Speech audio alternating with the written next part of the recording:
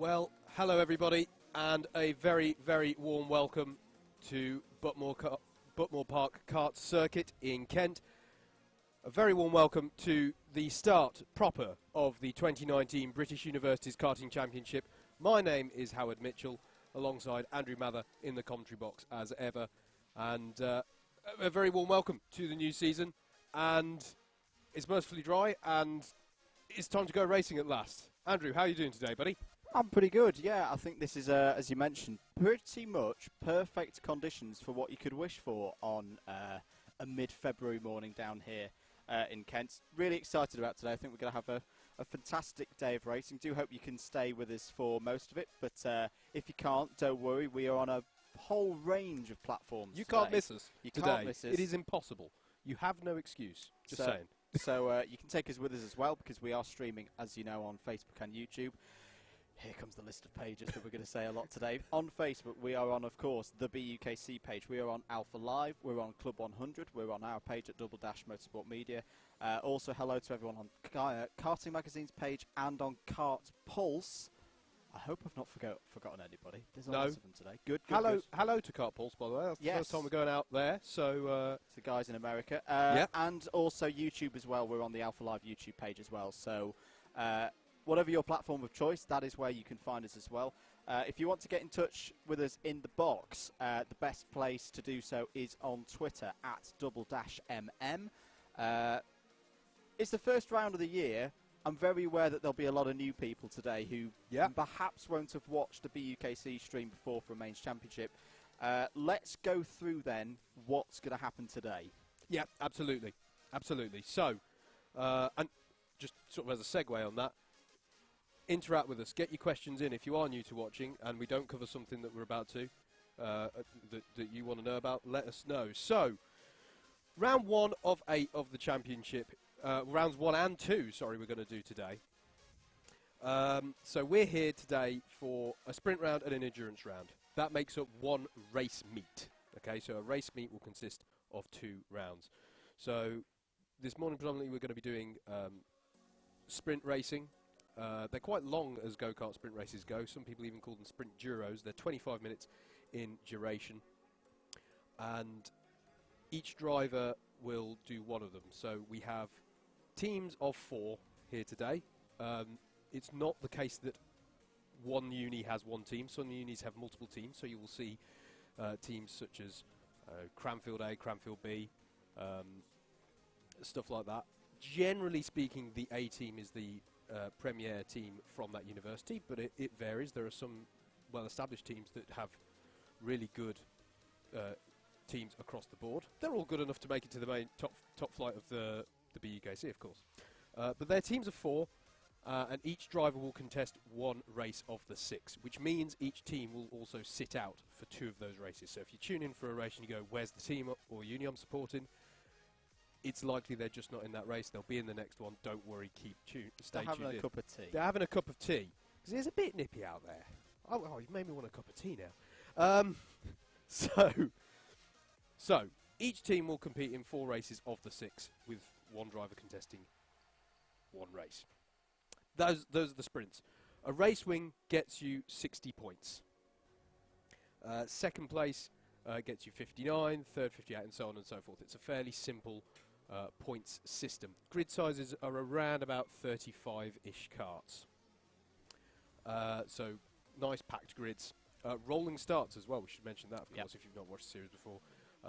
We will talk so much today about the new karts and how they've now got clutches. So they are now, unlike in the past with the Club 100 TKM karts, the new Club 100 Rotax Evo karts are capable of doing a standing start, but we've kept that rolling start format. So it'll be rolling starts into 25-minute races. There'll be 6 of those. And as I say, the point system is 60, 59, 58, down through for the results of that. Those are race points. Okay. At the end of the 6 races, it will be the end of round 1. And those points will then be used to determine who's won the round. The person who wins the round gets 60 championship points, and 59, 58, and so on. We'll then go into the afternoon, and we'll go into 3 1-hour endurances. And I can always tell I'm prattling on too long because I'm being told we do need to push down to Jacob. And we'll talk about how endurances work this afternoon. We will, that's fine. If very, very quickly as well, if you've got multiple laptop screens, computer screens, get yourself set up with live timing, live.alphatimer.co.forward/BUKC. We've got to go down to Mr. Jacob Harris, who is on the grid. Good morning, Andrew and Howard. When you say have to go down to me, I'm not particularly pressed for time or anything. We're out here on track waiting for racing to get started. We are told it will happen in just 5 minutes' time. We're in the heart of what used to be a quarry called Buckmore Park. It's a beautiful venue for a motorsport race. As you can see, the whole circuit is decked out in BUKC blue and white, which happens to also be the Buckmore Park colours. Up there behind me is the main building. Andrew and Howard will be watching proceedings from just up on the left there. We will be down here between races interviewing drivers on the grid. They will line up on this little straight here behind me, going down into what I believe is called Simon's Sweep. And we'll be getting all the hot gossip from the students. It's Valentine's Day tomorrow. We're going to find out who's got plans for that, who's got a date, who hasn't got a date, who might want a date with me, who might want a date with my sister. We shall see. We're also going to be chatting about racing a little bit. We'll make sure we interview all the race winners today. We've got 6 sprints for you coming up, as Andrew and Howard said, and we've got 3 endurances. During the endurances, we'll be down in the pits, which is just down there over my right shoulder, and we'll be interviewing the drivers as they come in to make their pit stops, hopefully grabbing a bit of the action and making sure that Andrew and Howard's blind spot, kind of those trees get in the way of their view of the pit stops. We'll be making sure we're down there to make sure you guys at home know exactly what's going on. It can get a bit hairy in the pit stops, as you must know from F1. Yeah, very exciting race day lined up for you. James, are we able to walk down to the pits to see how things are getting on? I'm cautious with the signal for the camera. The beacon is up on the balcony over there, and as I said, for the races they will be lining up behind us here. However, they are currently down in the pits getting set up. James, do you want to pan down that way? You can see a couple of drivers there. A few people in the grandstands, some adoring fans. There's 2 people up there. That's a near capacity crowd. And we can see the Brooks team there just milling around the pit lane in their navy blue and red hoodies. A couple of Loughborough drivers there as well in purple, getting ready to go out for race number 1. Unfortunately, no grid interviews for this one as we can't get down there. But rest assured, the winners I will catch up with right by here in about half an hour's time. Not quite sure on the lineup. Should we get the lineups up? Have we got the lineups upstairs? Andrew, Howard, can you hear me? Yes, we can. They can indeed. Who's in race number 1? Who have we got? Can you see? The grid for race 1 looks a little bit like this. You've got Oxford Brooks B, runners-up from last year. They will start this race from pole position. Bristol A. Who's in it? Who's in it? Andrew? Newcomers de Montfort on the on there as well. On the second row. Coventry former champions on that second row as well.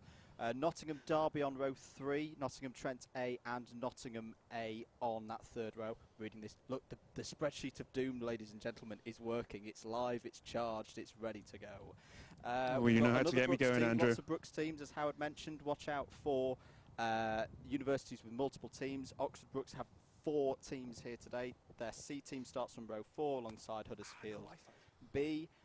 University of Wales Trinity St David's Swansea A, or Swansea Met as we like to call them from their former name. They're on row 5 alongside Coventry C, and loads of other teams that I will get onto later when we actually read out the grid. One other thing that we should mention that was not present at qualifiers, especially for people who are new, Premiers and Clubmans. We will talk about these a lot. They are our 2 subclasses within this championship. So the Clubmans is more of a thing to give those, a few years ago who basically just turned up to make the numbers, something for them to race for. So the likes of, as I say, Coventry C, Sheffield A, Edinburgh A, these are all teams that we will talk about and refer to them as Clubman teams. Yeah. Think of it, if you're a touring car fan, think of it as, it's not the same, but think of it like a privateer's trophy kind of idea. Message from our producers immediately, by the way, Jacob. we can see that you're just on your phone. I'm getting the driver names up like because Get off your phone. well, the reason I came back up Well, to as he you said, was he's to very, ask very who's in the race. I wanted to Oh, in know terms which of team drivers drivers. specifically. So we've got for Brooks B, Matthew Taylor, an interesting one. Lewis Bickers in for Nottingham A. Titus Buchelis in for Southampton. He's often a front runner. Rihanna Percox for Birmingham. Dylan Roach for Oxford C. Jarvis Devon in for Exeter. Jack Chamberlain from Friday's winners Brunel. Henry Jackson from Nottingham Trent. He won several sprint races last year. We got Ollie Milner for Huddersfield B. My favourite, Neil Vincent in for Coventry A. Andrew, who's your pick out of that bunch? For me, looking at that, I mean, Neil's very strong. He's had a very good couple of seasons. I'd watch out for Sam Lovelace as well for De Montfort. I don't know if I couldn't remember if you mentioned him or not.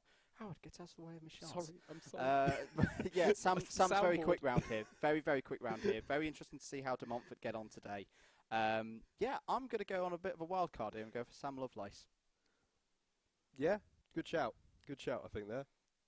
Also, we now understand what you wanted. You wanted Yes, you wanted driver names instead of just teams. We know there's teams out there. But yeah, look out for ones from the back of the grid as well. Alistair Senior, I can't remember if we mentioned him. Good to see him back for Cambridge. He's in this first race as well. Yeah, this should be an enticing first grid, Howard. Yeah, it's going to get us off to a rather exciting start, I reckon. So, yeah, it's a good-looking grid.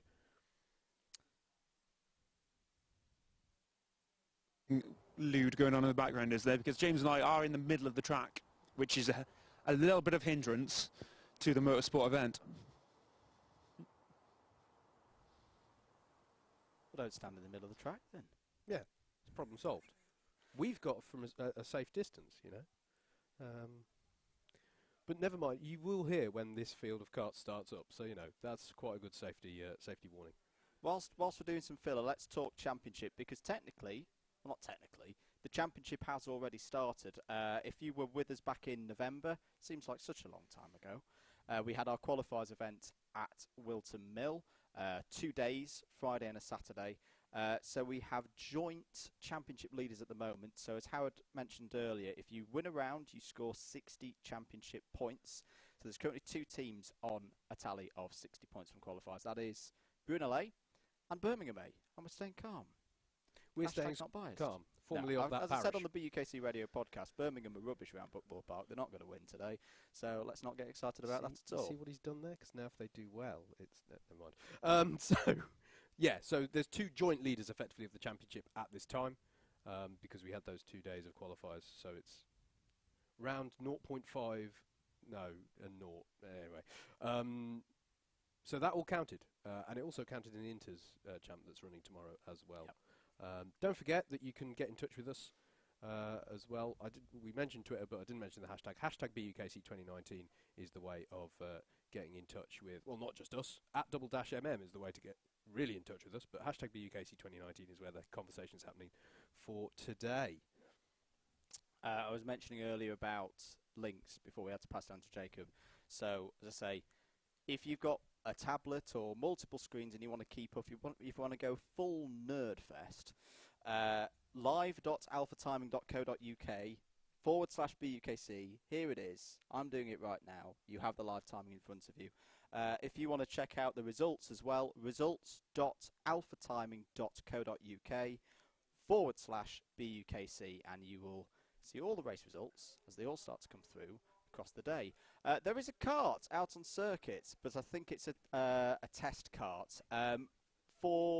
No, it's not a test kart. It's an Oxford Brooks kart, so we are getting going. Just to remind everyone as well, all of these sprints races for drivers who are going out for the first time today will have practice laps beforehand. So if you see karts going round really, really quickly, and us not talking about a race, don't worry. It's just free practice before they roll up into the grid. And one other point I want to make before the action kicks off and we forget to say it, if you're here supporting a particular team or a particular university set of teams, try and learn the kart numbers for them because they stay with them throughout the season. There are some moments when in heat of action we can't. It's a learning curve we go through each season is to try and memorise these numbers, but sometimes in the heat of the moment we can only mention the number. Matthew's going and some people already. So this is critical. For some people, this is the first time they've experienced the new Double Dash Evo karts. Do you know what? Do you know what this is? This is because I thought about stepping into driver 3 for this drivers. It's cold out there. The tyres are cold. Going down Simon Street. 2 minutes into a couple hundred season. Don't be a melon and spin out inside the Street. Yeah, and also the drivers told in the briefing this morning as well, the new Rotax engines in these karts do take a few laps. Fluffy was the word that was used. Just give them a couple of laps, allow them to warm up, and then they'll be able to deliver the superb power that these new karts have got to offer the drivers. This, Andrew, I mean, there's so much for these drivers too. The usual pressure for a season start, plus the new tech in these karts, it is a really challenging day today for a BUKC driver. Before we get going then, Producer Morgan, can we have a grid please?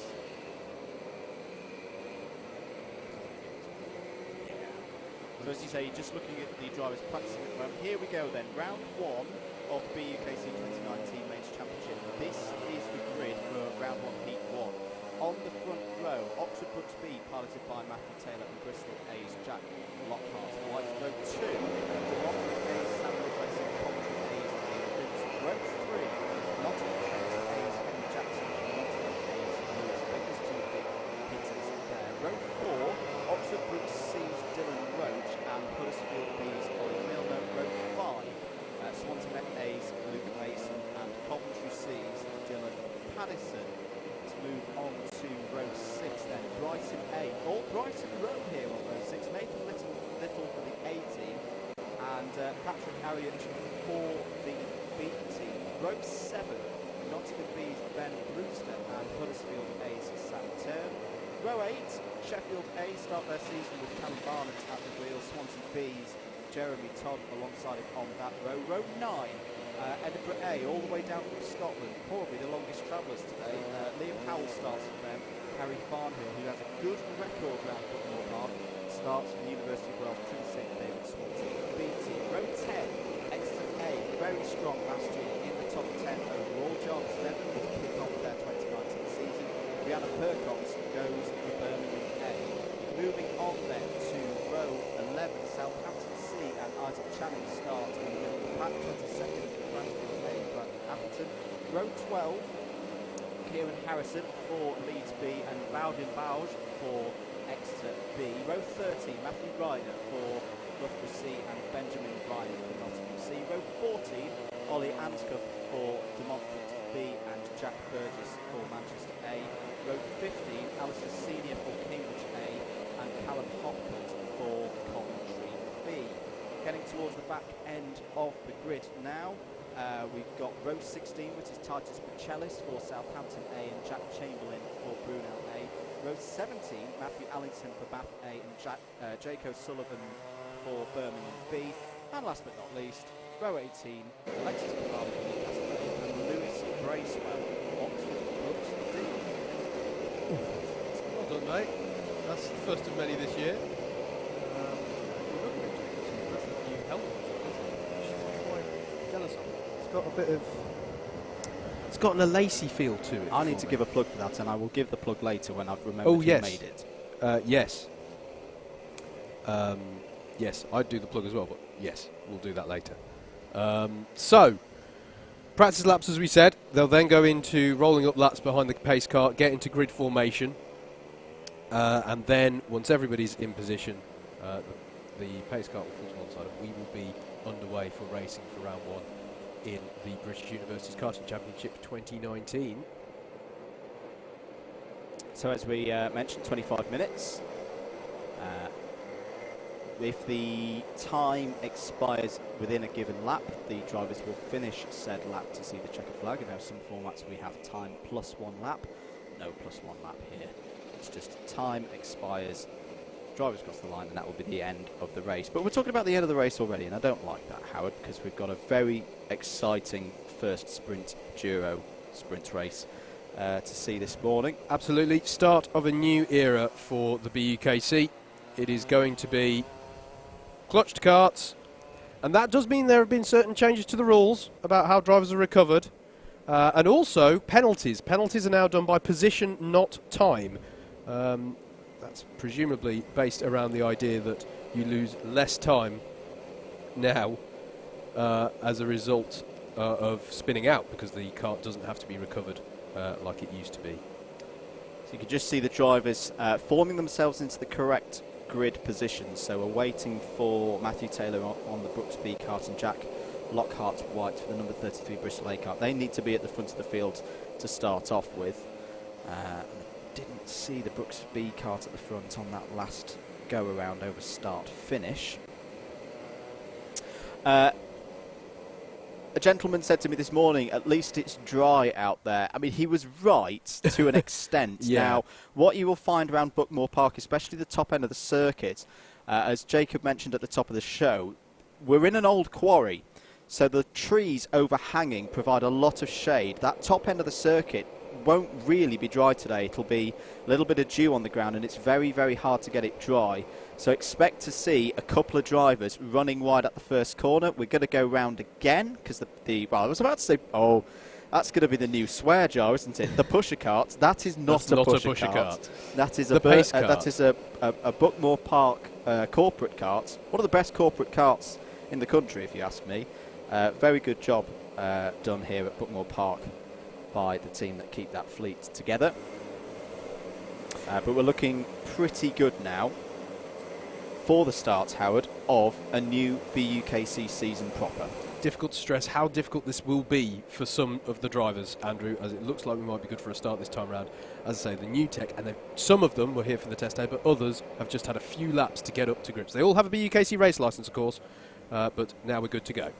Revs rise, eyes on the lights. The new BUK season is go. Good start for Matthew Taylor for Brooks B. There's already a bit of pushing in the mid-pack. Are they all going to make it through the first couple of corners? Yes, they are, but it's Matthew Taylor, Howard, straight into the lead, and it looks like Henry Jackson's coming through as well for Nottingham Trent A. Yeah, couldn't have asked for a better start there for the pole sitter. He's already starting to bridge the gap somewhat, although it was also a decent enough start from grid 2, I believe. Was indeed. Contact warnings coming in already. So I think it was Nottingham B who had a contact warning off the first couple of corners. There is a contact. And off goes the number 28. That's that UWTSD is Swansea A, Luke Mason, and he got contact from behind. He'll feel a bit aggrieved about that one, and somewhat correctly, I believe. Coming to the end of lap 1 then. Coming round Garden now, you can see Rihanna Percox coming through for Birmingham A, current co-championship leaders going into this event today. But the end of lap 1 then, first lap of the season done, and it's Brooks B leading from Coventry A. Neil Vincent's had a good start. Nottingham Trent A 3rd, Huddersfield B 4th, and De Montfort A 5th. Contact warning for the Brighton kart, the number 45, as they come around to finish that first lap, and for Cambridge as well, the number 27. That's not a penalty in of itself, but accrue enough of those, and the clerk of the course will be issuing penalties to those. See the 18 going a bit wide there out of hairpin 2. That's Huddersfield B. And is that pass they've just executed, or are they battling with De Montfort, I think? There? They are battling there with the number 33 of Bristol that's A. Bristol, sorry, yeah. But you do want to avoid doing what we saw there, them going wide, going over the white lines. The drivers have been warned about track limits this morning. They're allowed to straddle the white line, but they're not allowed to put all 4 wheels on the wrong side of it on these corners that have the tarmac runoff. Brooks team working well, just saw them out of our commentary box window, indicating to Matthew Taylor, you're good. You've got a good lead. It's 1.225 seconds at the end of lap 2 over Neil Vincent in the Coventry A kart. Rihanna Percox pulling her way through the order, going for another move there. I think that's the move on Exeter A. Yes, it was. So hairpin 1, good move there from Percox, up now to 7th place for Birmingham A. This is a good start for a team that a lot of people are tipping for good things in the BUKC this season. Absolutely, yeah, lovely move there. Classic place to do the overtake, of course, through the hairpins, and she importantly went defensive into hairpin 2 as well to prevent a counter-attack, which is always worth doing around Buckmore Park. Hairpin 2.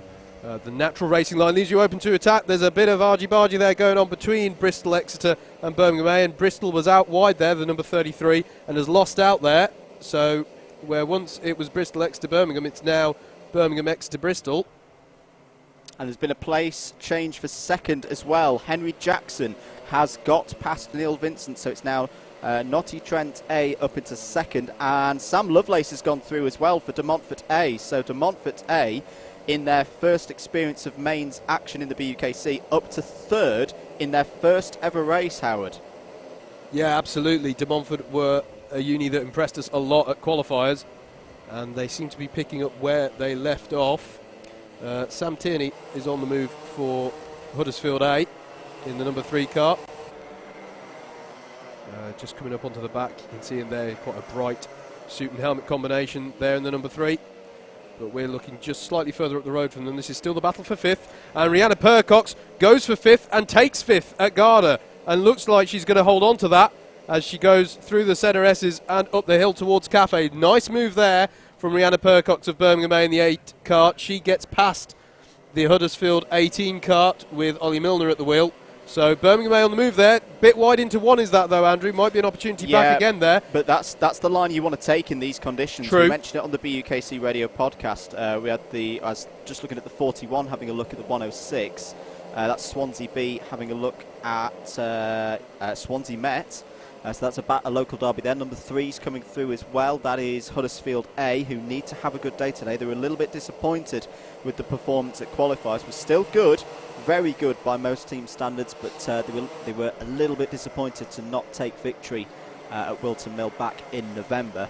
But I was saying we had the pleasure of having Steve Alvarez-Brown, who's a former champion in this championship with Hertfordshire back in the day. Oh, spin! That's a spin. Spin at Garda. Driver has stalled. Now, this is an interesting scenario, Howard. This is one of those scenarios where actually the driver still needs to get out the kart. It's quicker to lift the kart round, pivot it round 180, and then just drive off as opposed to waiting for a gap to turn back in there. Yeah, and it's Bristol A. It's Jack Lockhart-White, who started on grid 2, who was the spinner there. These drivers today going to have a moment to go, no, it hasn't stalled necessarily, and if you're facing the right way, you just need to focus on rejoining safely.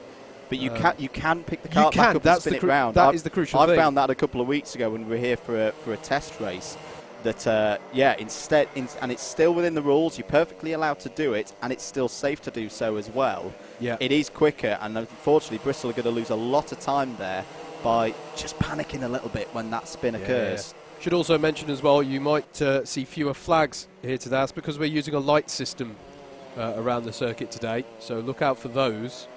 Penalty, first one of the year, and it's X to B, the number 47 for an SUY. If you're watching on live timing, that's a spin under yellow. So any driver that spins under yellow flags are clearly not taking due caution under the yellow flags or the yellow lights, as Howard just mentioned. Move there going on. Oh, a little look on 3rd place. Neil Vincent against Sam Lovelace there.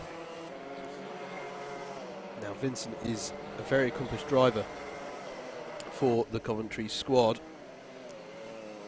and Sam Lovelace is one of the drivers who are impressing us so far this season, even though we're in race 1 of round 1 for De Montfort.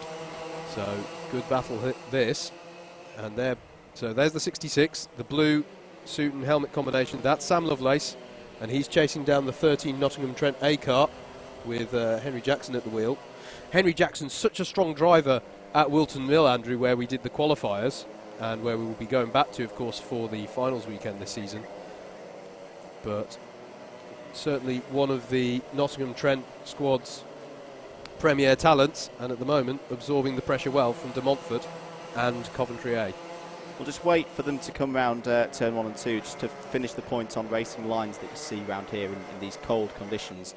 We had Steve Brown on the BUKC radio podcast, former BUKC champion with Hertfordshire and elite sprint champion in Club 100. It's actually quicker when there's no grip on the inside as there is today to take a proper wide line round turn 1. So you'll see it here from Henry Jackson. He'll deliberately go out wide, miss the apex altogether, and look at the slingshot that he then gets off of Henry's bend there. So if you're seeing a couple of drivers doing that and thinking, well, it's dry, isn't it? Well, it's not quite proper dry.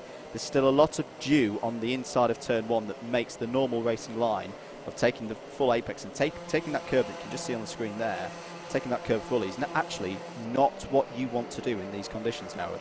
Yeah, absolutely. We have been racing for some 8 minutes now, and Matthew Taylor in the number 2 kart there, in control at the head of this field. The gap last time across the line was 1.6 seconds, but as you just saw there, traffic is beginning to become a factor here. And in fact, that's allowed Henry Jackson to close right up on him. This is the lead now, Andrew. That's closed up very quickly here. Battle for the lead. Henry Jackson trying up the inside, and he's got the job done. Just as soon as I was going to say that that Matthew Taylor had this one under control, it changes back around again. Well, you've properly commentated. I have properly commentated. I couldn't even get the sentence out before I'd commentator cursed him. And now this is your lead battle. It's closed right up. So we have Henry Jackson of Nottingham Trent A in the 13. Then it's the number 2 of Brooks B with Matthew Taylor at the wheel. The De Montfort A kart with Sam Lovelace. The number 66 is 3rd. And then Neil Vincent in the number 20 Coventry A kart is in 4th. That's your lead battle. And Rihanna Percox is on the scene as well in 5th. In the number 8 for Birmingham A, going for 4th place up the inside of Garda. They're still side by side. And she hasn't quite got the job done there. Neil Vincent hangs on to it. That's also got the number 16 closed up to him, but that's actually out of position. That was an absolutely superb piece of driving from Neil Vincent to hold round the outside, positioned his kart absolutely perfectly, retains that 4th place for Coventry A. Yep, absolutely. And up the inside, Lovelace on Taylor, and Sam Lovelace is through. Contact warning for Birmingham A, who are now having a battle with Exeter A, and I think Exeter A got the position, so that's Exeter A up to 5th, but great move there, textbook up the inside on hairpin 2, De Montfort A up into 2nd place. Very, very impressive stuff, this from De Montfort, one of the youngest teams in the BUKC, certainly one of the youngest within this mains championship, and they are putting on a superb show here. And look at the gap that Henry Jackson's pulled out, Andrew. He's gone, but we did see, I was about to say that about Matthew Taylor, so there's still plenty of time for this to change around, but for now, Henry Jackson for Nottingham Trent has some 1.5 seconds in hand. Just to mention as well, times tumbling. Oh, sorry, side by side, Andrew. Exeter A and Coventry A, and Exeter, I think, has got the job done through hairpin 2. That was silver helmeted Jarvis Devon driver. Indeed, yeah. So Jarvis Devon, a new name to the Exeter team, putting on a real show here. Neil Vincent attacking again, looking at Matthew Taylor there. Rihanna Percox is in as well. They're side by side once more, still side by side as they come through Cafe Corner, and I think Vincent's going to hold on. Yes, Neil Vincent does hold on for Coventry A and fends off Rihanna Percox in the Birmingham kart. Sensible driving from both to give each other enough racing room and to realise that Cafe Corner is not a corner to go through 2x2. Still a long way in this race to go. First heat of the first round of a new season in the British Universities Karting Championship. 14 minutes to run then. Your leader, Henry Jackson, the 2018 individual heavyweights champion, so we know his credentials. He leads up at the front there. Sam Lovelace in the new De Montfort A team, taking part in this level of competition for the first time. They're second. Exeter A and Jarvis Devon on the move up to 3rd place now. Pole sitter on the random grid, Matthew Taylor, is now 4th.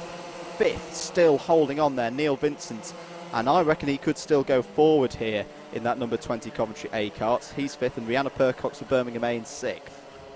We've cursed it again, because you said the words, he's gone, in the context of Henry Jackson in front. The gap has been coming down steadily. It came down 2/10 both last lap and the one before.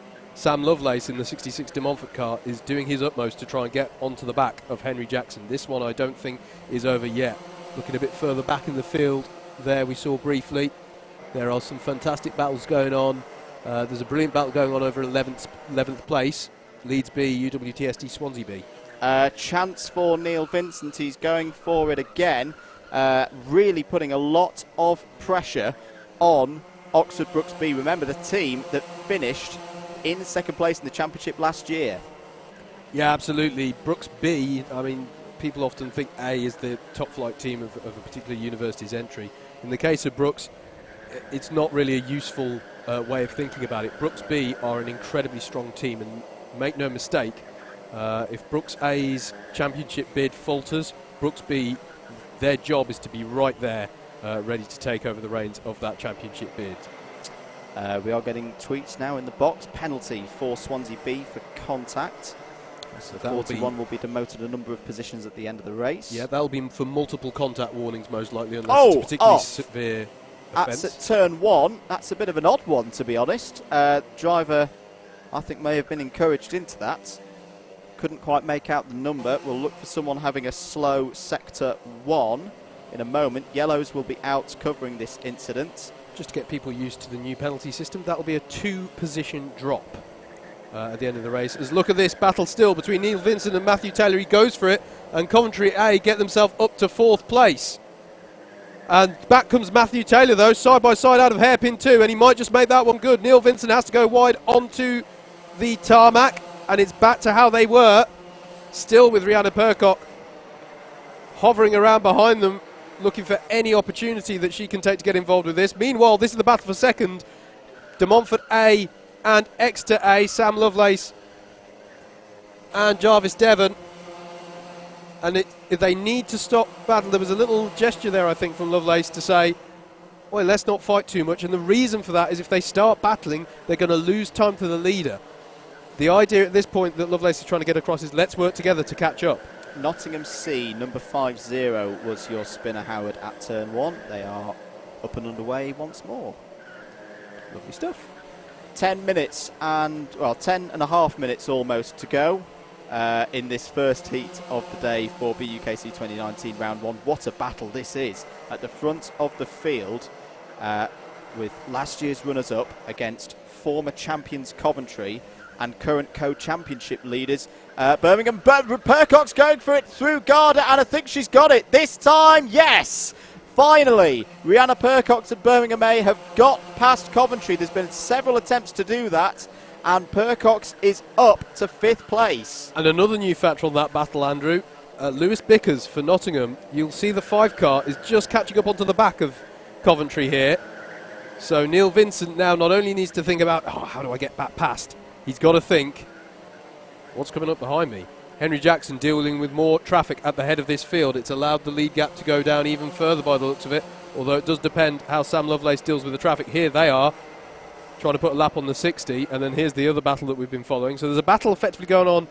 The leader's got a bit of a gap. This is the battle for second right here. Exeter A, in fact, Exeter A have managed to get past De Montfort there on this lap through the traffic.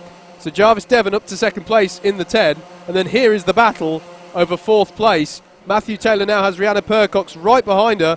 Will she go for something through turn 1? Nothing on there. They're heading towards the hairpins. How bold are you feeling on the brakes?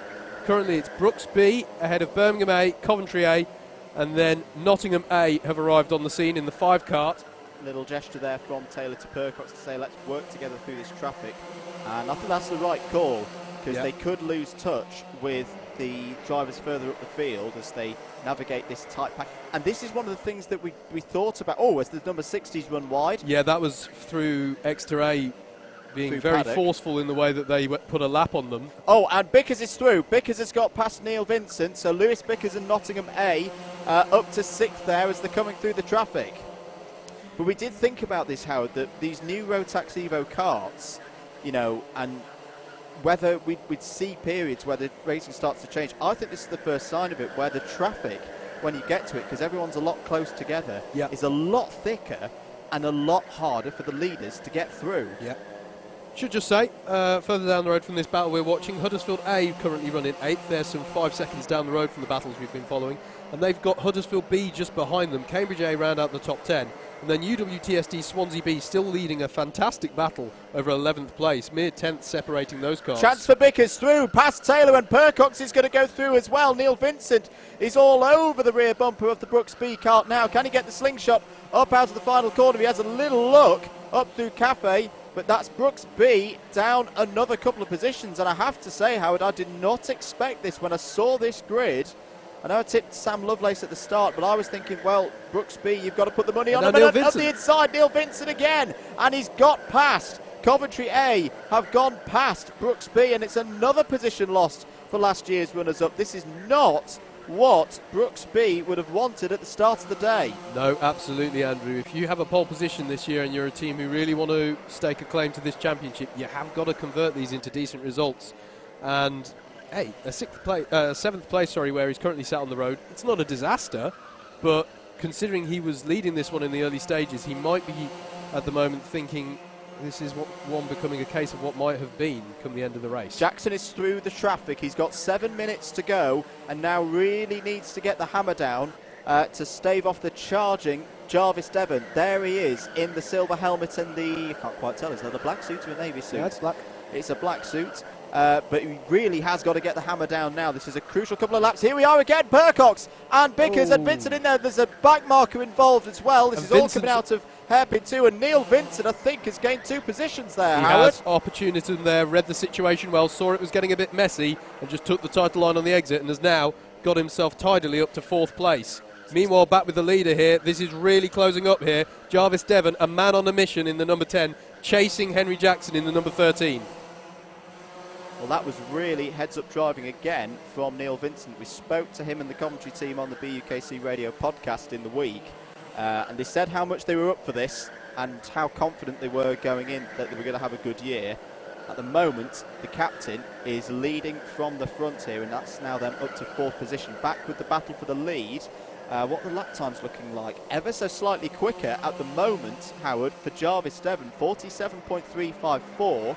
As we start to get down into what I'd call a proper dry lap time at this time of year. 47.5 for Nottingham Trent A, and both of them setting PBs in the first 2 sectors on this particular lap as well. And there is traffic here coming up that they're coming up to.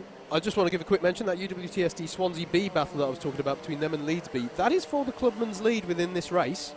Yep. Worth acknowledging that. So that's a hot battle. Look out for the number 106 and the 44, both on the screen and if you're following along with timing on there.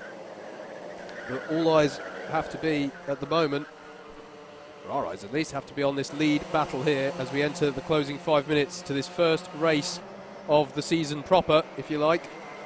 Qualifiers did count, but this is where the teams are really getting their championship season underway. How's Henry Jackson dealing with that traffic? He's dealt with it well, but Jarvis Devon goes up the inside of Garda, and I don't think there was much time lost there at all. Really impressive stuff this from both of these drivers. We know how good Henry Jackson is, as we mentioned. He was the heavyweight individual champion Clay Pigeon last season. Another contacts warning for the number 47 Exeter B car. Jarvis Devon, a bit of a new name for the Exeter team. Not seen him up at the front like this before. Really, really putting one of the most established drivers in the BUKC under a whole world of pressure here at Buckmore Park. Lewis Bickers just set a new fastest lap of the race in 6th place for Nottingham A, 47.125. He wants to get back those positions that we saw him lose a couple of laps ago. And here's the battle for the lead. Side by side, he's gone for it into paddock. That is an extremely bold move from Jarvis Devon, and he's got the job done. Lead change with 4 minutes to go. That is incredible to do that kind of move on Henry Jackson down into paddock. I don't think Jackson will have been expecting that. No. And Jarvis Devon went for it. Now, can Henry Jackson respond? What can he do about Exeter A's Jarvis Devon? And look how hard Jarvis Devon is pushing now, because he knows this is his moment. Could he take a first win of the year for Exeter A? As I say, 10th last year. It's a team that really has come through the ranks in the past couple of seasons from being in the mains but not really competing for anything to be there and competing overall. Here they are once again in 2019, really, really doing well, Howard. Absolutely, and don't forget, folks, the last spot on the podium for this race hasn't been decided yet either. I think Percox has got past Neil Vincent. She has indeed. So 3 minutes to go. Absolutely, across the line. There's Jarvis Devon in the silver helmet, Henry Jackson in the number 13, and then just 2 seconds back from that now is Sam Lovelace in the number 66 de Montfort, sat in 3rd place. And indeed, Lewis Bickers has got past Neil Vincent as well. So Neil Vincent of Coventry went down 2 spots on that last lap. And look at this, Bickers up the inside of Percox at hairpin 2. And this, fight back. If nothing else, Andrew, is doing de Montfort a massive favour to give them the 3rd place if they keep battling. Traffic now coming into play again between the 2 leaders. Neil Vincent in the number 20 Coventry car there, swarming around. Again, side by side go Birmingham A and Nottingham A, and she's got past, but Lewis Bickers is trying to get it back. There's pod-to-pod contact. Vincent gives a little love tap on the back of the Nottingham cart as well. It's so close for that battle over the fourth, but it's allowing Sam Lovelace just to get a bit of a gap in third place.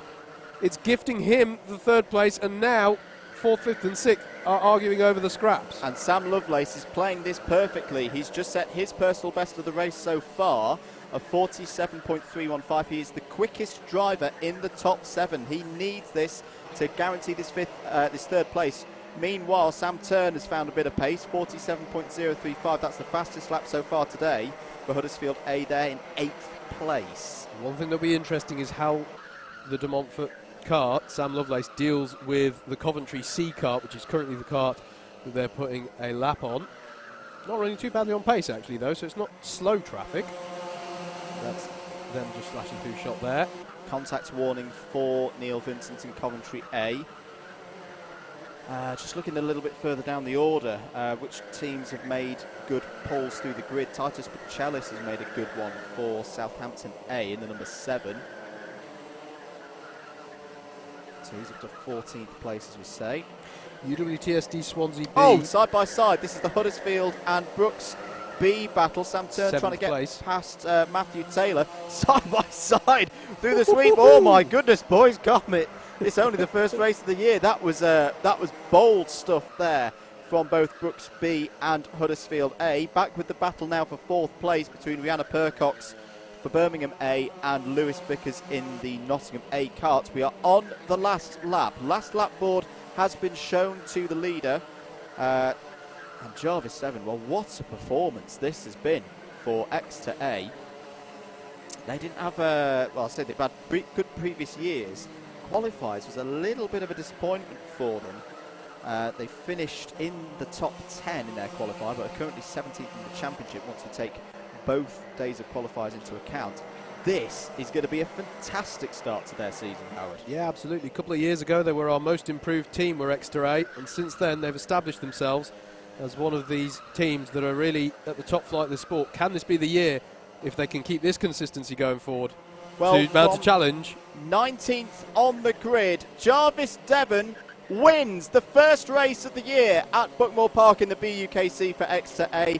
A brilliant drive. And at the last, Andrew, Lewis Bickers of Nottingham A and Neil Vincent of Coventry A have got past Birmingham A. So Birmingham A went down 2 spots on the last lap there in that battle. Well, we'll see. It's a shame we didn't quite see that, but Exeter A win it. Nottingham Trent A second. What a performance from Sam Lovelace there in third for De Montfort A. As you say, Nottingham A 4th, Coventry A 5th, Birmingham A 6th. Brooks B did hold on. Matthew Taylor did hold on for that 7th place ahead of Huddersfield A. They're followed home by their B team as well in 9th. Oxford Brooks C wrap out the top 20. University of Wales Trinity St David's Swansea B 11th and top clubman team in this particular race. Good start to the day for them. 12th for Cambridge A, 13th Leeds B. University of Wales Trinity St David's Swansea A, that's the Premier team.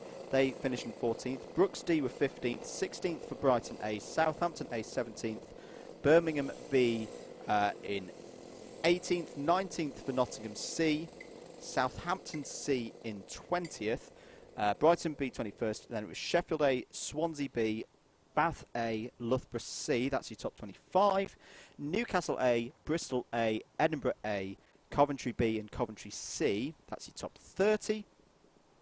And last but not least, these are drivers who finished several laps off the lead. Cranfield A 31st, Manchester A 32nd, 33rd for De Montfort B, 34th for Exeter B, 35th for Nottingham C, and a retirement. We didn't spot this. No. Brunel A, not a good start for the team that won the Friday qualifier. Yep. They retired 23 laps down. That'll be 36th place, and that's their drop score for the day, already gone. Yeah, absolutely not the start that they needed. UWTSD Swansea B were your clubman's winners, and we are ready to hand down to the grid and Jacob. You hear me? Yes, down here on the grid, I have got race winner, and he didn't even know it. Jarvis, come on in. Congratulations. That was not bad, not bad. Did you not know you were in front? No. Both my contact lenses fell out, so I couldn't really see where I was going. So I didn't know where I was. There you have it, ladies and gentlemen. The secret to winning the BUKC: ditch your contact lenses, don't look where you're going, and that's incredibly impressive. Yeah, it wasn't bad. It wasn't bad. Maybe I should just not put him in to start with. How does this set Exeter up for the rest of the season? Don't know. It depends what happens. I'll probably get a black flag at some point, so not good. I was worried for you this time last week when we were at Bayford Meadows, and your team captain Alistair told me that he wouldn't be here today. Is it a case of no Alistair, no problem? Yeah, Alistair, he's just not good for the team, I don't think. We need to send him on his way. Is this it? Is this the passing of the baton? Is he past his best, maybe? I think he was long past his best ages ago. Yeah. After that win at Hooton last year, it's just been downhill since then, hasn't it? Yeah. But he does want to date with your sister, though. He does. You've moved into pole position on that one. Best drive all day, that, I'd say. Congratulations. Thank you. Jarvis there of Exeter. What a fantastic race that was. Henry's going to come and talk to me as well, who led this race for long periods of time. Henry, I had you pinned as the winner of that one. Yeah, I just didn't get really a hold of the drying conditions quick enough. I think, I don't even know him. Jarvis, Devon. Jarvis, yeah, he, just rapid when it was started drying. And then when it was dry, towards the end, I think we were doing roughly about the same lap times, but he was just quicker in that middle section, unfortunately. But, oh well, the wins had to end at some point. Yeah, well, second place is still a strong result. How Nottingham-Trent looking for this season? Yeah, pretty good. We've switched out one of our drivers. We brought up a guy from the Bs. Unfortunately, he couldn't make it. So Andrew's here again, our old team captain. But yeah, I think we can improve on 13th. I think we got a bit unlucky last year. Had a couple of tough results. We should have really been in the top 10, and I think we can achieve that this year, hopefully. Glad to hear it. Thanks for talking to us. There is the second place man of the last race, Henry Jackson. Unlucky not to win that, but Jarvis, absolutely Stallman drive. Let's go and have a chat to the guys at the front. We have Team Kingston, and is this pole position? Is this pole position? Adrian, camera's this way. I wouldn't want you to appear rude on the live stream. What can you do from here? I don't know. It's my first time starting on pole, so I'll try to do my best. I'm mostly concentrating on have a good start. So. Are you nervous at all? Nah, just whatever happens, happens. Yeah. Is that about the interview or the race? Both. Okay. Well, apologies if I've unsettled you at all. No, it's fine. Who are you starting along? Oh, you got Alistair alongside you. Does Alistair scare you with that? No, it's not Alistair, sorry, it's Ben. Does Ben scare you with that lime green helmet and gloves combo? Not really, I don't know really. So I'm going to go have a chat with him. Thanks for talking to us. And the Warwick, Team Warwick, Ben, let me slide in here. What a colourful arrangement you've got. Oh, you've got a rib protector on as well. No, that's just the abs. Oh, they are rock hard, Ben. They are rock hard. Lime green helmet, lime green and rainbow laces as well. Is this an LGBTQ statement? This is the Warwick Pride Week, yeah, bigging up the acceptance in sports for LGBT plus sort of participants. How many have you got on the team? LGBT. I'm not sure. I don't want to comment for other people, but it doesn't matter, does it? I feel good, but it doesn't matter. We are open to all. Glad to hear it. Start on the front row of the grid. Do you fancy yourself from here? Absolutely not. That's just out of the question. It's just a conservation race from here to see how many places we can save, rather than I'm definitely not making any places. Let's put it that way. Okay, it's a good plan. Good luck with that. Thanks for talking to us, and you keep those colours live and loud, all right? Will do. Thank you very much. Okay, let's shuffle back the grid. Welcome down to the grid. You'll be glad to see me talking to drivers rather than staring at my phone, as opposed to last time. Let's go middle of the pack, and to the man on my left-hand side, not quite as lanky as me, but still reasonably lanky. If I sit by here, it's not going to turn the engine on, is it? Oh, it did. We won't do that again. Tom! Oh, I'll just kind of... This pose is nice. What can we expect to see from Leeds this afternoon? Well, from me, well, not in the pit wall, hopefully, but from Leeds, if we can win Clubman's, that would be nice. The A-team have lost a few people, so that's why I'm filling in. So I think maybe mid-15s. Be all right. Well, Kieran almost won it if he was starting at the front because he had fastest lap for 3 laps in a row, so he should be all right. Glad to hear it. I'm going to vacate the grid now because everyone else seems to be doing it, and if everyone else is doing it, then I may as well.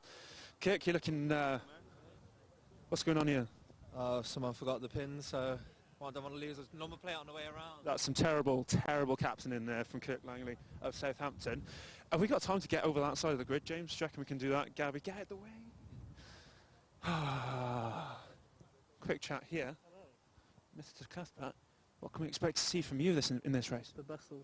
So, Cuthbert's Mark, isn't it? Yes, I've actually called you Mark there. Apologies. Oh, you're getting going. Quick, we're going to finish. One word. Top 10. I said one word, and I think you said top 10. Never mind. James, we're going to have to quickly get over this side of the grid. Oh, Piers is in this one. I like talking to Piers. I'll talk to you. I'll talk to him after. Who else have we got lined up in this one? Jamie is just over your left shoulder, James. Jamie Deezer. Multiple race winner. Keep an eye on him. And Jack O'Toole from Hampton as well. James, we've got 5 seconds.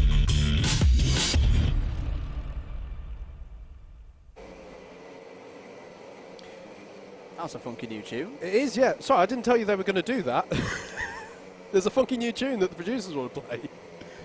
Don't talk about it. We're taking away from the... We were supposed to take that in our stride, I think. Right. Round 1, race number 2 then. We hit the reset button and go straight back into it. Let's give you a grid then for this. Round 1, race 2.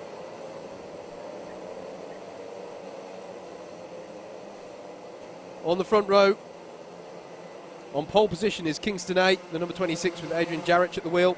Warwick B alongside with Ben Simpson at the wheel for them. Row 2 is Edinburgh A with Mackenzie Shepherd at the wheel for that effort. And then Swansea B alongside Ben Goodwin at the wheel for them. Row number 3 is Huddersfield A with Alex Gudd. And then Leeds C with Yorgos Meliotos alongside. Owen Pearce starts in 7th place for Nottingham B in the 34 kart, and then Jasper Thong is alongside him on row 4 in the number 97 for Coventry C. Row number 5 sees Harry Farnhill take the UWTSD Swansea A kart with then Aaron Foster in the number 46 Newcastle B alongside. Row number 6 is Leeds A and Tom Dent, Manchester Metropolitan alongside in the number 33 Matthew Tomlinson pilots that effort. Row 7 is Swansea A's Ryan Edwards, and then Andy Dawson of Northumbria B is alongside him. Row number 8 is Jack Hodges in the Huddersfield B kart, and then it's Aaron Pretty at the wheel of the number 13 Nottingham Trent A kart. Row 9 sees De Montfort A, piloted by Christian Bessel, and then Ben Street is alongside for Warwick A, the number 6 kart there. Rounding out the top 20 on row 10 is Bath A, who have Joe Davison, and Southampton B, who have Jonathan Hoey at the wheel. Row number 11 is Newcastle A, and they have Kyle Knight at the wheel for them. Leeds DL alongside, don't have a driver for that one. Not 100% certain that one is points eligible in this race, but they're along for the ride anyhow. On row 12 we have Loughborough B with Freddie Fincham at the wheel, and then Ryan Luscombe pilots the Exeter A kart from 24th on the grid. Row 13 is Kingston B with Jake Belcher, and Cambridge A with Jonathan Collins. Row 14 sees Brunel B's Helen Horner at the wheel, and then Piers Pryor, experienced driver, takes the Loughborough A kart from the 28th spot. Rounding out the top 30 are Oxford Brooks A and Birmingham A with Simon Morton at the wheel. 31st on this grid is Nottingham C. We haven't got a driver listed for that one. Alessio Campigotto, he takes the number 103 Southampton C kart from the 32nd spot. 33rd is Frederick Follows, for Oxford A, and then Kamil Chizewski for Exeter B, and then rounding out the 36 kart grid on row number 18 we have Jack O'Toole, experienced driver for Aston A, and Tom Cuthbertson for De Montfort B, the number 77. I've got a brief question for us to look out for here, mate. Yes. The Brooks A kart and Carl Morby, and whether he's in it and they're out there, because he was the last driver to turn up today, and there is a rule that says you have to be present for driver's briefing. Oh, okay. And at the start of briefing, at least, he wasn't in the room, and I'm not quite sure what the fallout from that was. Apologies to him if it's all been sorted out. There's one there, and it's got Jamie in it. Okay, interesting. That's Jamie Zyra in the cart for them. I think, are we good for a go here? Probably won't be. No, sounds like... No, we're going around again. Yep. Yeah, don't know what the fallout from that was this morning. Just to mention to everyone watching, I think we've got about 150 of you watching across the various platforms. Thank you very much. We are now receiving comments in the box. In terms of which ones are doing this, the YouTube stream for Alpha Live, those comments are coming in. The Facebook stream for BUKC is coming in. And things against the hashtag BUKC 2019, on Twitter. Can I just interject briefly? Go. Jamie Zira is in the kart legitimately and scoring points. He has swapped races with Carl Morby, Okay. who, although he was the last driver to turn up for briefing, is allowed to race and has cleared that on with the officials. Okay. Sorry for interrupting. Right, ready then for race 2, round 1, BUKC 2019. Eyes on the lights. It's a slow start, but they were good, and they're away. Good start for Edinburgh A in the number 56. Warwick got lost a little bit standing there off the grid, and through are coming Huddersfield A already in the number 3. Are they all going to make it through hairpin 1? Pierce Pryor right there in the middle of it in his distinctive pink lid for Loughborough. Watch out for him coming through. Contact warning already for the number 13 Nottingham Trent A. But Howard, I think... Oh, no, we haven't. We've lost a couple. There's 3 or 4 there, and there you see new era of Club 100. No more push starts. A driver having a spin and being able to pull away straight away. Newcastle B, Loughborough B, Warwick A, Southampton B are the karts involved in that ruckus up at hairpin 2. Good start from Mackenzie Shepherd from grid 3. He's got himself up into second place, but so far Adrian Jarrich has done exactly what he needs to do, which is hold on from pole position as they come around to complete the first lap.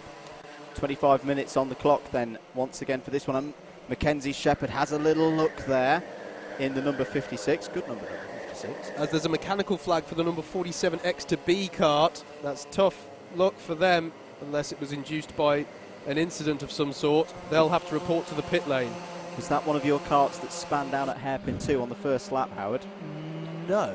Okay. Yes, it was. I apologies. reckon Yes, that it is going to be a rad into a barrier that's slightly nerfed out of position, so he needs to come into the pits. Shepherd attacks for Edinburgh A, looking around the outside through...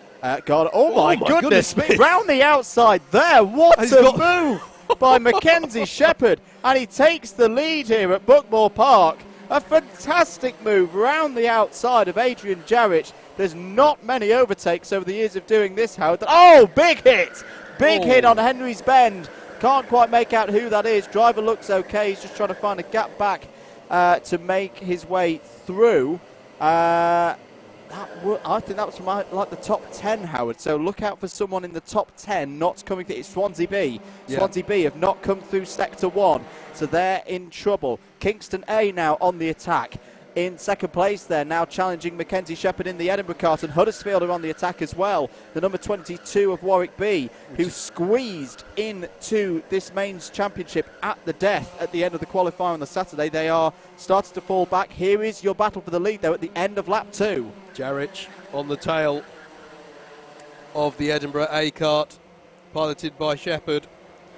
And yeah, it was indeed Swansea B who had that big hit, but as we say, Ben Goodwin, who's at the wheel of that one, appears to be okay and has rejoined the race and is underway again, albeit they've now dropped down quite some way to 29th place. The 28, Harry Farnhill, we mentioned, has a good record round here. He's on the attack again there in the double black combo of suit and helmet. I thought the Kingston A kart was going for it then. I thought Jarrich was going to try something through Garda. It's an interesting corner, Garda, just like He's going for it now. Side by side into turn 1. And how is Shepherd able to have this much grip around the outside? But he's still not able to hold on there. And a change for the lead. Jarrich reclaims his lead position at the head of this. And UWTSD Swansea A's Harry Farnhill has got past and goes straight for the lead as well. Gets past Shepherd and then gets past Jarrich. It's UWTSD Swansea A up 2 places in as many corners, Andrew. Absolutely brilliant stuff here once again at Buckmore Park. That's just what we like to see. And look at Pierce Pryor started to come through. There he is in the number 4, former champion for Loughborough 2 seasons ago. They're another team who were a little bit disappointed with their qualifiers performance on the Saturday back in November. And through goes, that's Huddersfield A. Hudders A. It is Hudders A. It's Ryan Luscombe at the wheel of that one. No, sorry, no, it's not. No, it's not. Absolutely. Shepherd back up the inside for Edinburgh, and it looks like Warwick are fighting back as well with Ben Simpson at the wheel. This is all going back and forwards all the time, and Piers Pryor is coming into the picture as well in the number 4. Very, very close together there. Sorry, it is, of course, Alex Gunn. The reason I was going to mention Exeter, but yes. Wires got scrambled. Meanwhile, Piers Pryor hasn't got his wires scrambled. He's going side by side with Ben Simpson. This is Loughborough A versus Warwick B, and he goes up the inside of Garda, and he's got the job done as they head up the hill towards Cafe. Good move there from Piers Pryor. And yeah, sorry, it was Alex Gunn we saw getting past Mackenzie Shepherd there. Really nice move. Although Mackenzie Shepherd is back past again. This is Piers Pryor on Nottingham B now for 5th place. Nottingham B have Owen Pearce at the wheel, doing a good job. I know we've just seen him lose a place, but definitely doing a decent job at the moment for the Nottingham B team. University of Wales, Trinity St David, Swansea A, currently leading this one. Harry Farnhill at the wheel for them. Experienced driver, Andrew. He's not only raced in Club 100 machinery in the BUKC, but also, of course, in the Club 100's own championship, where last year he had a lot of success in the clubman's class. And right now he's absorbing this pressure from Adrian Jarrich of Kingston A really well. The 28 versus the 26. He may have to defend somewhat into hairpin 2. Jarrich doesn't have any attempt there. Down the hill, one of the most thrilling pieces of track in the UK to drive in one of these karts. If you ask pretty much anybody, in fact, down through the Symes sweep and down towards Paddock, lovely sequence of corners. Meanwhile, Mackenzie Shepherd in the Edinburgh A kart has to look over to his side as Piers Pryor in the Loughborough A kart moves up to 3rd place, and that means that Piers Pryor has also got past Alex Gunn of Huddersfield A earlier in the lap as well. So Piers Pryor on the move here and up to 3rd. There's the lead battle, and there's the battle for 3rd. Loughborough A, Edinburgh A, Huddersfield A. And then behind them, the battle of the B teams, where Warwick B's Ben Simpson has just got past Owen Pearce in the Nottingham B kart. So good battle going on there. Edinburgh A's Mackenzie Shepherd, the yellow helmet with the green stripe on it. That's also your clubman's leader at the no, sorry, excuse me, it's Kingston. Kingston, the 2nd place kart, is also a clubman's kart. So it's actually a Prem leader just ahead of a clubman's leader right now at the head of this field, which is what we're looking at now. Harry Farnhill with his black helmet and black race suit in that 28, and Adrian Jarrich in the number 26. No traffic to worry about for now. They can just focus on their lines and their pace. Piers Pryor in his distinctive pink helmet, you can see, is visually, we can tell, reeling them in here. He's managed to already pull out a gap over Mackenzie Shepherd of Edinburgh and Alex Gunn. Further down the order, just behind the battles that we've covered down to 7th place, the Nottingham B Warwick B battle. Leeds A are in 8th, just ahead of their sister team Leeds D, and Coventry C are just a few tenths behind them, rounding out the top 10. Swansea A also leading a good battle of clubman karts in 11th. In fact, they've just lost out to Newcastle A, so really good battle going on there.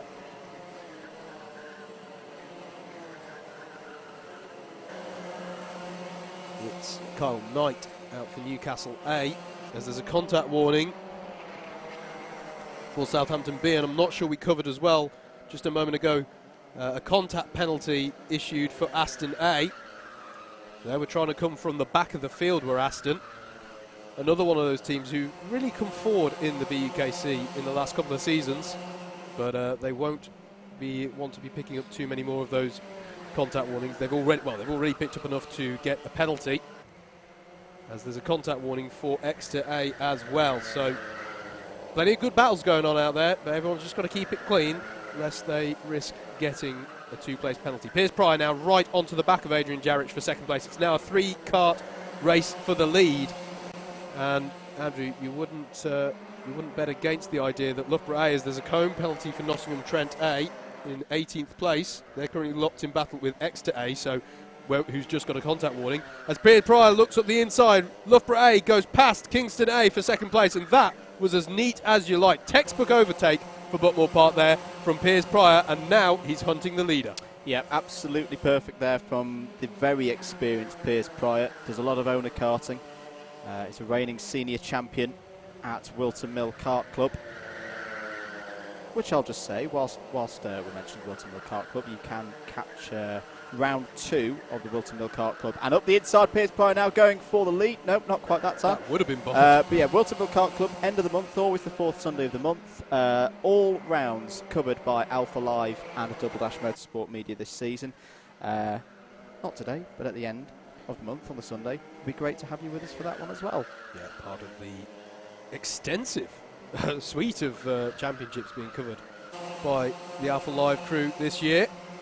15 minutes to go in this one as well. Just to mention, Harry Farnhill, yes, he was in the first race, but he was ineligible for Swansea Met B, so that's why you're seeing him again. This is his race where he's scoring points, so a bit of tactics there being done by the University of Wales Trinity St David boys. As up the inside goes Piers Pryor for the lead, and he's got it.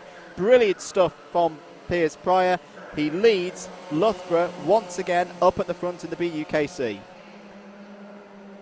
Most certainly a familiar sight, isn't it? But it's been very impressive how Piers Pryor has got to the head of this one. And he's now going to try and break the toe, which is easier said than done, because as we mentioned earlier, Harry Farnhill is by no means a slouch in this Club 100 machinery. Clubman winner, or round winner, last season. Made the move, in fact, from his respective weight class. Was he lightweights? Sorry, ask the question again. Harry Farnhill. Which weight category was he in Club 100? Don't know. Okay, moved from whichever one he was in up to Clubman's mid-season. No, you're thinking of someone else. I am thinking of someone else. I'm thinking of Freddie Fincham. Yeah, you are thinking of Freddie Fincham. I'm doing terribly. It's day one of the champ, folks. You're going to have to give me time. He's a very good driver, though. He's metaphorically clipping me around the head. I'm sorry to both drivers. It wasn't a weight. But the statement still, it was. But it's still fundamentally true, because they are both very quick. That statement is true. Let's focus on that. Either way, Piers Pryor has. He's pulling away. He is pulling away, isn't he? I'm gonna take a moment to think about what I've done.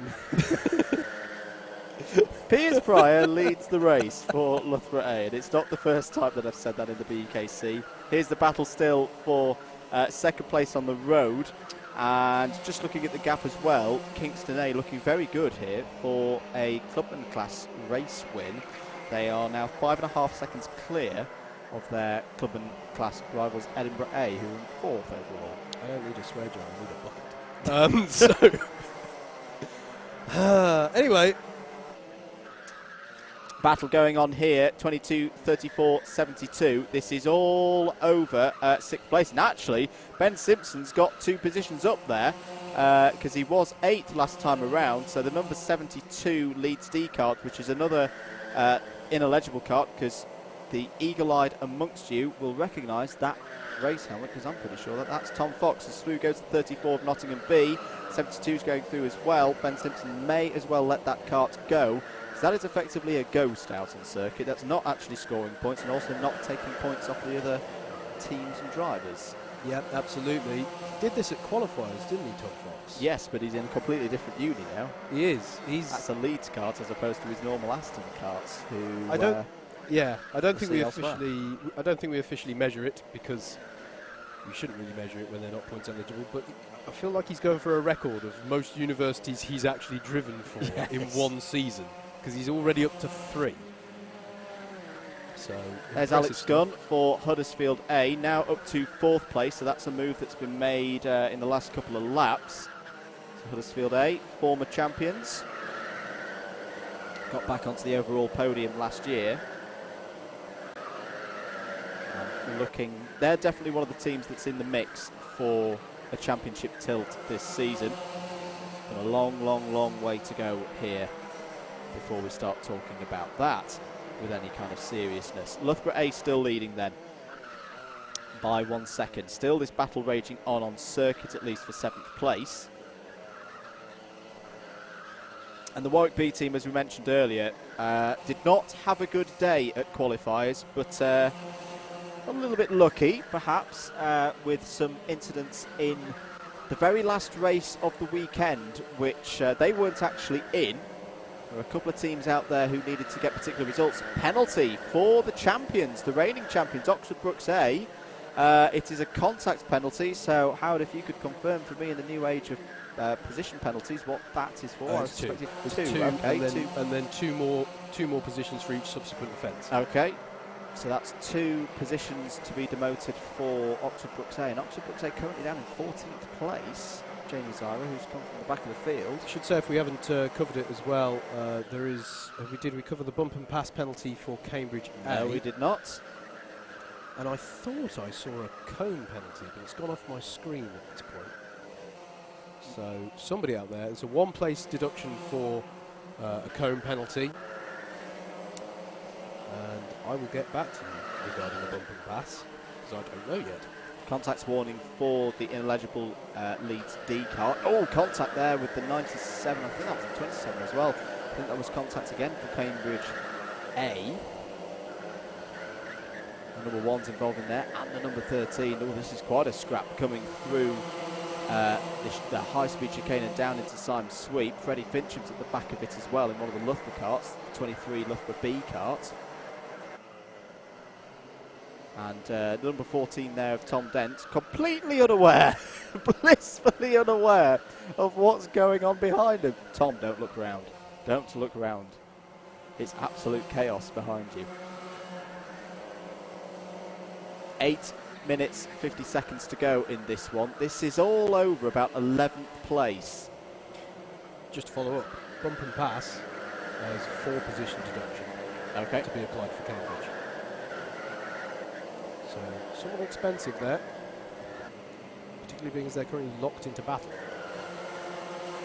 Fair enough. So the way we define that between a general contacts warning. So the general contacts is just an accumulation of contacts warnings, isn't it? For the 2 positions. Yeah. A bump and passes, you full on ram somebody out of the way. Up the inside goes Freddie Finch, and then the number 23 on the 97. These positions are all changing all the time. Let's watch these as they come through from about 11th place. That's the Coventry C cart in the blue and white there. Very appropriate colours for the city of Coventry. And Simon Morton in there as well now for the number 8 Birmingham. They're all here. It's like Super Mario Brothers out there, and the number 97 Coventry C cart has a bit of a slide. Ryan Luscombe goes through, Jamie Zyra goes through. The 97 has now received a penalty, which I guess it's going to be for contacts, because I saw at least 2 contact warnings in the last couple of laps. There's Piers Pryor still up at the front, as he usually is, here around Buckmore Park, doing a very good job yet again. 2.7 seconds clear. Remember, Piers Pryor, a Henry Surtees Challenge winner round this place in the past. I told you, Tom, don't look around. He's made the mistake in the Leeds cart of looking around and seeing everybody there. Freddie Fincham, Simon Morton, Ryan Luscombe, Jamie Zyra, and a number of other drivers in there as well. And Freddie Fincham has a little look at the Leeds man through turn 1. He's got a track limit warning as well. I'm going to call this. I think I have an excuse, sir. Now this should be good, ladies and gentlemen. Freddie Fincham isn't listed in this race, but I also saw him and assumed he was out there. Okay. That's listed as the Leeds B car. That's the oh no, hang on. No, Loughborough B, number 23, and he's through, and he's gone past Leeds A for 12th place. I'll get it sorted soon. And Simon Morton's going to come through as well. Oh, he's been squeezed a little bit there. Not quite happy with that. This is great. Do you know what, ladies and gentlemen? We said that the Rotax carts would close everything up. I think you're seeing a classic example of it here. It's one of the hardest things I've ever had to commentate on. Penalty for the number 19, OTY, overtake under yellow. Mr. Mitchell, if you can confirm for us how many penalty positions that is. And another penalty now for Coventry C. Coventry C's driver just needs to calm down a little bit.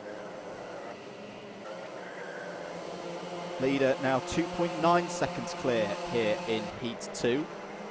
overtaking under yellow is a 4-place position drop. Yep. And of course, I'm gonna apologise to everybody. Loughborough B is of course out there, the number 23, and is piloted by Freddie Fincham. The Leeds B car started 23rd, and I need to sort out my spreadsheet. And your head. I'm ahead. I'm really sorry. We'll get this one sorted. I'll get another this one penalty sorted. for Oxford Brooks A for multiple pieces of contact. So that's now 4 positions across the course of this race, given that they've had 2 of those penalties. 5.5 minutes to go. Contacts warning for Freddie Fincham in the Loughborough B kart. Let's run through an order, ladies and gentlemen, just to calm everything down. Loughborough A lead, Swansea Met A are second, third Kingston A and leading in Clubman, fourth Huddersfield A, fifth, and then we've got a smorgasbord of Clubman teams. Edinburgh A, Newcastle A, Northumbria B, Leeds D, who are ineligible as Coventry C run wide out of paddock, Warwick B and Nottingham B wrapping out the top 10. Then it's Cambridge A in 11th, Loughborough B 12th, 13th for Birmingham A, 14th Leeds A, Nottingham Trent A 15th, Brooks A 16th, and Coventry C with several penalties in 17th place. Curb warning, number 42, Oxford A. Ryan Luscombe's still in there as well. I can see him in the number 19 kart, the number 10 with the pink suit and the yellow details, the fluorescent yellow details on the back of his helmet. Another penalty, another piece of, multiple pieces of contact for, this time, Nottingham Trent A in the number 13. These penalties are all coming from this big scrap, and 97 runs wide again. Interesting lines there from number 97. I think that's at least twice that the driver of number 97 has done that.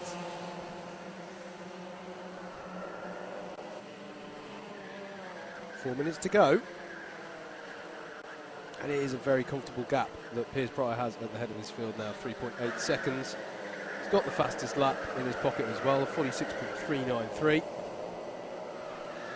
Tom Dent now dealing with the number 97 kart of Jasper Thong.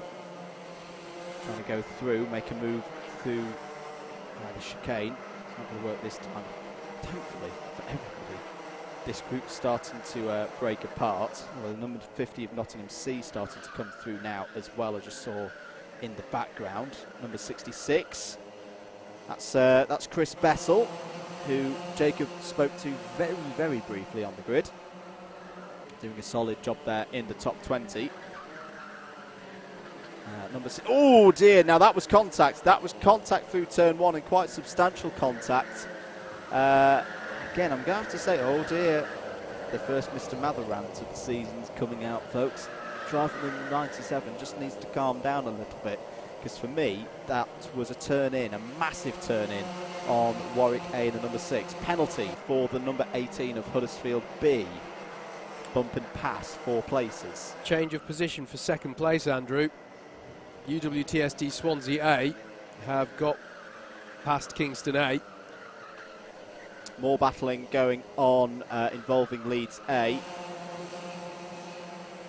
Ryan Luscombe starting to come through the field now as well. In the number 10 Exeter A kart, they're up to 18th place. 2.5 minutes to go. Coventry C has a little look at Exeter A. That's better, and makes a nice move there on Exeter A. Christian Bessel in the De Montfort A kart just behind there as well. Oh, who's that round? It's the number 17. It's Aston A, who were in 24th position. Already had accrued some penalties for contact as well. It's Jack O'Toole at the wheel of that effort. Yep, so he's going to fall down possibly out of the top 30. Under 2 minutes to go then in this second heat of the morning for round 1 of the BUKC 2019. Another penalty for the number 97 of Coventry C. Bump and pass this time. So 4 places off the top of my head. New colours for the Coventry drivers, isn't it? Yeah, Blue quite and like white. the suits, the custom racewear suits. Nice, they're nice very touch good. there. You say very appropriate colours, blue and sky blue and white. That's a football reference for you. Here's your leader, Loughborough A, Piers Pryor. Now 5.7 seconds clear of the rest of the field. And looking very, very comfortable out there in these new Club 100 Rotax Evo karts. Loves his racing. As I say, was part of the championship team that won this championship 2 years ago, virtue actually of their result in this very round, where we had the tie-break of all tie-breaks in the BUKC, where counting scores were tied up, number of wins were tied up, seconds were tied up, all the way back to it was whoever got the better position in round 1, which on that day was Loughborough, and that's what gave Loughborough the championship 2 years ago. So that's why even at this stage, we may not realise it yet, today could be very, very important for the championship. Absolutely. On the last lap then, here's Pryor now. Has already dealt with the hairpins. He's now on the run. Down through some sweep he'll go. And he's just coming round to the end here of getting a very important win, because it's going to get Loughborough's championship bid underway in earnest. It is indeed. He won't worry about the traffic. He knows he's got a huge, huge lead. Another dominant performance at Buckmore Park for Piers Pryor and Loughborough A. They take race 2 with ease. 60 points for Pryor, 60 points for Loughborough. Could that be the kickstart of their championship campaign? He wins in the end by 7.1 seconds over Harry Farnhill in the University of Wales Trinity St David's Swansea A kart. Third place, top clubman for Adrian Jarrich and Kingston A. Huddersfield A, another good performance from them in 4th. Then it was Northumbria B 5th, Newcastle A 6th. Ineligible and not counting for points, Leeds D in 7th. That will promote Edinburgh A into that position. Then it was Warwick B, Nottingham B and Loughborough B wrapping out the top 10 of points finishers. Then Cambridge A, Birmingham A, Trent A, Warwick A, Brooks A, your top 15. Coventry C, Exeter A, De Montfort A, Leeds A, Swansea A, your top 20. Huddersfield B, Southampton C, Southampton B, Swansea B and Bath A, your top 25.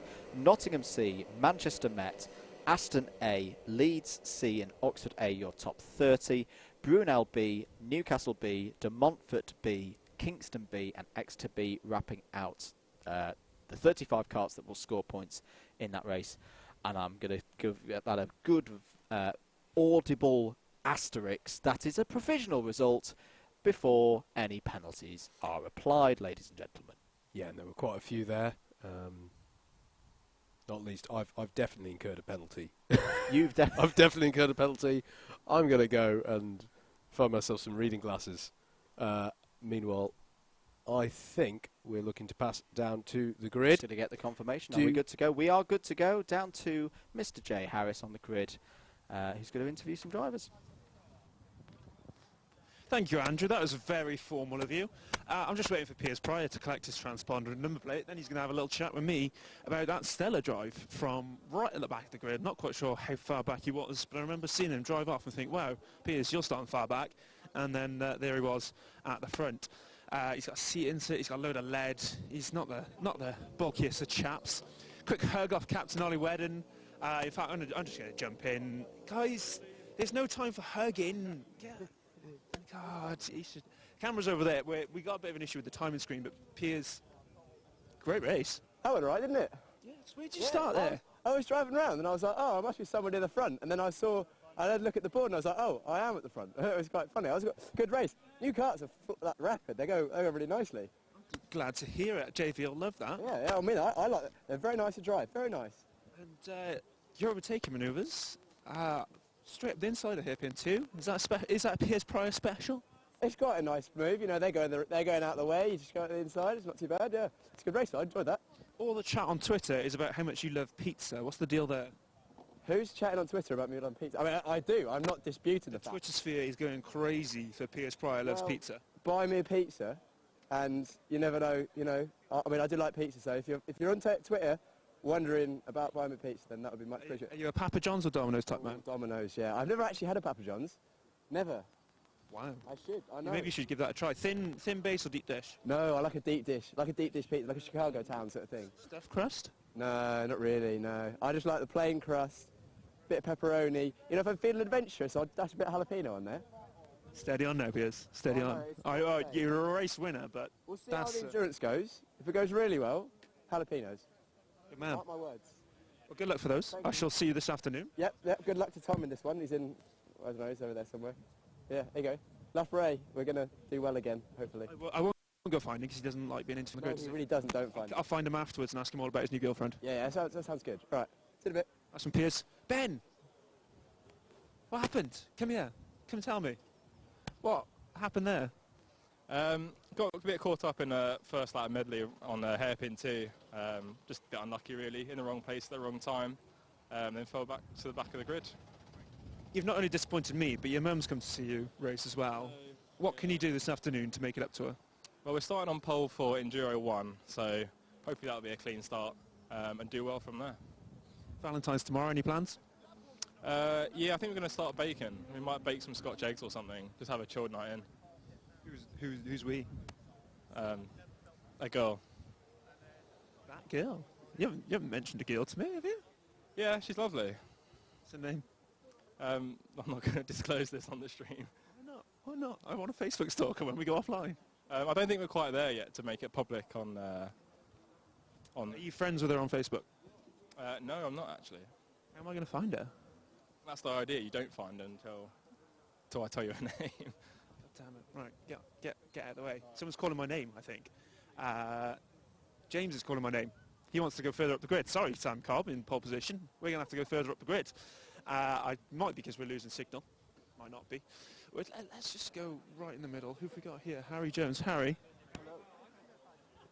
I'm not sure if we got signal on the old camera, but what can we expect to see from you here? Hopefully not lose too many places, but we'll see.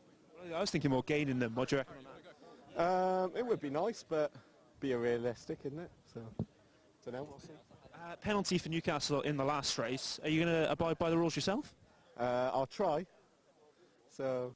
I want to promise. Yeah, I promise to. Yeah. Good man. Good man. Let's shuffle back, James. We haven't done the other side of the grid much, have we? We will go over here. A few people eyeing me up. There's one man I really want to talk to. What's going on here? Got Luke Barton in the car this time. Luke Barton. I thought we'd lost James then. Let's have a chat with Luke. Luke, let me get in here. It's tough with these radiators. I haven't got a lot of room to get in for the Colonel. Luke, Brunel won the Friday qualifiers. Yeah, we did. Are we going to carry the form into the new year? Hope so. Didn't have the greatest first race, but try and do a bit better this time, and then hope everyone else pulls their weight. We're hearing that we're clearing the grid. Have you got a clear schedule tomorrow night for Valentine's Day? I do, to be fair. My girlfriend's at home though, so casino this weekend. You've raised my hopes and then dashed them all in one sentence. Sorry. I'm sorry. How about the hopes of this race? What can we expect to see from you?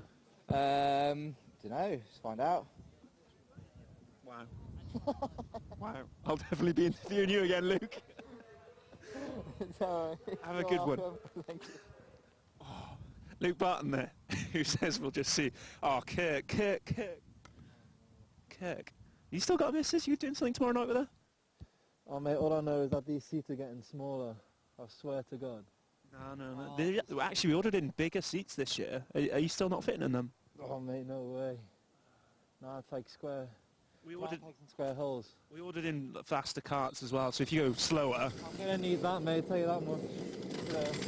Kurt Langley there, Southampton team captain. Another stellar grid for you. Away they go for a couple of laps of practice. We're going to hand back up to the commentary team. It's Jack. He's not waving at me, never mind. Jack Fisher, Leeds captain as well. Lots of captains in this one. Back to you, Andrew and Howard, for... Cheers, Jacob. I agree. I think the seats are getting smaller as well. Let's go for a grid then to kick off round 1, race 3.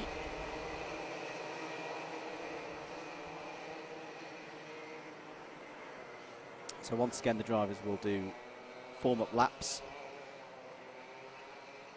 And here is your grid for race 3.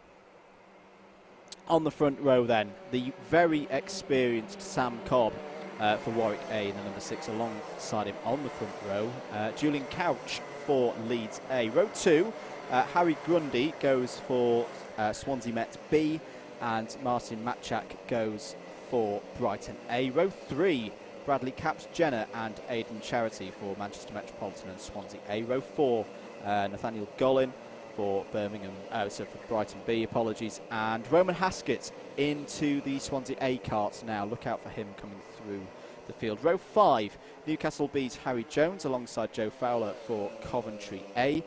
Going on to row 6 then, Nottingham A's Chris Gristwood steps up into the A team for this one.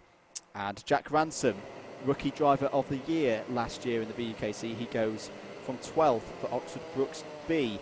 Row 7, William Wren for Warwick B and David Haynes for Oxford Brooks C. Row 8, Valerie Novikov for Bristol A and Jodie Mills for Leeds C. Row 9, Sam Wrighton for Kingston A. They had a good one in the last race. Can they have another good one here? Alongside on that 9th row, Northumbria B, Tom Walker. Row 10, Skylar Robinson goes for Manchester A and Matthew Puncher goes for Oxford Brooks D. Moving into the bottom half of this random grid then, Kirk Langley goes from P21 in the number 7 Southampton A cart. Alongside him on the 11th row is Luke Barton for Brunel A.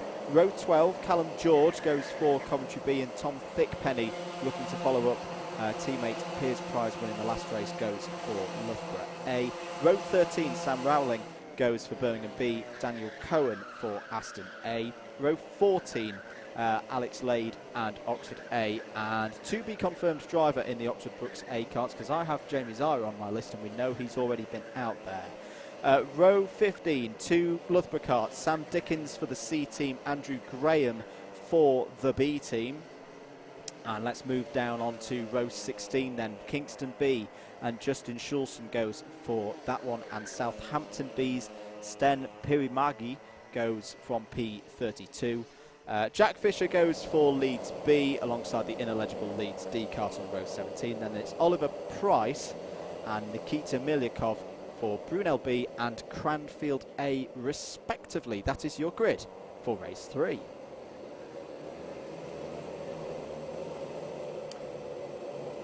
Interesting grid this one, Howard. Lots of experience out there, lots of fast drivers, lots of drivers with something to prove, I feel, in these new karts. Yeah, absolutely. And as Jacob said, just as you were handing back over to us, a lot of captains in the field, club presidents, put in a lot of effort to make sure that there are teams here ready to compete as we look good for the start, Andrew, for race number 3 of round 1. No, we're still going. Oh, no. Sorry. I promise, folks. I've had my morning coffee. I am switched on. See Jack Ransom there in the blue suit and the white helmet. See what he can do. Brooks need a result in this one. We've not really seen them up at the front end of the field with either their A or B karts so far today. Roman Haskett, though, I'm really excited to see how he does. So the story for Roman was that he was in the Swansea C kart as Swansea were trying to qualify 4 karts in. Didn't have a good day. Had the pace, but had a lot of bad luck. He had got taken out in his first race. Arguably, could have won 2 races back at Wilton Mill. Let's see what he can do in this one. Green light for race 3, and away we go. Sam Cobb straight over to driver's left. Good start for the experienced man from Warwick, and he will lead into hairpin 1 on the first lap. Oh, contact, and 3 karts off, 5 karts off as the run down to hairpin 1. Not quite sure what happened there. The number 12 was involved. There were other karts as well involved, running wide at hairpin 1. I'll check them. That was a messy start going into hairpin 1. Yeah, absolutely. And it was, sorry, Andrew, it was Oxford A who have not come through sector 1 there. So drama for the Oxford A kart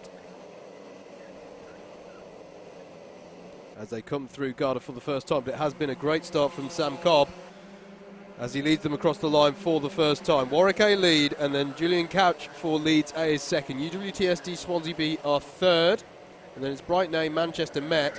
Penalty for Brooks C after that first lap, and it's a bump and pass, which I will double check, but that is a 4 position deduction immediately for Brooks C. And then it's Brighton B, Newcastle B, Notts A and Swansea A to round out the top 10. Dramatic first lap there. Indeed. Sam Cobb then still leads early here in this first race for him of the season. I've lost. Oh, someone's moved the cone, so that's going to be a penalty for somebody. Quite sure who it was. We just saw it drifting blissfully at the end, but that will have been due to contact from a cart. End of lap 2 then. Warwick A still leading from Leeds A. Swansea Met B up to 3rd place. Contact warning for the number 7 of Southampton A. A little look there being done by Bristol A, the number 45. Sorry, Brighton A, the number 45. Coming down the hill then. That came courtesy of fastest lap of the race from Brighton A, setting the early pace. As he's now challenging, as Andrew said, the 106, the UWTSD Swansea B kart, with Harry Grundy at the wheel. A cone penalty as well now for BUKC. It is not a good start for the BUKC effort in this race. They have already lost 5 positions through penalties, because that's a further one on top of their bump and pass penalty. So BUKC, David Haynes, experienced driver there, no lack of experience as David Haynes, but he's already accrued 2 penalties, which amount to 5 position drops at the end of this race. Contact warning also for Nottingham A just come through, which is Chris Gristwood, excuse me, at the wheel of that one. Sam Cobb soaking up the pressure well here from Leeds A's Julian Couch. And Couch is a driver who really has impressed for Leeds. Last season in particular, I remember, he put in some stellar drives here for the Leeds squad. Yeah, specifically in the season, throughout the season. As there's a move there, the number 9 gets past the 106. So Oxford Brook C have just got up to 3rd on the road ahead of UWTSD Swansea B. But has that 5 positions to be dropped at the end of the race. He'll now try, in fact, Brighton A, where have they come from here? They've got past 2 positions in that lap. So brilliant lap there for Brighton A's Martin Machak. Really on the move, and has got himself up to 3rd, and will now try and get on terms with the leaders as we're just coming up to 5 minutes into this race. Still a way to go. The usual sprint rules don't fully apply. It is worth spending, in some cases, large periods of the race working together and not battling too much so as to not lose too much time. That's why some people sometimes refer to these as sprint duros.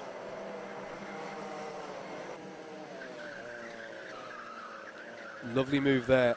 Just saw in the background there of Swansea overtaking Manchester Metropolitan over 9th place. Just saw the 25 going past the 35 through paddock there. It's where earlier on today we saw Jarvis Devon putting in a fantastic move for the lead at that part of the lap. There is the battle. Good pick up from the guys on camera just briefly. Still going on. Oh no, that was very wide. The 25 just went, and now is immediately under pressure from Manchester A. So there's a bit of bumping and barging going on there.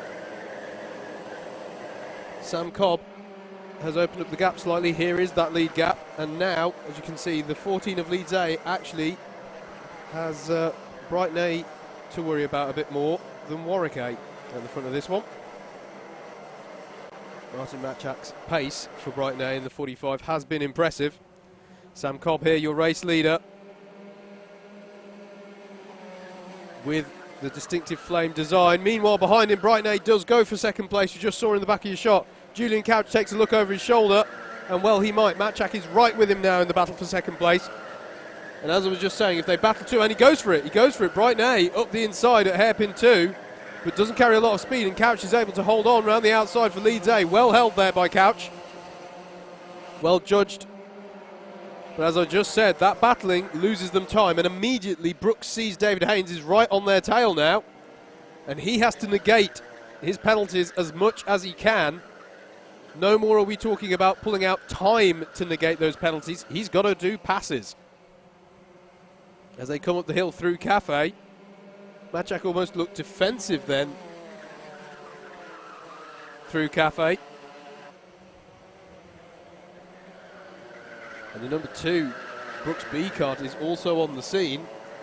So both Brooks C and Brooks B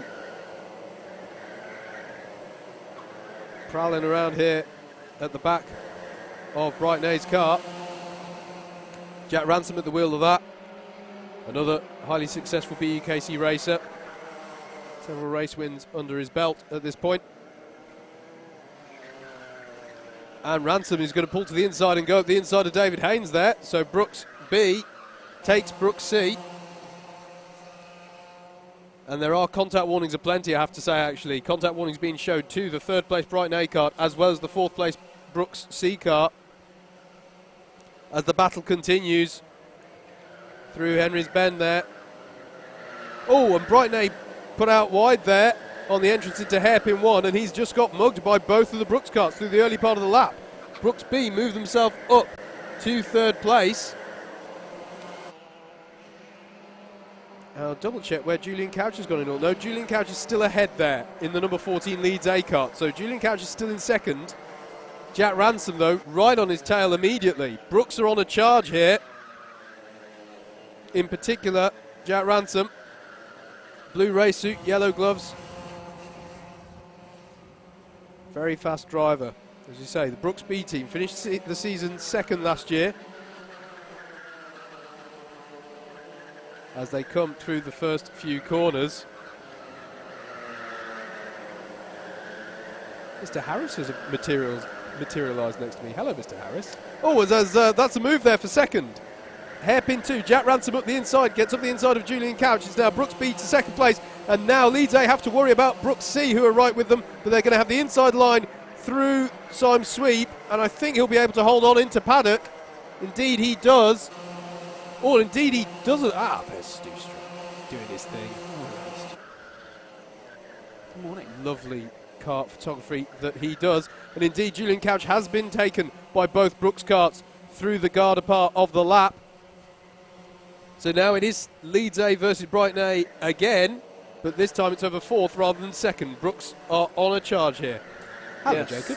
Morning, Howard. I've dismissed Andrew for the time being. Thought I'd jump on commentary. You should really dismiss me. I made the mistakes in the last race. It's just become the Jacob show. How are you going to hand down to yourself? Brighton A and Leeds A battling it out down the hill, and Brighton have got through. Matchak gets the move done that he's wanted to do on Julian Couch for several laps, but he wanted it to be over 2nd. It's now over 4th. Was that little Jack adjusting the radiator flaps there? Just in I'm shot. not sure what it was. He was definitely looking down at his engine. To be clear, if no one has mentioned it on the stream already, the radiator flaps are not to be touched. They will be fixed in place, or should have been fixed in place prior to this round. No one should be touching anything on the engine. The number 20 has got involved now. Coventry A up the inside of Leeds A. So it's all changed. That's Joe Fowler in that effort. So Julian Couch was running 2nd, is now down to 6th. I've decided to forgive Andrew for what he did. You posed me a very valid question in how would I hand down to myself. Yep, Jack's definitely touching the radiator flaps. I'm going to have to go and have a word with captain of Brooks. Excuse me. No problem, mate. So, battle's raging on. What's the situation? Sam Cobb is still at the head of the field here, and he's now ahead by some 2.2 seconds. But in the last few laps, Brooks have mounted their charge here, and it's Jack Ransom running in 2nd for Brooks B, and then David Haynes, albeit with a 5-position penalty to be applied post-race, running in 3rd on the road for Brooks C. Brighton A's Martin Matchak has recently got himself up into 4th. Then it's Joe Fowler for Coventry A. Sheffield A have now got past Leeds A as well, so that's Aidan Charity who's got himself up into 6th, and Julian Couch currently running 7th for Leeds A, round out the front group at the head of this field. Hello everybody, I'm back. Sorry about that. Yeah, what did Mr. Steve Brown say on the BUKC radio podcast as a piece of advice going into this new season? Read the rules, RTR. Yes, will be interesting to see what happens there with Jack Ransom in the Brooks B car. Up the inside, number 4 on 15, that's Tom Thickpenny going through, so that's Loughborough past Sheffield A, and that will be for 6th place. So Tom Thickpenny, another.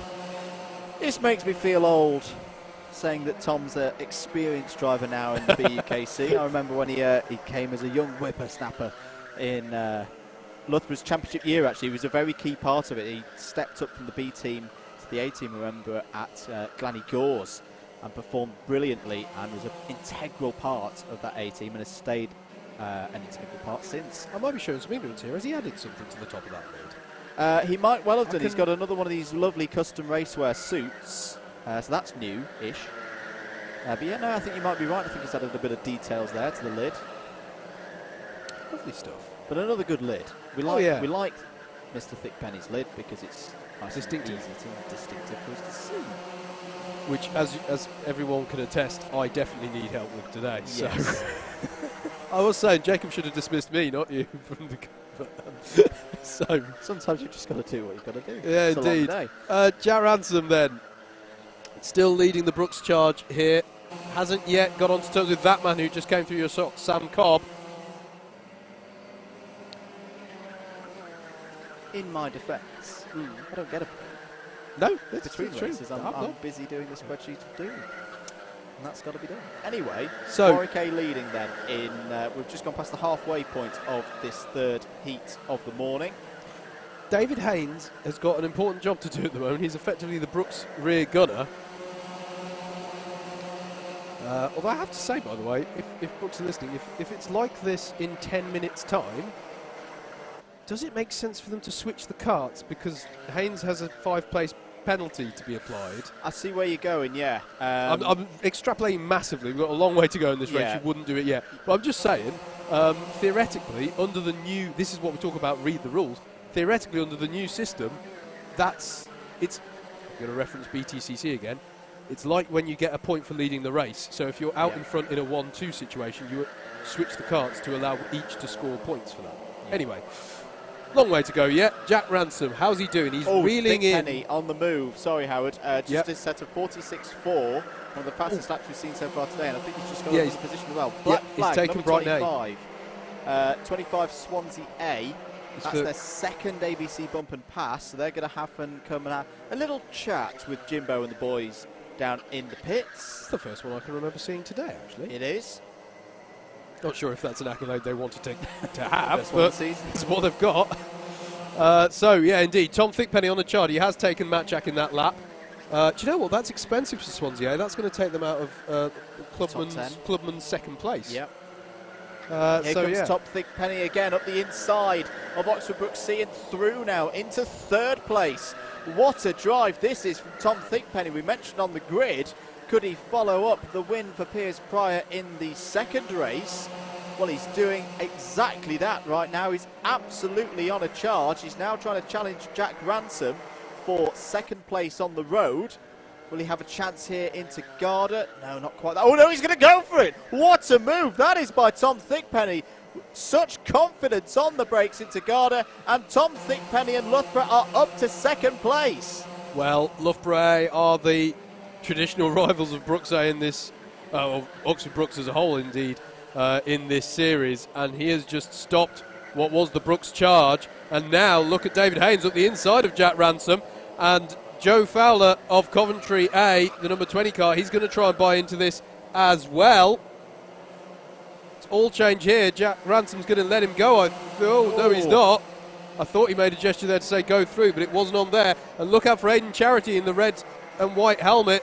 He's involved in this as well in the 15 Sheffield car. He's getting involved. He's now got past Matchak. So it's now Coventry, Sheffield, Brighton. From fourth place down, sorry. The sector times for Thickpenny are astonishing. He is, look at the gap coming down. It's under 2 seconds now. There's a move there. Was that for, I think that was for No, that's sorry, Roman Haskett coming out after the black flags confused me. That's the 25, at least a lap down now. Penalty for Bristol for contact. That's 4 places off for them. And also, by the way, track limit penalty for Manchester Met. That's 2 places.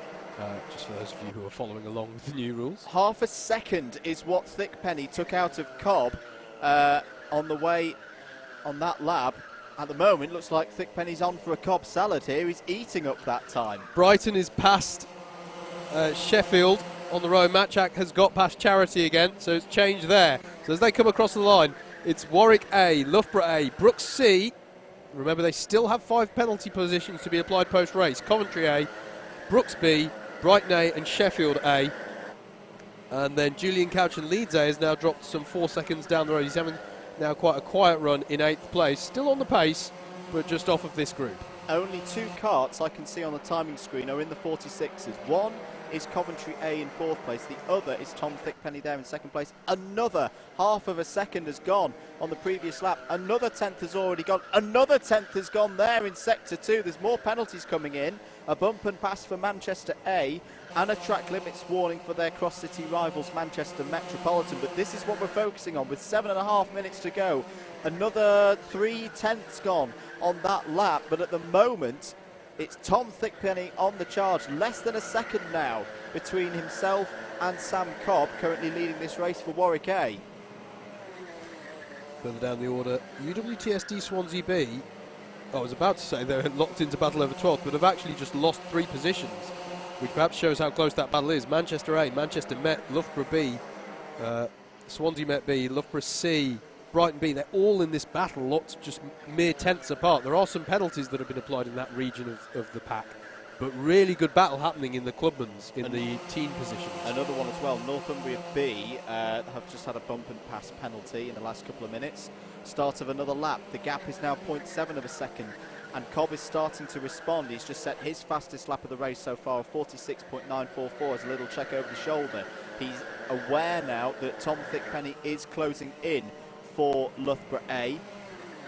Through the first sector, how are they looking at this stage? It was a 19.470 for Cobb and 19.432 for Thickpenny. So Cobb is responding. This is just what Sam Cobb needs to do. He needs to pull something out of that deep, experienced pocket of his if he's going to hold on to this lead. Absolutely. This is getting very exciting as we enter the end game of this race. Sam Cobb takes a quick glance. Oh, huge last sector from Tom Thickpenny. Has just taken another 3.5 tenths, and he's there now. This is the battle for the lead. Can Loughborough A make it 2 wins on the bounce? Tom Thickpenny, can he get past Sam Cobb? He's got 5 minutes and 42 seconds to do so. And so far, this is exactly what Loughborough have needed today, Andrew. As you say, it was okay qualifiers, but they felt they needed to do better if they were going to stake a claim to this championship. This is exactly what we needed to see from the Loughborough guys. Cobb went slightly defensive into Garda, but didn't compromise his line. Here they come over the crest, through Cafe Corner, through the blind left, past race control, past start finish, into turn 1. 5 minutes and 10 seconds to go. Cobb has a little check over his right-hand shoulder. Will go defensive into hairpin 1. Tom Thickpenny, can he make the move into hairpin 2? It's a good place to do it. Cobb will go defensive, though. Again, he's wise to that kind of thing. But Thickpenny's got alongside. This is the chance. Can he get it? No, he can't get the overspeed into the chicane. Down into Syme Sweep now. Oh, he's gone for it in Syme Sweep. That's very brave. Very brave indeed. Brilliant driving from both men to make sure that wasn't a collision. And look out for Joe Fowler. He's got himself past the Brooks. He's going for it. And he's gone for it, and Tom Thickpenny, just the same as he's already done in this race, has got through with a late move at Garda, and he's now into the lead. And immediately, because they were battling, Andrew, Joe Fowler in the number 20 Coventry car is right there with them, as is David Haynes in the Brooks C kart. So it's now all of a sudden become a 4-horse battle for the lead as Joe Fowler goes for it on Sam Cobb. That is Coventry A to second place, past Warwick A. He'll have to defend into hairpin 2 shortly. He does indeed, enough to keep Sam Cobb at bay. All change here at the front of the field with less than 5 minutes to go. Tom Thickpenny leads for Loughborough A, Sam Fowler for Coventry A in second, And Sam Cobb of Warwick A is now under all sorts of pressure from the experienced David Haynes of BUKC. Haynes has got to make up as many positions as possible to negate his penalties. I stress, if he does get to the head of this pack, he will not be your official winner. Key lap this for Tom Thickpenny, and there's traffic up ahead as well, which could compromise him. He's got to push hard now to re-establish his assertiveness over the rest of this race. But Joe Fowler at the moment in the Coventry 8 kart is pretty much the only man matching him in terms of times, lap by lap. I mentioned a few laps ago that there were 2 karts in the 46-second mark, sub 47. These are the 2 drivers, and at the moment, for me, Howard, Tom Thickpenny is not pulling away from Joe Fowler. Joe Fowler's going on the attack. Here he goes, up the inside into Garda, and Fowler is through. He's done exactly what Tom Thickpenny's done to several drivers in this race, and Coventry A are back to the front of the BUKC. What a drive it's been thus far for Fowler. He's come from 10th on the grid, worked his way up steadily, and now he's in the pound seats for the win. But it's not all over yet, Andrew, because as you can see, traffic is coming into play here in the closing stages. That's the 48 kart that they're having to navigate, and there is the leader is being bulked by that traffic. Tom Thickpenny is swarming all over the back of the Coventry A kart, looking for any which way to get by here. There's a penalty for Leeds B for cones. And the cone's just gone dancing again, and Fowler runs a little bit wide and gets away with it. Remember, no blue flags in the BUKC. It is up to the faster drivers to use their skills to get past the slower drivers cleanly and safely. It's a very, very big thing in the BUKC. Here we go, 2 minutes to go. Thickpenny still there on Fowler's rear bumper here at Buckmore Park. What a race this has been so far. For me, best race of the day up to this point. More traffic for Joe Fowler to deal with in the coming corners. And still Sam Cobb is there as well, and David Haynes for BUKC. Aidan Charity is your current leader within the Clubman's class for Sheffield A, running in 5th place. Also running quite quietly now, not too much to hassle him at the moment. He's had a good drive. He's the Clubman's leader by some margin. More traffic coming into play here with 90 seconds on the clock. Sam Fowler's going to need to deal with this quickly as he can, but it's up the hill towards Cafe, which is not an easy place to overtake. Is this going to give Thickpenny any opportunities heading towards turn 1? Not here, but we've got to get through the hairpins first. Both drivers judging that well, though. Thickpenny lost no time there. He jigs to the inside, does he? No, he thinks better of it. And he's going to surely have a look into turn 2, but Fowler's going to have to go defensive there. Look out for Sam Cobb in the number 6 as well, up the inside, alongside Thickpenny. Warwick A versus Loughborough A, through the S's. Loughborough A, hold on to it. What an attack that was from Sam Cobb. It very, very nearly came off perfectly. Tom Thickpenny dealt with it well. He's under attack. Oh, he's definitely under attack now as Cobb goes through, and Haynes is up the inside in the number 9, and Haynes is into 2nd place on the road. So Cobb went for it at paddock. Tom Thickpenny now down to 4th place, but what this has done is given a good lead now to Joe Fowler. They see the last lap board. This is the last lap, 33 seconds on the clock. Wow, what a move that was by Sam Cobb, but what a piece of opportunistic driving by David Haynes. Tom Thickpenny's up the inside again. There's a little bit of pod-to-pod contacts through hairpin 1, Howard, but Thickpenny is through. Cobb comes back at him again. This is brilliant stuff. Roman Haskett's now getting involved, but he's a lap down. Meanwhile, the leader, Joe Fowler, is pulling clear. He's got this one. Barring any disasters, there's one piece of traffic up ahead of him that he might get into Garda. No, he won't. Joe Fowler has a little check over the shoulder. Is this the start? Is this the start of the return for the former champions, Coventry? Are they now starting on a championship run? Because Joe Fowler wins race 3, and Coventry A are winners in the BUKC again. 2nd place on the road goes to David Haynes for Oxford Brook C, but we know he has penalties. Loughborough A got the 3rd place on the road back. They got it back ahead of Warwick A. So that's confirmed. Well, no, it's not confirmed at all. What am I on about? It's a very provisional result, ladies and gentlemen. Loughborough A 3rd on the road, 4th for Warwick A. Good result for Aidan Charity, showing his experience. 5th on the road and highest clubman karts for Sheffield A. 6th for Brooks B. 7th for Brighton A. 8th for Nottingham A, 9th Leeds A, 10th for Brooks A. It is not the day I was expecting from the Brooks guys so far today.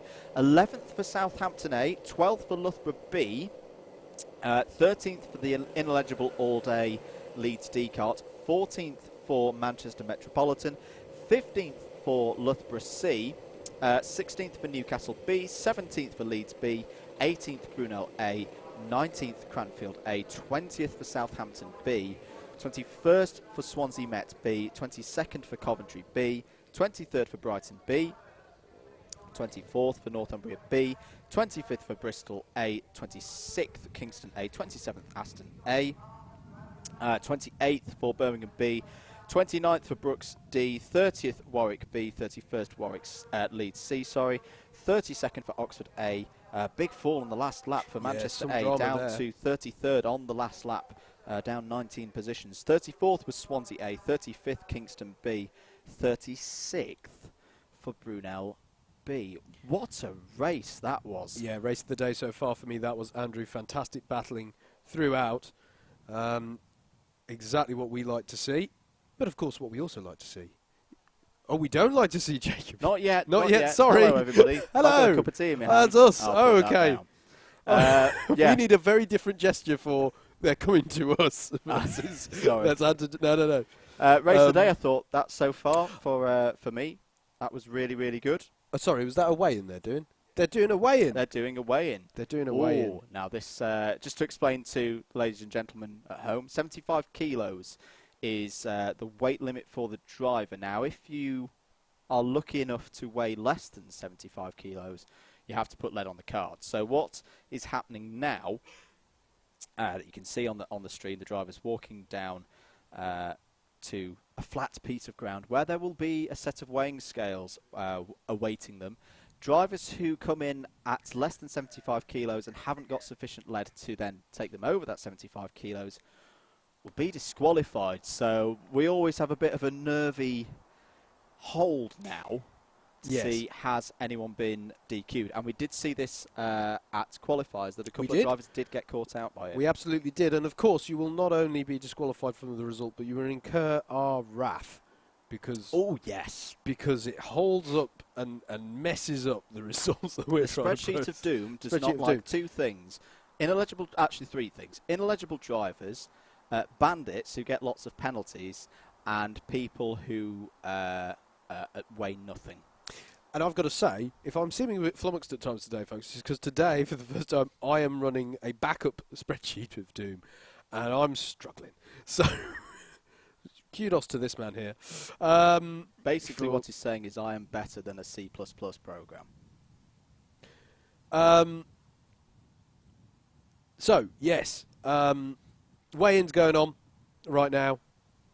And it's always awkward, this, because it means everybody else is in the holding, like a holding area. They aren't allowed to go out to the karts yet. They have to do, because there could be opportunity to, if you have drivers coming off and drivers going on, it's conceivable that someone could just swap and then they do the weigh-in. Let's play some comments. Hopefully I won't break the system this time. Yep. Hello to Callum Brewell.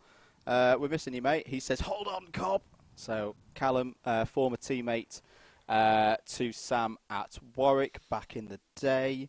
Loughborough were very excited in that race. Tom takes the lead for Loughborough A. What a race this is, but of course didn't hold on to it. But it was an amazing Hello to drive. Sharon Powell as well, who says go Coventry. Coventry having a very, very good day so far. And there's one thing we've not mentioned so far as well, which is our two qualifier winners from November. Brunel really haven't had a good day so far today. No. And I was half joking with it, but in the back of my mind, it is a thing that's been in constant Birmingham history. Birmingham A haven't quite sparkled so far today. With, they've got two top 12s, but we've not seen them battling for a top 5 so far today. Yeah, I mean, Rihanna had a really good drive in race 1, I think it's fair to say. Good battling towards the front there, but it's true. Relative to their Wilton Mill form, they've still got to up their game at the moment to get in line with that. I think what we're seeing in the early phases of today are the established, experienced teams like Loughborough, like Brooks, showing why they are those established teams. Yep. That win there for Joe Fowler and Coventry A, that is... They're back. They're back. I was about to say, that's a bit of a game-changer result, that is. That is big news for them. So we're seeing these really well-established... I mean, Birmingham is a well-established team. Yeah. Brunel are a well-established team, but these ones who feature prominently at the front a lot, or at least traditionally, they're showing their experience. It's worth mentioning. A lot of teams will have come down last night and stayed overnight. Some teams will have driven down this morning. Yep. And I'm going to take Birmingham as an example. If you're Birmingham and you go to Wilton Mill for the qualifiers, it's only an hour away, or an hour and a half. You come to here, it can be 2.5, 3 hour drive to get down here. You're tired. You had to be at sign-on for 7:30. You can see how this could cascade, and just those small differences can end up making a big difference, because when you're driving these karts, you have to be at that heightened awareness of what's going on around you and how you're going to execute this next pass. It's not the be-all and end-all, but it's not uncommon for us to see some teams do really, really well at the qualifiers when they're held at Wilton Mill, and then not quite be on point as much when they come to round 1 and 2. But it's a long day. We've still got plenty of racing to go, and that means there is still plenty of time for all those unions we've just mentioned to prove us completely wrong. So there is that. Weigh-in's now finished, and drivers are now taking to the grid for race number 4 of the day. As I can see our correspondent down there. Mr. Johnston. Mr. Johnston's there. James Johnston of the BUKC Radio Podcast. Thank you to everyone for the support of the podcast. We had a really good one. Yeah. A really good one in the week. I hope you all enjoyed it. You can catch it still across at Mixcloud. So go onto the BUKC Facebook page. There's a link down there to listen to it later. But for now, we're going to go down to the grid and say hello to Jacob, who's going to say hello to some more drivers. If you use my first name this time, I did wonder if we made the step back to acquaintance earlier when you used just my first initial and surname. We've got Tom Thickpenny here. Tom, devastatingly close to winning that one. Tell us about it. Yeah, it's steady progress to the field. Everyone's so tight on times. It's trying to make a difference in overtakes and stuff. And I worked out I was about first in that battle. And then the guy got back past me, and I sort of thought I would get him on the last lap, and then didn't quite defend enough. Didn't realise Sam was so close, came down me inside, and just trying to fight off them. I think third in the end. So you always want more, don't you? Yeah, I think it was one point up there into hairpin 2. It looked like you were going for the cutback, and then didn't quite realise that Cobb was so close in behind. Valentine's Day tomorrow, and I see you're recently in a relationship. Did you? It's cheeky of you. Goodness. I did happen to see that on Facebook. Wow, it comes up on my newsfeed, mate. Got any special plans for the lucky lady? I mean, I couldn't give it away, could I? She might be watching, so I can't give it away. Surprise. Oh, yeah, like a surprise. So. Text me the details on Friday, yeah? Will do. I'll let you know how it goes. Nice one. And we have race winner here, Joe Fowler. Thank you, Tom. Joe, Coventry A back in the top spot. Tell us how you did it. I don't know. I got a pretty poor start. I don't know where I went back to, and then just steady progress through the field, and got up to third, and then Tom Thickpenny caught the leader, and they started battling, got past both of them, and started defending and got a gap, and won. Glad to hear it. Where is the rest of the Coventry team?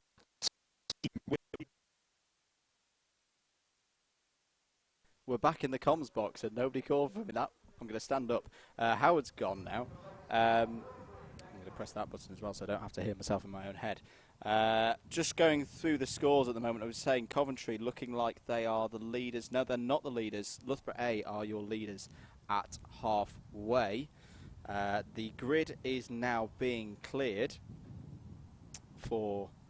we have indeed lost Jacob Harris. He doesn't know. He's still going on with an interview with Neil. But nobody can hear it. That's a shame. But Coventry, having a good day so far in second place, according to my unofficial results. We are getting ready then for race 4 out of 6. And for some of the teams, this will be their 3rd race of the day. So this is getting to a critical stage.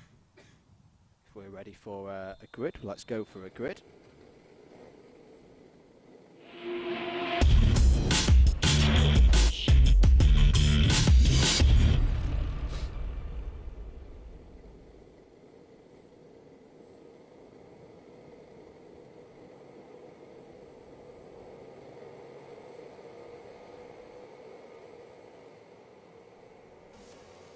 So the grid then for the 4th heat of the day, round 1, 2019 BUKC at Buckmore Park. Cranfield A will start on pole position in this one with Andre Pedrali on the front row, alongside Dan White for Brunel B.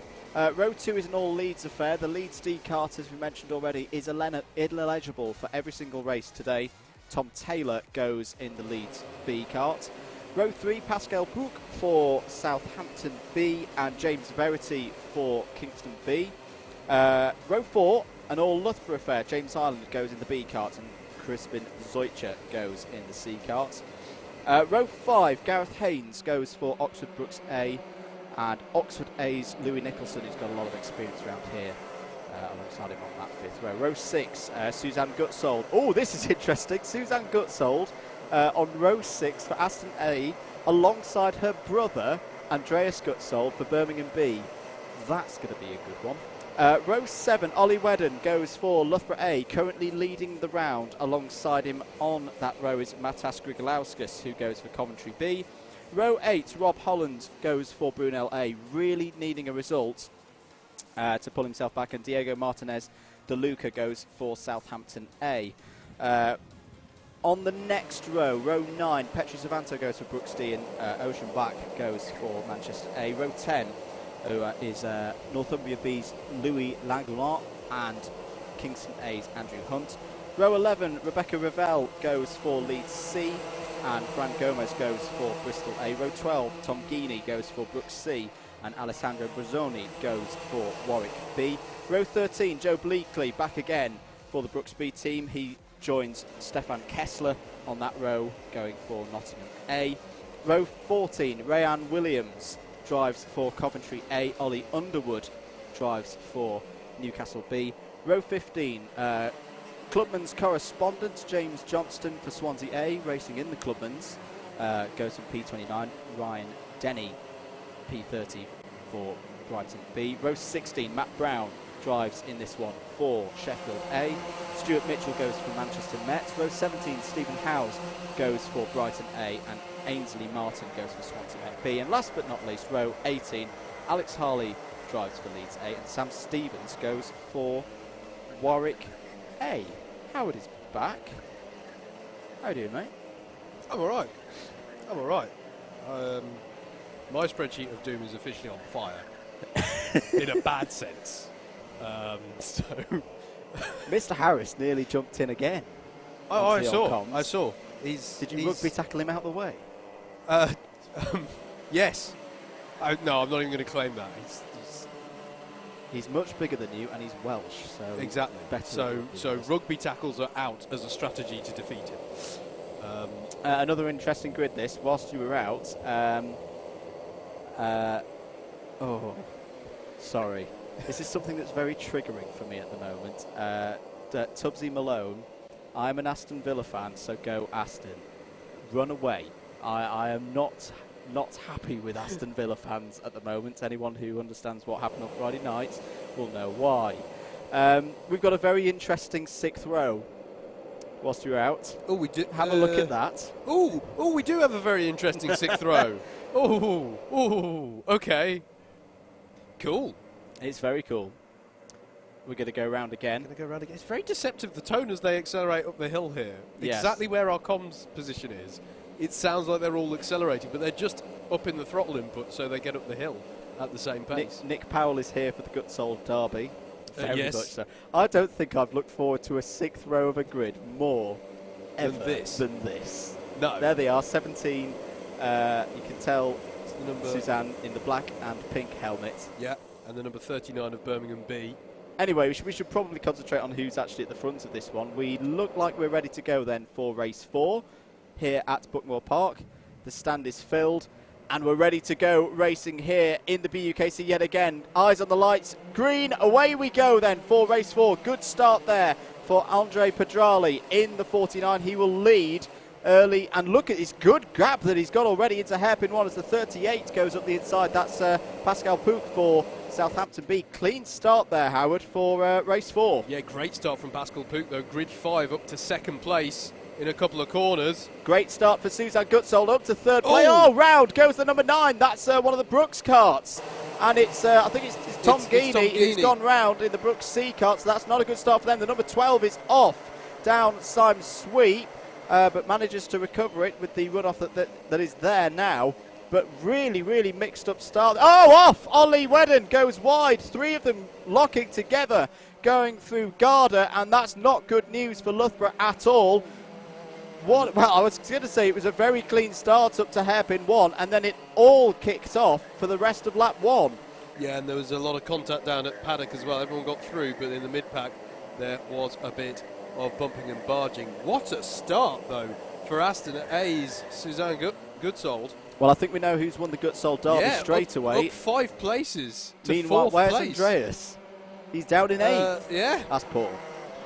Oh, James Johnson is off. 25 for Swansea. The number 36 is off as well. This was 2 carts towards the back of the field. As lead C is the number 36, yeah, which is Rebecca Revel. It's Rebecca Revel who's off, and that's such a shame for Johnston, because I saw coming up the hill past our commentary box position that Johnston had made a really good start from the back of the grid. It's all gone wrong now. Leaders coming over start-finish then to start, what is lap 3, and it's still the number 49 out ahead. And have we got full course yellows at the moment? I'm seeing the tracker shows full course yellow. We might well do. We have. Yeah. So full course yellows, all marshal posts flashing with the yellow lights. The race has been neutralised. Not quite sure why this is. I can't see any incidents out on circuit. Well, has the 36... So the well, 36 is going there. The 36 is just rolling by. James Johnston has just passed our commentary box window. That's the 25. The 49 is slow, but that's just in adherence of the yellow flags. And there's quite a train forming behind the 36 now. Not quite sure what's going on here. So the... So the 36 timing's is the gone down. No, it's not gone down. It's fine. It's just ticking over now. So the 36 was the cart that was involved in the incident. So both of the carts involved in that incident are underway again. Timing is updating. Cranfield, by the way, we missed lap 3. Okay. We crossed the line for lap 3, and lap 3 never came. Okay. It's now come back on again, I think. Yeah. It's all come back now, alive. In the confusion, Cranfield has pulled out a massive lead. Before all this happened, they were only... There's a barrier there that's looking a little bit worse for wear. Yeah. That could be the cause of the full course yellow. Apologies, folks. We're not quite sure what's going on here. I'm just keeping an eye on timing, because I just wonder, is this a timing glitch thing, which means we've just neutralised the race whilst it all sorts itself out. Oh! 15 spins. Sheffield A spins round under full course yellow. Everyone seems to have crossed through sector 1 fine. That's extremely odd under these reduced speeds. That's... I'm going to do it. That's a bit Monaco 2004. Sector 2 is working. We've got everyone coming through sector 2 now. And some grass that's been... So the incident between Swansea and Leeds happened off to drivers right on the main start-finish straight. We also now have one of the corporate carts out acting as a... We've got a safety cart! We've got a safety cart, which has always been in the rules, but I've never seen this before. Very rarely we have a safety cart. There he is. Doing a grand old job. I think I've seen once a safety cart in Club 100, and I can't for the life of me remember where it was. Everything seems on timing to be fine now, but we've definitely done more than 4 laps. I'll say that. Cranfield A are your leaders. Southampton B second. Loughborough calm down. Yes. I think well, could it have been just that, Andrew? Could that have been a cry to neutralise the race? We did talk about a lot of contact on lap 1, and we've seen an incident where 2 people have ended up in the wall. Loughborough B 3rd, Aston A 4th. BUKC, this is good for BUKC, up to 5th place. 6th place are Leeds B, 7th Southampton A, 8th are Birmingham B, 9th Manchester A. Sorry, car gone into the pits, Andrew. As we're hearing... Going green, and it was because of the crash at the start line that they neutralised the race. Okay, fair enough. So, a safety kart restart we're going for here. Led away by Cranfield A. Lights will go green. Safety kart pulls away, Good and start. away we go. Great start from Cranfield A's Andre Pedrali. He's got exactly the start he needed, as he did at the start of the race, and already there's plenty of battling in the mid-pack there. Oh, that's going to get messy there. 4 wide into hairpin one. Somehow, all of them got through. I thought Oxford Brooks were going to be in trouble there. There's contact between the Birmingham B kart and Oxford Brooks A. Yep. Ollie Wadden's still there in the middle of it all. It was the number 80 coming up the inside, making it 4 wide that got me nervous. And it might have been the number 60, actually. Yes, I think it was. So a contact warning for the number 60 Manchester A. But as we get underway once again, back to full racing speed here at Buckmore Park. We lost about 3 or 4 minutes with that safety kart, but you haven't missed anything. Back up to speed then. Cranfield A lead across start finish. Still Southampton B there in 2nd place. Loughborough B now 3rd. Aston A still 4th, and Southampton A. Southampton having a really good race here. Currently holding 2nd and 5th. Yeah, Pascal Pook had a really good restart as well off of the safety kart. Was able to hold off all the challengers behind for the first lap, but he is now under pressure from James Ireland, it is, in the number 23 Loughborough B kart, as they head down Sime Sweep, the battle for 2nd. Behind them is Suzanne Goodsold of Aston A. And Move for 2nd place, Howard, and the number 23 is down the inside of the 38 and is through. So that is Loughborough B now past Southampton B. Loughborough having a really strong day today, not just with their A team, but now their B team as well. And Southampton having a very strong race as well, because at the back there is Diego Martinez in the number 7 Southampton A car. He's now on the back of Suzanne Goodsold of Aston A. So the 17 and the 7 battling, and he's going for it into hairpin 1 and gets the job done. Clean move there. And now Suzanne Goodsold may come under attack from her own brother. Rivals across the city of Birmingham. Aston versus Birmingham B now. This is going to get tasty, Howard. Yeah, this could produce interesting conversation at the Goodsold dinner table. And that, if it happens now, would be a battle over 5th place. 6th place now. 6th place, sorry. Because Tom Taylor coming into the action as well. Leeds B. This is a really, really close pack early here in race 4. Yeah, absolutely. So, Cranfield A lead, Loughborough B in 2nd. No, it is going to be over 5th, actually, because Martinez has got up to 4th in that. So it would be a battle over 5th now between siblings Suzanne and Andreas Goodsold. It's closing up, actually, generally here. Look at that for the lead. Indeed, it has closed up. That is a change for the lead. Loughborough B go to the head of the field. There were all kinds of changes there. The Southampton kart swapped. Very nice teamwork from them. And I think Tom Taylor, yes, he did. Tom Taylor got past Andreas Goodsold for 6th place. So Leeds B having a good one here. Yeah, absolutely. Good driving there. Heads up from all of them to give each other the room. But it is now Loughborough B, your leader of this one. The number 23, driven by James Ireland, is your new race leader. And he will now try and bridge a gap, and he might get the opportunity to do so, because Diego Martinez of Southampton A is challenging for 2nd place, has got the job done, and now Pascal Pook follows him through. Can he go defensive into hairpin 2? Yes, he can. And Suzanne Goodsold is also going up the inside of the Cranfield A kart, our former leader. Oh my goodness me, Andre Pedrali is getting mugged here in the top part of this field. He's able to hold off Suzanne Goodsold, so he's been able to stem the flow of karts trying to have a go at him out there. And look out, number 12, Brunel A finally on the scene. Side by side with Pascal Pook. Cranfield A is trying to get back past the Southampton kart. Tom Taylor through as well for Leedsby. Oh, the 38 all over the curb. That's an error. That's a mistake, and he's going to come under attack from everybody now. Oh, there's contact between the 12 and the 17. An apology there from the Brunel driver, because that was a quite robust attack on Suzanne Gutsold, and also in the midst of that, Birmingham B have got through a couple of positions as well. It all kicked off there, and it all stemmed from Pascal Pook getting on the curb out of the last corner. That was a very bold attempt at an overtake from Rob Holland in the Brunel kart as well there on Pedrali in the Cranfield kart. I think even he knew that was a bit robust. Yeah, not quite sure how the stewards will look at that one, but he is, for now at least, up past them. And look out for number 1 and number 4, both champions in previous years. Brooks A and Loughborough A are both now on the scene. This is a really fraught race here in race 4 at Buckmore Park for round 1 of the BUKC 2019. Loughborough B lead, Southampton A, and it's all kind of bumping and barging as Brooks A is trying to get past the number 60 of Manchester A. Ollie Wedden's now up the inside, 3 wide. Brilliant move by Ollie Wedden to get past the number 60, but he's now been punted off, and Wedden will not like that at all. He got brakes, used as a brake by the number 60 into hairpin 1. This is all getting a little bit fraught here at Buckmore Park. I think we might need to get the calm down sign out once again. Yeah, and what this has allowed, Andrew, is for the top 2 to break away. So up the inside, Birmingham B go past Southampton B. That looks like it's for 4th place, because Tom Taylor, it's all about the B teams in this race.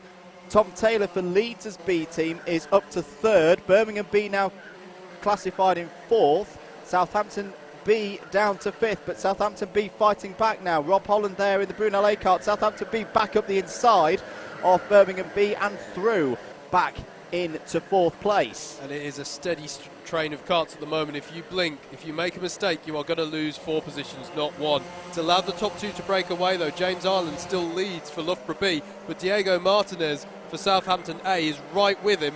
And they're up the road by some 3 seconds from this crazy train battling over 3rd. Rob Holland there is past Southampton B and Birmingham B now. Aston A still in it as well.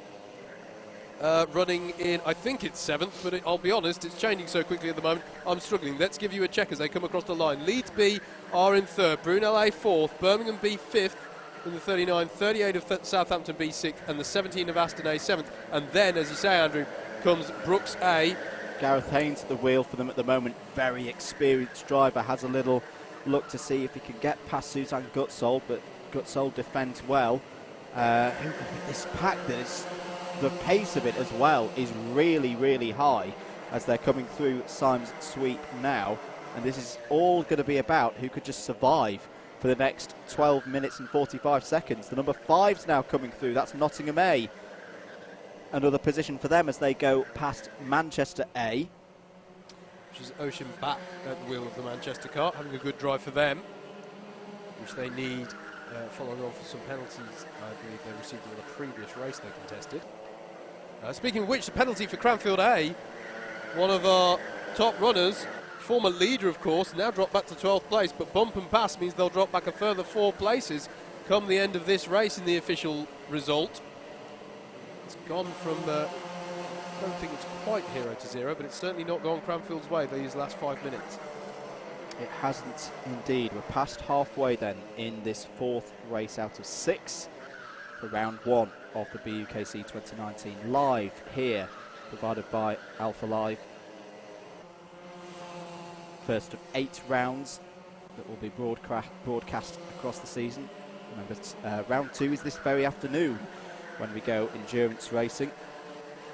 Fastest lap of the race has just been set by Ollie Wedden in the Loughborough A kart, but that's just been beaten by Coventry A, so it's Loughborough and Coventry yet again, the karts or the teams that are setting the best lap times in these conditions.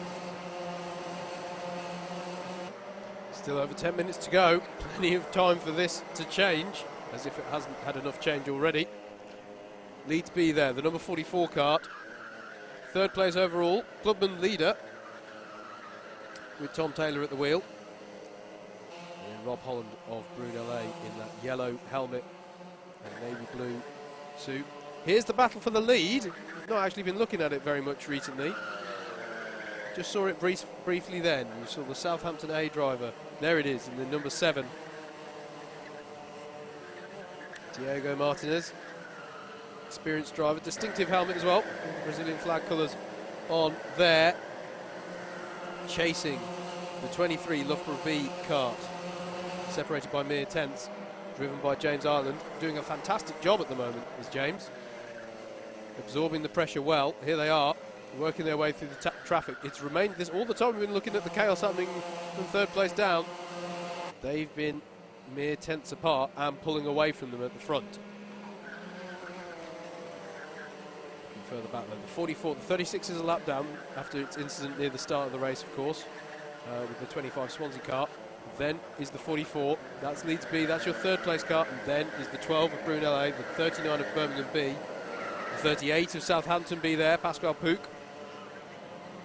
He's got Gareth Haynes in the number 1 Brooks A car right behind him. Behind him is the pink helmet of Suzanne Goodsall in the 17 Aston A kart.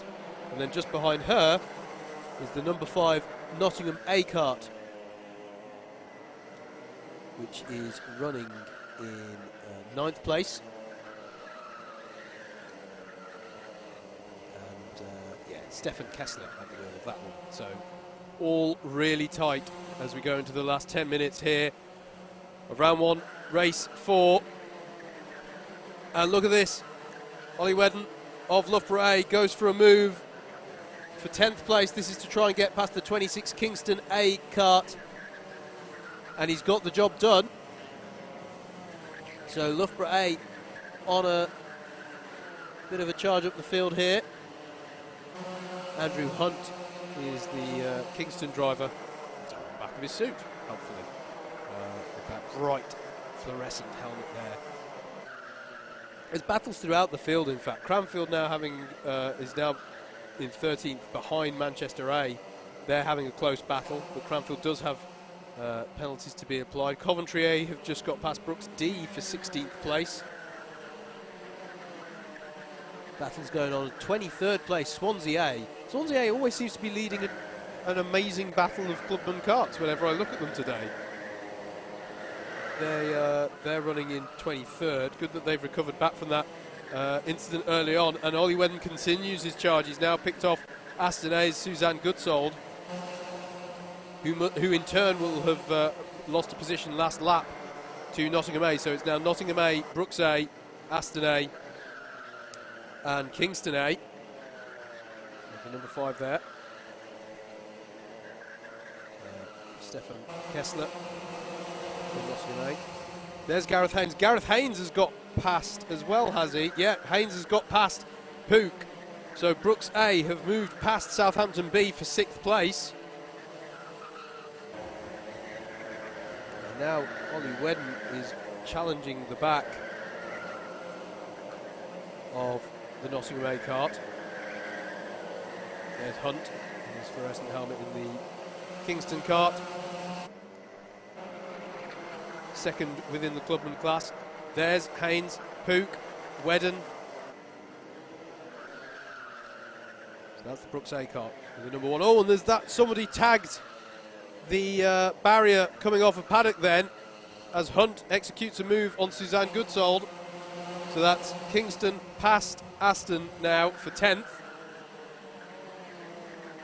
How's the battle up front, you say? They're still separated by mere tenths. James Ireland doing exactly what he needs to do, and I thought I saw it.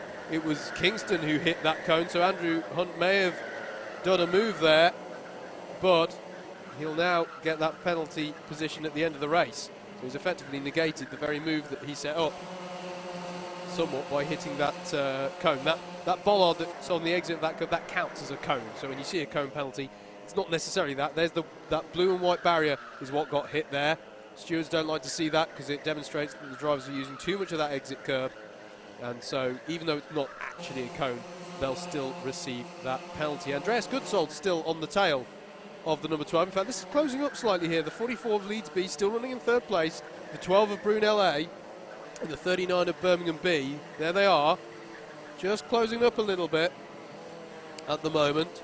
These guys are now 3.5 seconds back from the top 2. And as we enter the closing stages, one has to wonder if unless the top two start seriously battling, there is Diego Martinez in the number 7 Southampton car, and then comes the battle for third. Gareth Haynes catching up onto this battle for third as well in the number 1 car there in the background. So James Ireland leads for Loughborough B. He's just eked out about a second now over Diego Martinez in the Southampton A car, the number 7. And then this battle that's on screen, the 44 of Leeds B, the 12 of Brunei, the 39 of Birmingham B. Yellow flags out at the hairpin, was that what I saw Rob Holland acknowledging there. Good drive this from Tom Taylor so far in the Leeds B kart. He is going to have to soak up this pressure for another 5 minutes. You feel it's just settling down just a little bit ahead of, and here are the leaders now dealing with some traffic. So that could come into play as well. It's just bubbling away nicely, this one, as we enter the last 5 minutes. And it could all kick off again quite quickly here. We're on holding station for now. Fastest lap of the race, by the way, is with Ollie Wedden in that Loughborough A car. So, and here he is. You just saw him briefly there, hassling the back of Pascal Pook in the Southampton B kart.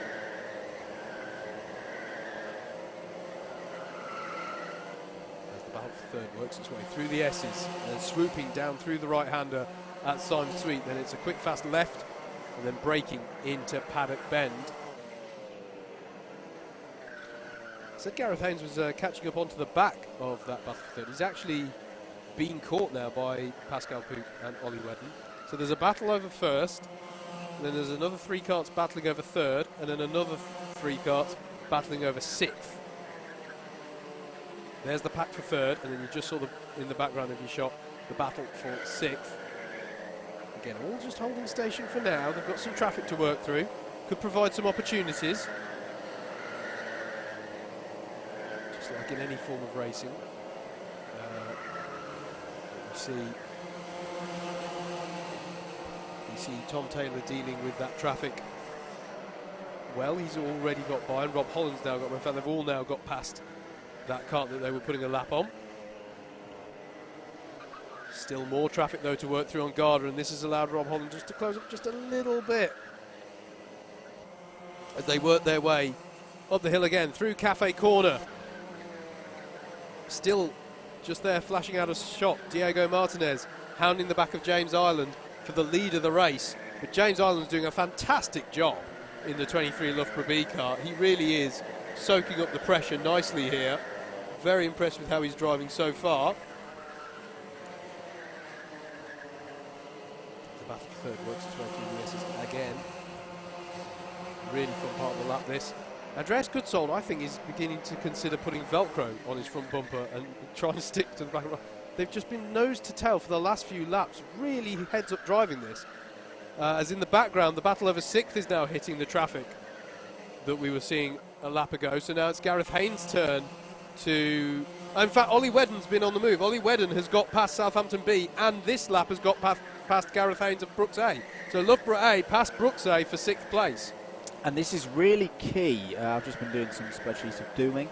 Loughborough A, yes, you're halfway through the round leaders, ahead of Coventry and Oxford Brooks A. So if you take those 3 teams alone, you know, Loughborough extending their lead in the round here if the result was to finish as it is right now.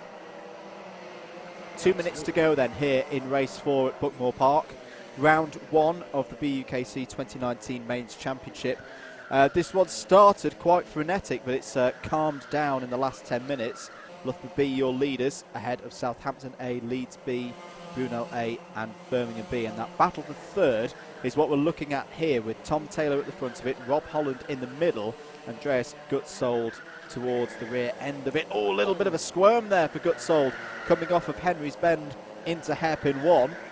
Now's the time, Andrew. We've just got a few seconds, and I was about to say it's time for the gloves to come off if they're going to, and Rob Holland goes for it into hairpin 2, and it allows Goodsold to get alongside. He's going to go around the outside of the S's, is he? What a move! I think that was all fair game there, and that was an incredible move from both Rob Holland and Andreas Goodsold.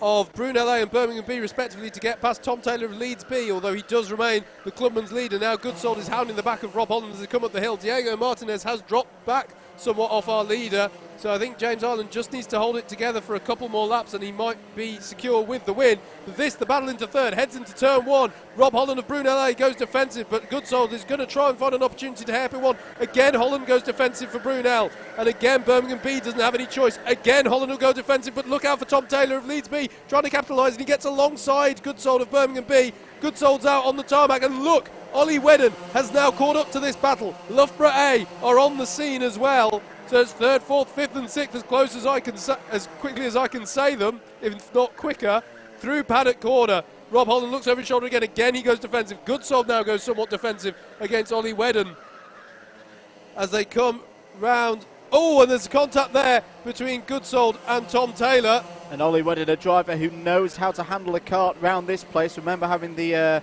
inside goes Gareth Haynes. Just was saying, Wedden knows about fighting around this place after his experience in the WTF 1 Grand Prix last season. But this is fantastic stuff here. Five-way scrap for the final podium place in this particular race. Rob Holland doing the defensive job of his life. Andreas Goodsold gets forced out wide. 3 wide coming off the corner between Goodsold, Haynes and Wedden. Meanwhile, leader coming round to take the win. He's coming up to Garden now, Andrew. It's been a fantastic drive from James Ireland. I've been massively impressed. Nobody knows who's taking third place here. Rob Holland is driving the widest Club 100 car ever. They're all going defensive, except for everybody who's going on attack, and James Ireland wins for Loughborough B. Diego Martinez finishes second for Southampton A. Good driving from both of those. Rob Holland is going to take a very well-earned third position for Brunel A there, ahead of Tom Taylor of Leeds B, Andreas Goodsold of Birmingham B. Ollie Wedden completes a great drive for Loughborough A to sixth, as does Gareth Haynes for the number 1 Brooks A team in 7th. Nottingham A finish 8th, 9th for Southampton B. Kingston A round out your top 10. Cranfield A, they were leading at the start. Andre Predrali finishes 11th. Aston A finishes 12th. 13th is Coventry A. 14th for Manchester A. Then it's Warwick B in 15th. Brooks C, Brooks B, Brooks D form up 16 through 18. Then in 19th place it's Coventry B. Loughborough C round out the top 20. Warwick A 21st, 22nd for Bristol A, 23rd for Swansea A, 24th was Kingston B, 25th was Brunel B, then it was Leeds A in 26th, Newcastle B in 27th, Oxford A in 28th, 29th for Brighton A, Brighton B rounded out the top 30, Leeds D finished 31st, 32nd was Manchester Met, and 33rd was UWTSD Swansea B, Sheffield A finished 34th, Leeds C finished 35th, and 36th was Northumbria B. Well, that race had a bit of everything, didn't it? A safety kart, which is a very rare occurrence, certainly in the previous era of Club 100. Although we are seeing these karts now are somewhat more likely. There are certain technical things that can happen that mean they need some recovery. But yeah, that had a bit of everything, didn't it? We are ready to head down to the grid to Jacob Harris on the grid. Oh, no, we're not. No, we're not. We're not ready to go down to the grid. I can see him there. I can see, yeah, he's clearly, you know.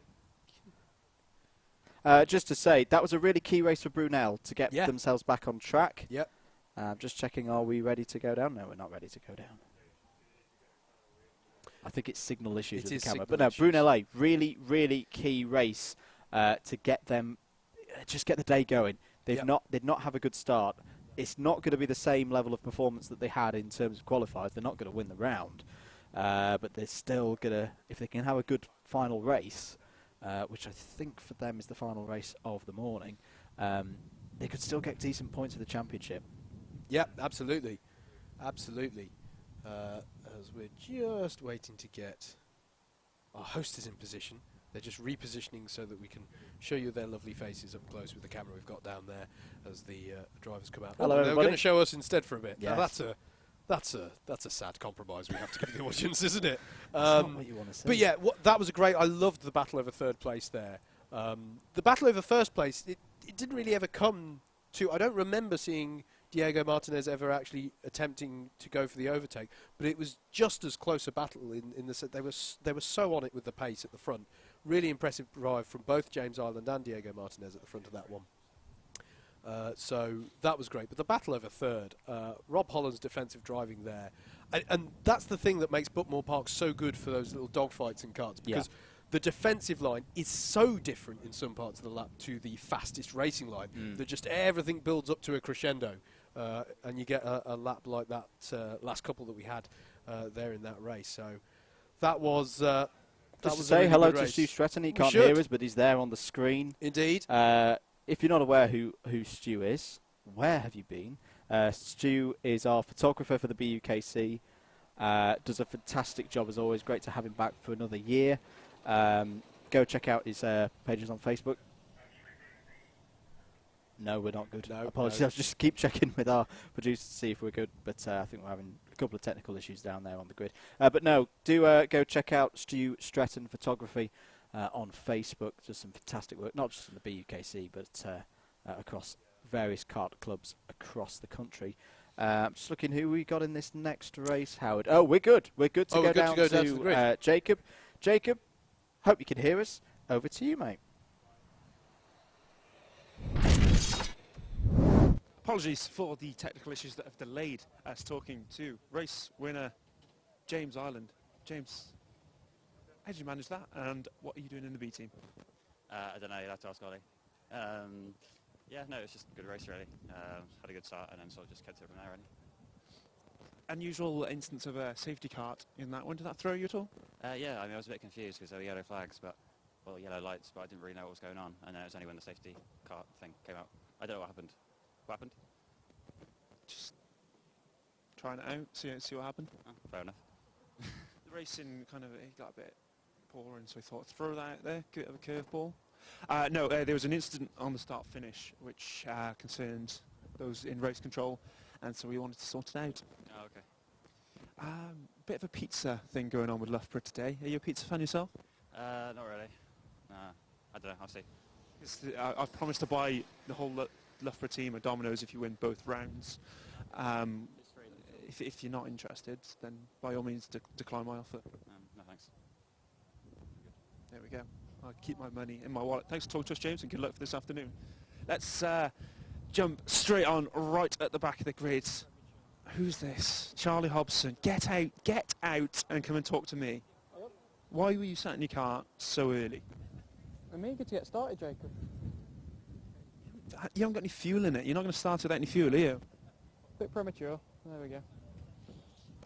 Can you win from the back of the grid? Absolutely not. All right, I'll ask this guy. Top 20. Fine. Yeah. Top 20, says Charlie. Get out. You're not even racing in this one. Who have we got racing in this one? Piotr, come and tell me if you're going to win the race. Come this side. The microphone will only pick up something that's within half a metre. Are you going to win? Well, I'm not sure. I have the 33rd position for the start, so... well, but I'm still looking forward to getting some positions, to gain some points. Just so... I like your suit. Is that new? Yeah, it is. It's very fresh looking. Yeah, it is. In fact, well, it's not that new. It's just for like 4 months. I attended a few races, but still, it's not getting dirty, so it just looks like it's new. How many tenths a second worth a lap is it worth? Hmm? How many tenths of a second a lap does it get you? Well, I'm not sure today. I'm not sure. It's a see. I'll keep an eye on it for you. I'm going to quickly jump and talk to Stephen Letts if we got time. Stephen, I don't think I caught up with you at qualifiers. How's it going? I don't know. We'll find out soon. That's what I like to hear. You've given yourself a bit of a task here, right at the back of the grid. Yeah. I usually get this challenge, but I'm not sure how it would end up today. Well, you're a talented man. I'll say that much about you. Do your talents extend to the world of romance? And have you got any plans for tomorrow night? No. Nothing at all. Never mind then. Hopefully there's some lovely ladies watching the stream who might be impressed by a good hack from the back to the front. My sisters, maybe. Well, I wouldn't suggest dating your sister, mate. My sister's available if sisters are your thing. But yeah, perhaps your sisters might want to date outside the family. Well, if you give me your sister's number, that'd be fine. I can manage that, or you could follow her on Instagram, maybe slide into a DM. That's too standard. We've got to do a text message. way forward. An old-fashioned gentleman. Because if you use my pictures, it might be a disadvantage. Of course, yeah, I'd say that much about you as well. I'm going to go see who's starting just in front of you, because we've got a bit of time on our hands here. But thanks for talking to us, Stephen. James has already got him on camera. It's cart number 34. Who have we got here? It's Oliver Ronsky. Oliver Ronsky, who lost his student card. What happened to your student card? I don't know. I haven't had it for a while. A bit of a messy one, but... Are you going to order a replacement, Oliver? Soon. For the next event, I promise you I'll have it. I promise you. Oliver's getting no further interview questions due to not having a student card, and technically we shouldn't let him race. What are we waiting for? Something, James? Can you understand? I think there's a bit of an oil spill further on down the grid. Let's switch it up a bit. James, be careful with the signal. Let's not get too excited. Are we clear? How's it looking? What's going on, Jimbo? We good?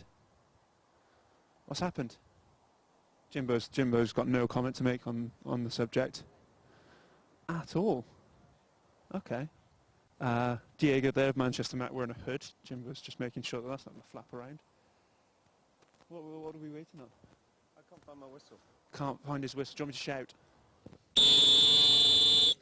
And that, ladies and gentlemen, means the start of race 5 is upon us. I've lost hearing in my left ear, and I've got a headphone in my right. So hopefully Andrew and Howard can take over from me, and I can go see a doctor. I think we need doctors as well after that. Got to remember that that's a whistle to be heard when you've got a helmet on, so it does the job. Yes, absolutely. I love interviews. I've just said off air.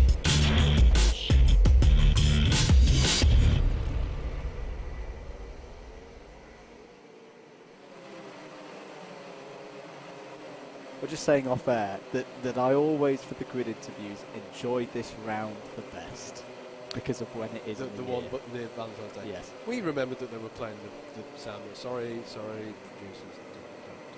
Sorry. Anyway, let's give you a grid for race number 5 of round 1 of the 2019 British Universities Karting Championship. De Montfort B and Johnny Knight start this one from pole. And they have Aston A alongside them with Tom Fox at the wheel, race winner from Wilton Mill.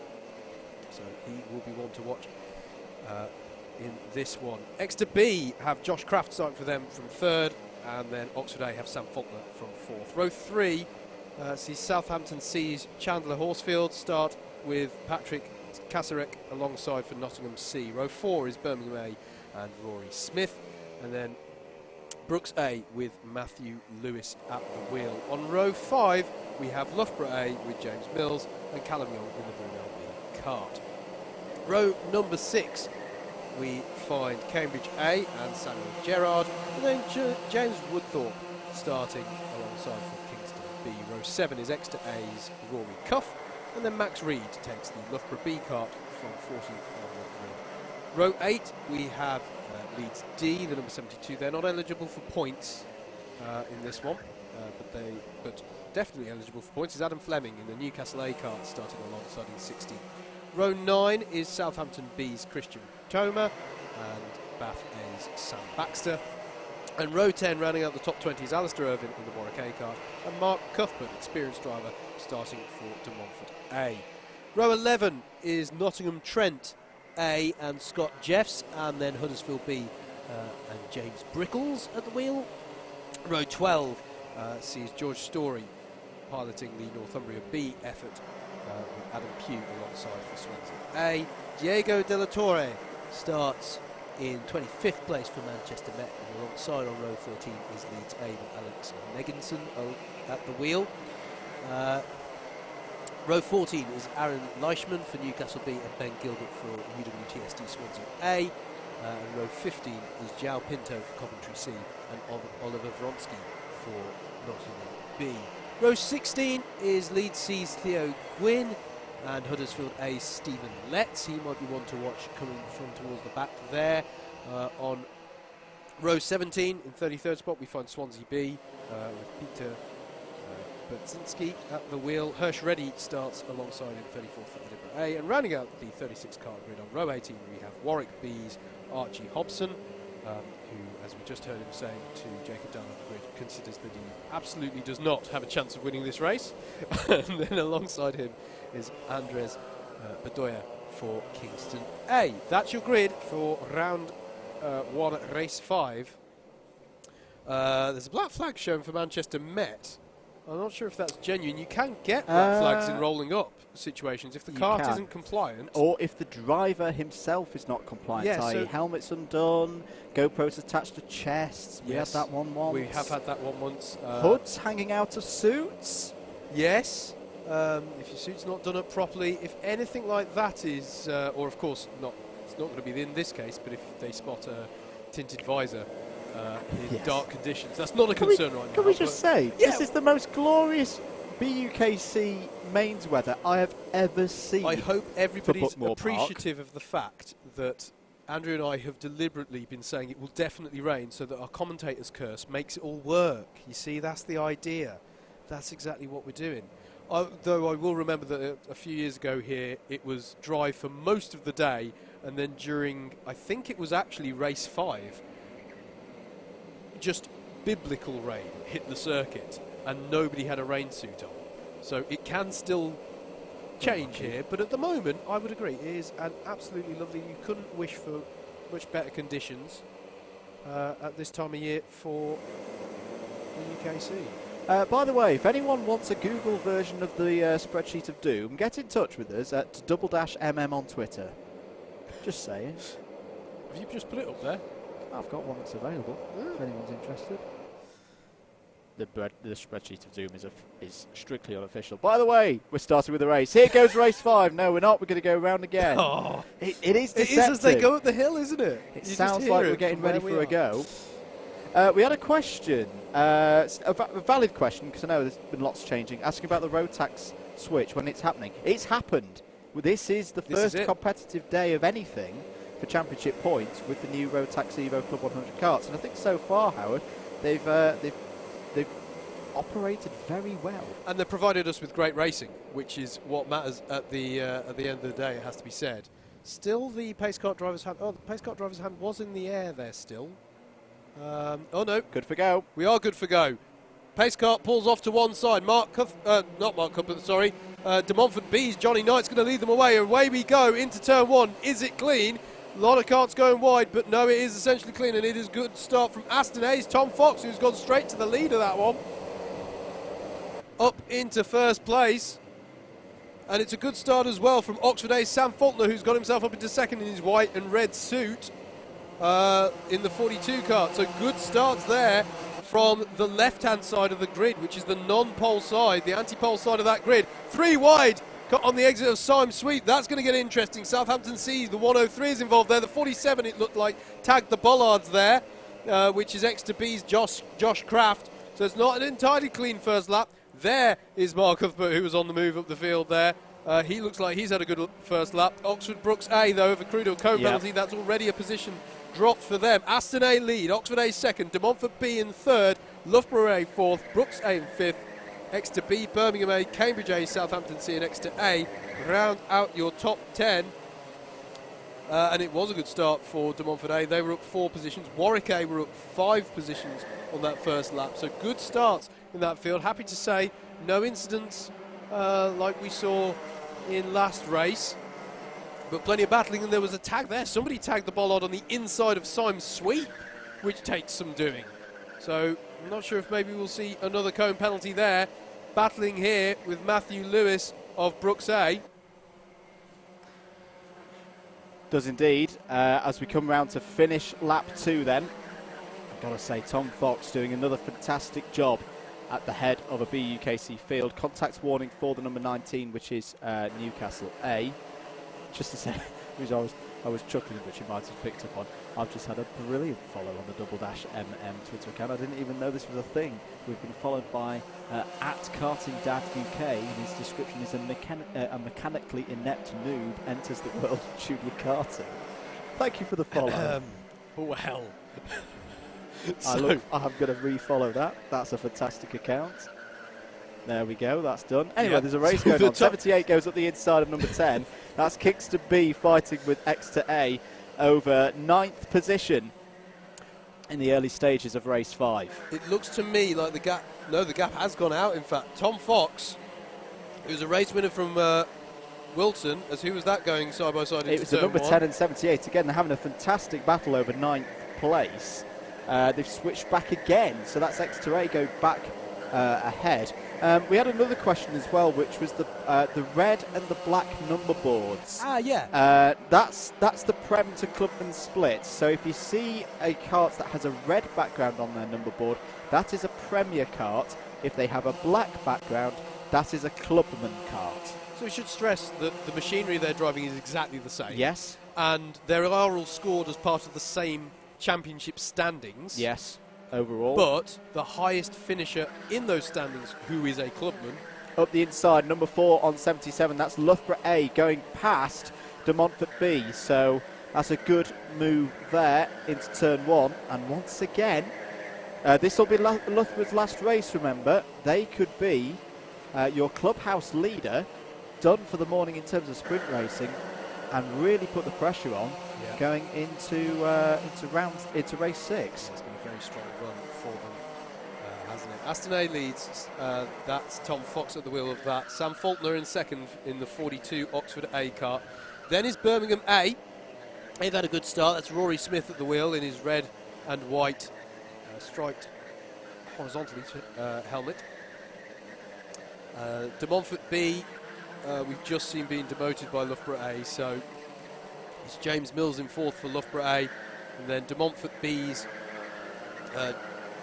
Johnny Knight in 5th place. Still is in 2nd place within Clubman, sorry. Oxford A, Sam Faulkner is first of the Clubman runners at the moment in 2nd place. Could just see flashing in shot there to the side. De Montfort A challenging Warwick A, that's further back in the field.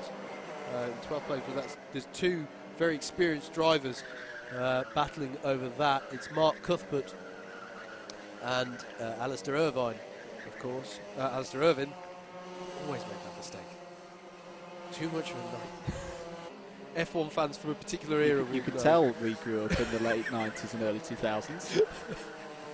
Either way, 2 very experienced drivers having a good battle here. We're looking at Rory Smith of Birmingham A, and he's just got past Sam Faulkner in the Oxford A cart. So change for 2nd place there, significant there, and now Rory Smith will set about trying to catch up to Tom Fox. There's a penalty. This is quite crucial. Huddersfield A for a bumpered pass. Oh, that's going to be expensive for them. 4 positions there, and round wins have been decided by lesser things than that. That's Stephen Letts who's picked that up.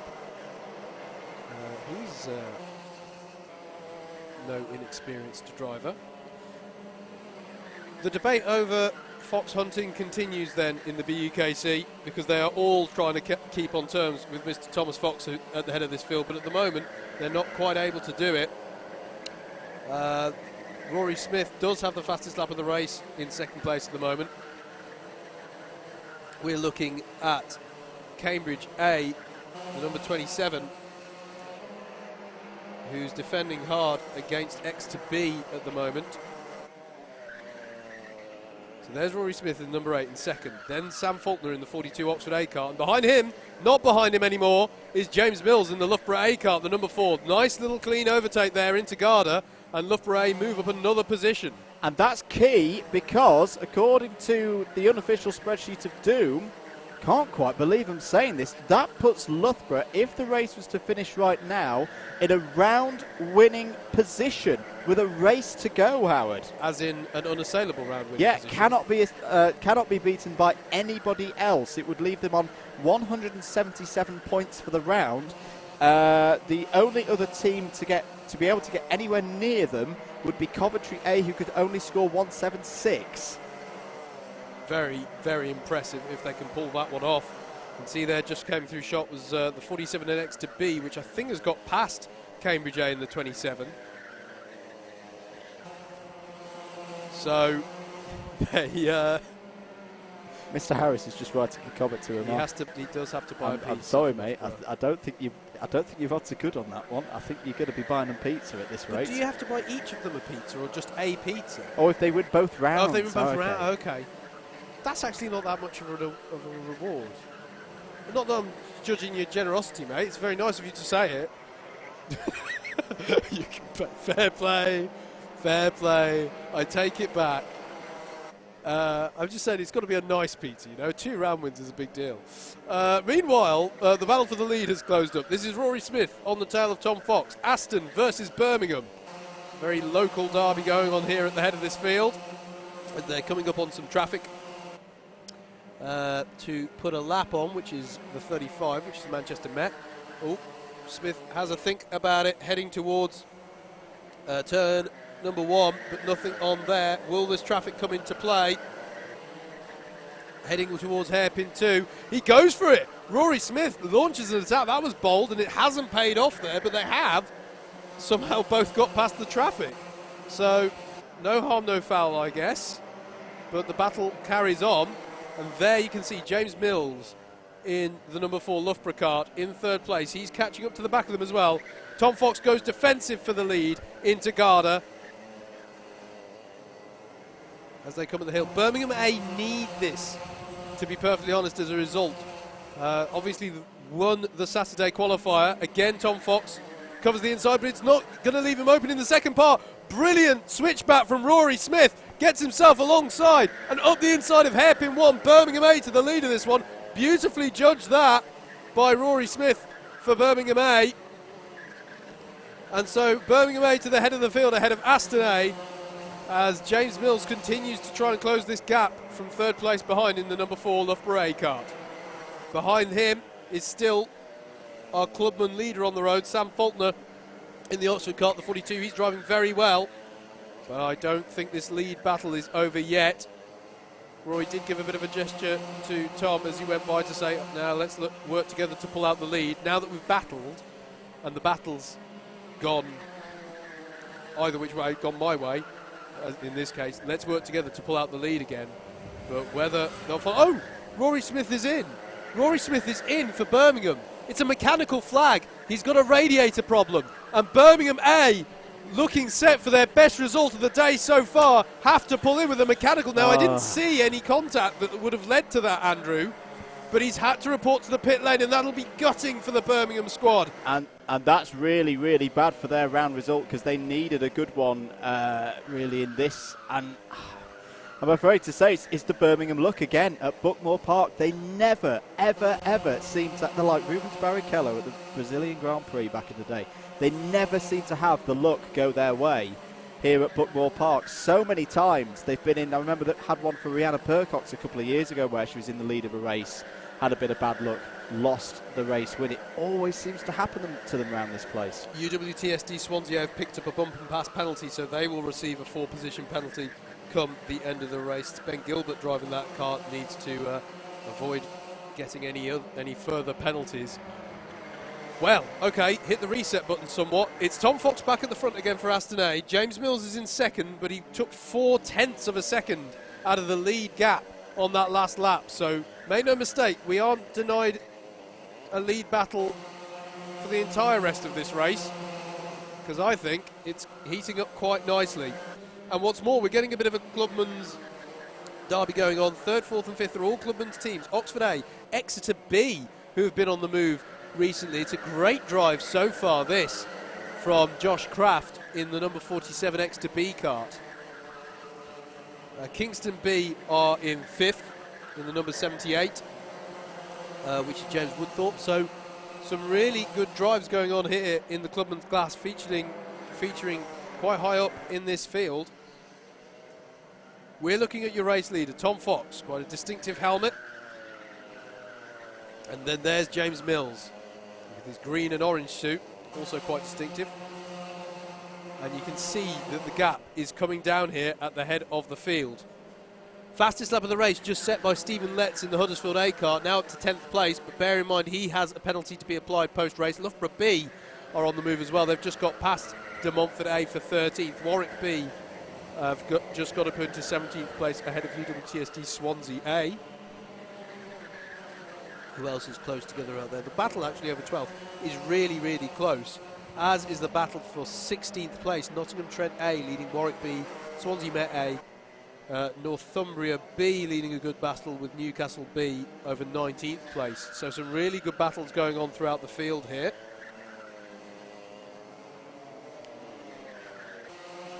The battle over 4th place is the biggest battle in the top 10 just whilst this lead battle is closing up. So Cambridge A in the 27 kart with Sam Gerrard at the wheel. He's currently, in fact it's changed, Exeter B have got up to 4th place in the 47, so look out for the 47 because it's leading a frenetic battle over 4th place down to about 11th, to be perfectly honest. It's quite a battle pack of karts, that one. So look out for that on timing, or if you spot them in the back of shop. James Mills is putting in some impressive sector times here. He took another 2/10 out of Tom Fox of Aston A in the previous lap. There, I think, good pickup from the guys on the camera. I think they tried to show us there a bit of the crazy battle pack that's going on from 4th place downwards. There's Tom Fox, your leader. James Mills took another 2/10 out of the lead gap. The lead gap now just down to 6/10 of a second here. Sorry, I've been a bit quiet. You know what I've been doing. I've been doing my maths exams. Oxford Brookes A. I want to talk Oxford Brookes A. They are not having a good morning at all. No. Current results that they've got on their scorecard, because this is their last race, are rating champions 19th, 10th, 7th, 15th. They are not, at the moment, going to be competing even for a podium. Oh, spin. The 36 is spun round at Paddock Corner. He's got going again, but I did have my heart in my mouth slightly as he rejoined there because there were karts having to go either side of him. So that's the 36 kart, of... who is the 36 this year? Whilst he's working that I'll work that one out, still who that Loughborough is. A, at the moment, they don't even need to win this race. If the race was to finish right now, irrespective of what happens in race 6, Loughborough A would win the round. The only team that would be able to get near them would be Coventry A, because everybody else at the moment is looking... There's not many dominant teams today. There's not many ones who've had, 2 or 3 results already up in the top 5. And this is kind of what we predicted, Andrew. It's so close that it's difficult to stand out in this field. Yeah. It is such a close season. It was Theo Gwynn, by the way, of Leeds C, who has recovered and got back underway. But all eyes now are on this fresh lead battle. Tom Fox leads James Mills through the S's. Aston A ahead of Loughborough A. But this is where this Loughborough A team has really impressed me in the last 9 months. I think they may have taken their foot a little bit off the gas last year. Fell off the overall podium having won the championship the year before. But the vigour in which they've come back, they've done a lot of hard work as Mills really starts to look, and it looks like he's going to go for the move up the inside. Can he get it done? Still side by side through Henry's Bend. Yes, he can. And James Mills takes the lead for Loughborough A to further secure their position in this round. And, the hard work that they've put in, they've been doing Club 100 endurance rounds. They've really, as a 4, really got together. And the results are now starting to show. But Tom Fox is fighting back, isn't he? In the Aston kart, does not want to give this race win up. He's trying up the inside of Paddock. That's really bold. It's not going to pay off there. He's not going to have the speed off the corner. He sort of bulked himself, really, off of the side of Mills's kart. Shout out for Sam Faulkner. He's just doing a solid job there in 3rd place for Oxford A. As there's a black flag for Leeds C. Oh, and the 72 has run into problems up at hairpin 2. That's Leeds D. And the black flag for Leeds C. I told you I had my heart in my mouth, Andrew. Leeds C have got a black flag for unsafely rejoining the track. Side by side, the leaders again. Tom Fox attacking James Mills, trying to do everything he can to take this lead back, but it's just not quite happening for him at the moment. This would be Aston A's best result so far of the day. 33rd, 24th and 9th so far for the number 17 seed from last year.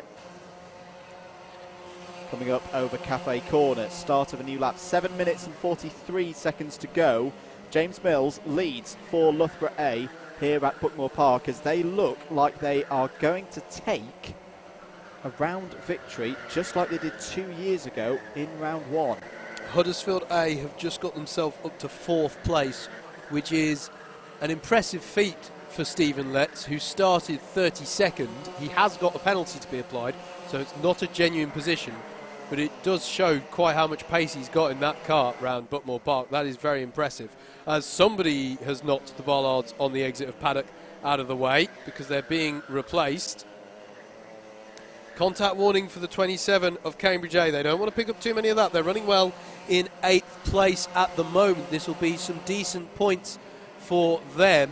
So Sam Gerrard in that Cambridge effort just needs to keep things nice and calm, nice and cool, whilst, you know, piloting a kart and battling other karts around one of Britain's premier kart circuits. You know, easier said than done. Nottingham C have picked up a contact penalty. That's going to be 2 positions dropped for them at the end of this race as our leaders are coming upon a bit more traffic. Still 6.5 minutes to go. Plenty of time for this to change. And Tom Fox, you can bet your bottom dollar, will take any opportunity that comes his way to pounce it. Black flag still being shown for lead C. They need to report to the pit lane and serve that black flag. It's one no-no in the series to get a black flag. It's another to not observe it and serve it.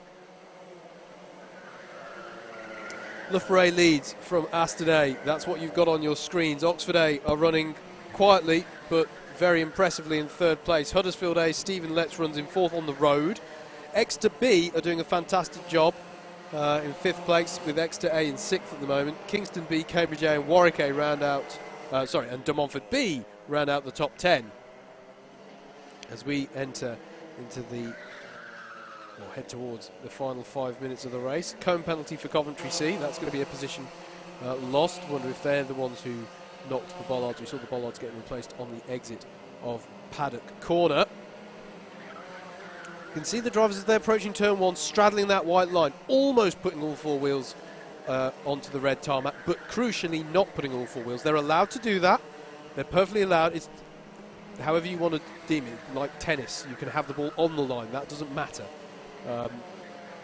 It's if they put all 4 wheels over the line that it becomes a problem, that it's an abuse of track limits.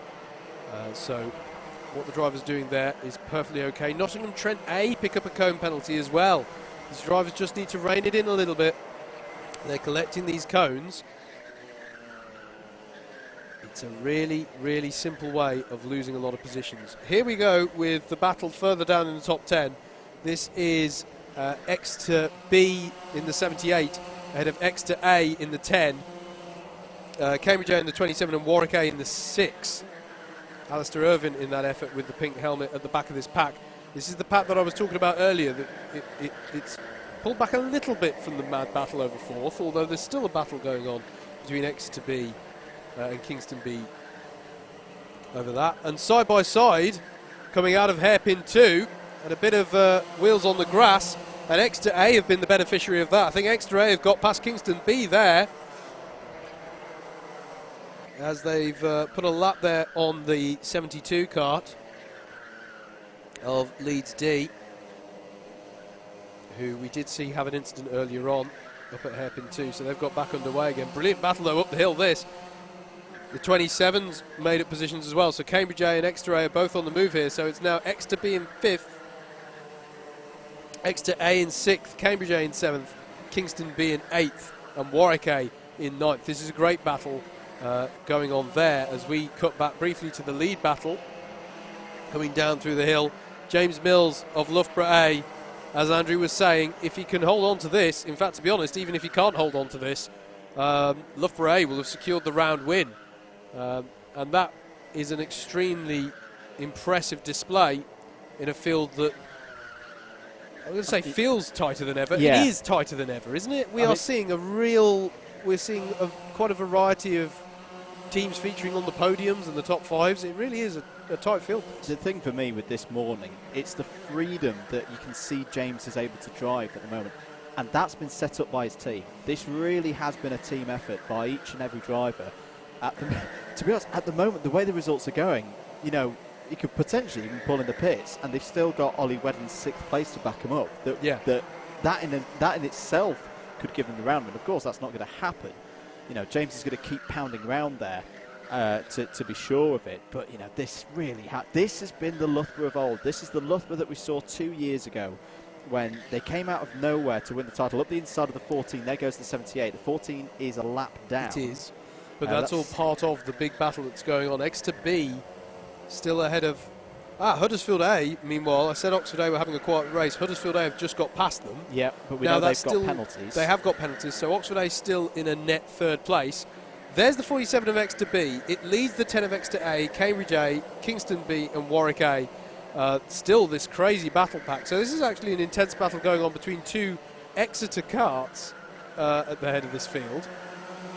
There you can see the 27 and the 78. That's Cambridge A and Kingston B battling it out. Really good race-long battle going on here, it has to be said. As there's a cone penalty for Aston A. That's big. That's killed the lead battle. Aston A have received a position penalty, and that, unless any disaster befalls them in the next minute and a half, that means Loughborough A just need to bring it home now. Should promote Oxford A up into 2nd place once the penalties are applied, because we now know that both Aston and Huddersfield, as I say, have got those penalties. Side by side here again, Andrew, are Cambridge and Kingston B. Brilliant battle that they're having at the moment. So that is, what's that over again? That's over 7th place. It's been going on for a while, this. Good drive again from Alistair Irvine. Oh, we've come back to us in the box. I'm not sure if that was meant to happen. We are now on the last lap. Alistair Irvine's having another strong race in the Warwick A kart, currently in P9. They're looking good for a good result for the round. We are now, as I say, on the last lap of the race here at Buckmore Park for Heat 5. There is your leader, James Mills, for Loughborough A, who at the moment, if he can do this next half of the lap, there is a kart off rolling down Symes Sweep. They are now going again. James Mills has got a matter of corners to go to seal another win for him in the BUKC, another round win for Loughborough A in the BUKC, and the best of starts for their main season. Here comes James Mills, doesn't need to worry about Aston behind. He's going to take race 5, and Loughborough A win round 1 of the BUKC 2019. Pryor, Thickpenny, Wedden, Mills, 4 fantastic drivers, 4 fantastic races. They have dominated here this morning at Buckmore Park, and you've got to say, Howard, that is a statement. That is a statement to the rest of the field. It's a massive statement. It's been really impressive to watch them today. Just see, not just today. We've got the second round to go as well. Yeah. So that's going to be really interesting to see how they get on today. I'm just checking what the gaps are. So it was Loughborough A first across the line. Aston A are second, but they have a penalty to be applied. Huddersfield A were third, but have a penalty to be applied. So Oxford A, we believe, will take the net second, but they finished in 4th. Exeter A finished in 5th. Exeter B in 6th. Good work from them at the head of that pack. Cambridge A won the battle against Kingston B for 7th. Warwick A finished 9th. Loughborough B finished 10th. Swansea A were 11th, De Montfort B 12th, 13th was Southampton C, then it was Warwick B in 14th, De Montfort A in 15th. UWTSD just to say, Swansea I don't know if you mentioned it on the commentary, Mark Cuthbert's birthday today, so good P15 for him there. Yes, happy birthday to him. Yes, you told me that inside, and I meant to say much earlier in the stream than this, but yeah, birthday boy there. UWTSD Swansea A was 16th, Oxford Brooks A 17th. In sharp contrast to their traditional rivals in Loughborough A there. Birmingham A finishing 18th as well, perhaps not what they needed at this point in the day. Edinburgh A 19th and Newcastle B in 20th. 21st were Nottingham Trent A, then it was Northumbria B in 22nd. 23rd was Bath A, Nottingham B were 24th, Kingston A were 25th, Newcastle A were 26th, 27th for Nottingham C, Southampton B with 28th, 29th was Swansea B, Brunel B with 30th, Huddersfield B with 31st, 32nd was Coventry C, Manchester Met finished 33rd, and it was a difficult race for Leeds. Leeds D with 34th, 35th were Leeds C, and Leeds A ran into issues as well, finishing 36th.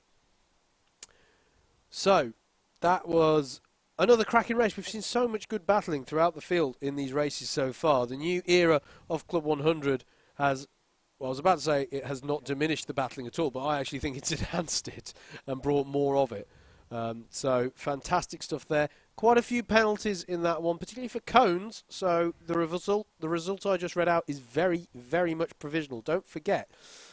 You can go to results.alphatime.co.uk to look at all the official results as they're posted. Meanwhile, we're good to hand down to Jacob.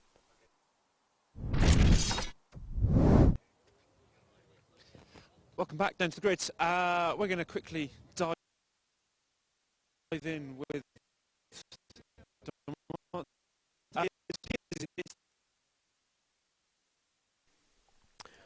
Well, we did hand down to him on the grid. So we kept our side of the bargain, but we can't quite get the signal down to him at the moment as they get ready for race 6. So as my colleague, you're seeing live in action. This is you can possibly sort of see steam rising either like out the ears or off the keyboard as he types, working out all the results here. If you're wondering how my version of the spreadsheet of results is going, it's a work in progress. Isn't that a useful phrase? So it's hopefully going to stop me having to do this. But yeah, we're working. It's a prototype. It's bear with us. Teething troubles. Teething troubles. So you can see there, James Mills. You can check out the back of our lovely new shirts. You can, yeah. Andy Cowell at Just So. Cheers, Muttley. Thank you very much for the shirts. Yeah, we're loving them. We're loving the new kit that we've got this year. Representing, of course, ourselves, Double Dash Motorsport Media, and all our various partners that we get to work with, including, of course, the BUKC.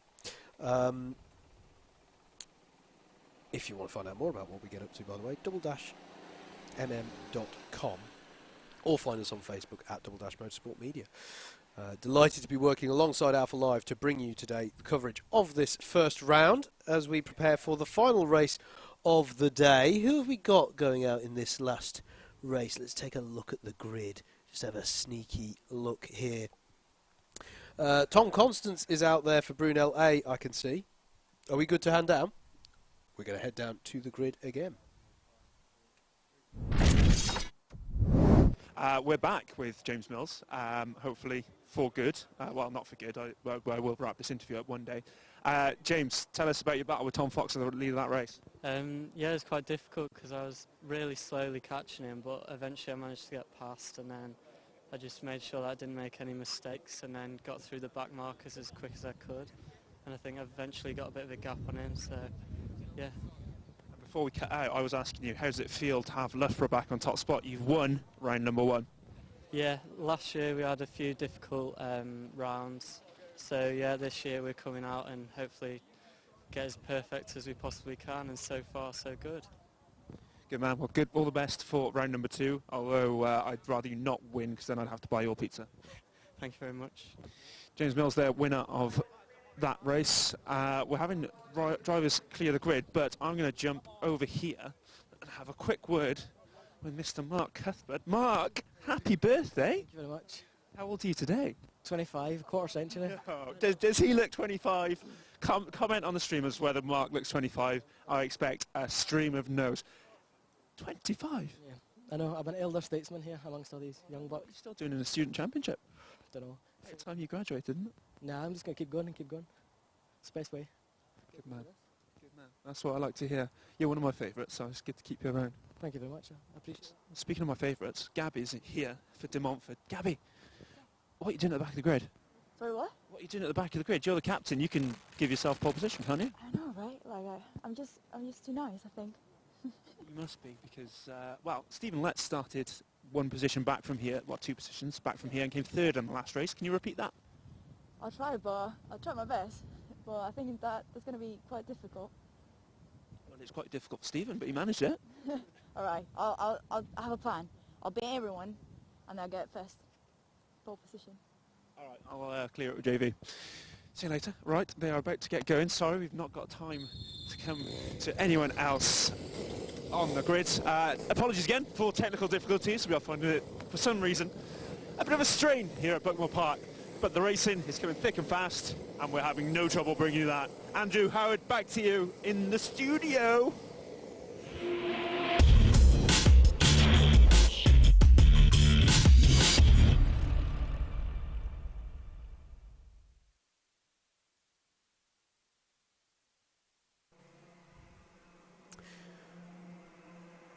So, we're heading... Oh, hello. Welcome back to the box. We definitely need a little warning for that.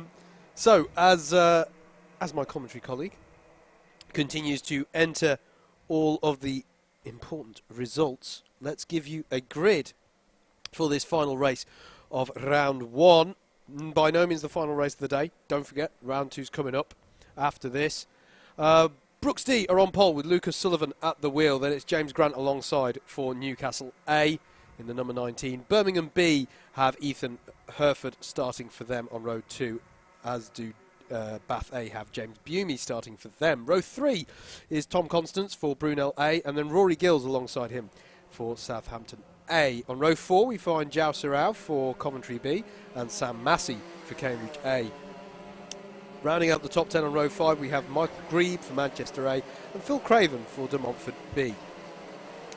Christian Sampat starts 11th for Nottingham C, and he has Giulio Peroni alongside for company on row 6 in Loughborough C's effort. Exeter B have Alex Spensley starting for them, and William Stacey starts alongside in the Leeds B cart. Row 8 is Cranfield A with Christopher Vretros at the wheel, and Carlos Machetto starts alongside for Southampton C. Oliver Macy Fisher, experienced driver there, starts 17th for Birmingham A with Konstantinos alongside in Exeter.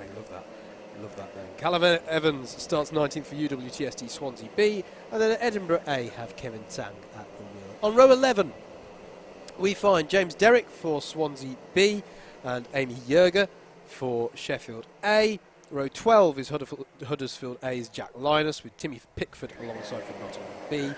Row 13 is Brighton B's Ezekiel James, and it's an all Brighton 13th row because then it's Brighton A with Danny Potter at the wheel. Maciek Sukavic starts 27th for Coventry C on row 14, and alongside is Sam Johns for UWTSD Swansea A. Kazir Santoso starts on row 15 for Huddersfield B, as does Sam Fowler for Oxford Brooks C. Row 16 is Nottingham A's Charlie Lamb, and then it's Andrew Marshall for Nottingham Trent A, so a bit of a Nottingham derby happening there on row 16. Row 17 is Coventry A and George Bridson, as well as De Montfort A's Gabriela Martinez de Luca. And then rounding out the 36-car grid on row 18 is Bristol A's Tudor Petrescu and Oxford Brooks B's Dan Burgess. Thank you very much for that, Howard. Arithmetic time. As we say, Loughborough A have won the round, but we've still got points to play for in terms of second place. Prepare for a long list. These are all the teams that mathematically could finish second in the round. Exeter A, Coventry A, Huddersfield A, Nottingham A, Brooks B, Southampton A, Leeds B, and Swansea Met A. All of them, if they all have good races, could finish in second in the round. Let's talk about Clubman's as well, because the Clubman win is still up for grabs. At the moment, your leader is Leeds B on 150 points, but they could also be beaten by Edinburgh A, Southampton C. It scares me, that right to the revs. Sheffield A and Newcastle A. So I think we're going to be talking about Clubman's a lot in this race, Howard, because there's a lot of interest there. Yeah, absolutely. Absolutely. It's been a really... I don't think, by the way, the number of teams in contention for second place underlines quite how impressive Loughborough's run has been. That it is, behind them, it is so tight in the battle for second place. So it really is quite something that they've pulled off. Once again, we get freaked out. Are we good for a race start? Yes, we are this time. So it's going to be Lucas Sullivan for Brooks D leading them away. And it's a good start for him. It's also a good start from Birmingham B's Ethan Herford from the second row of the grid. The right side of the grid got away well there. as they head into hairpin 1 for the first time. Everyone's through the first couple of corners cleanly. What about the first major braking zone? Oh! Bit of contact there, but no, someone is spun out there on the edge, and it's from quite high up in the field, I think. I'll look out for who doesn't come through sector 1. It's Coventry B. It's Coventry B.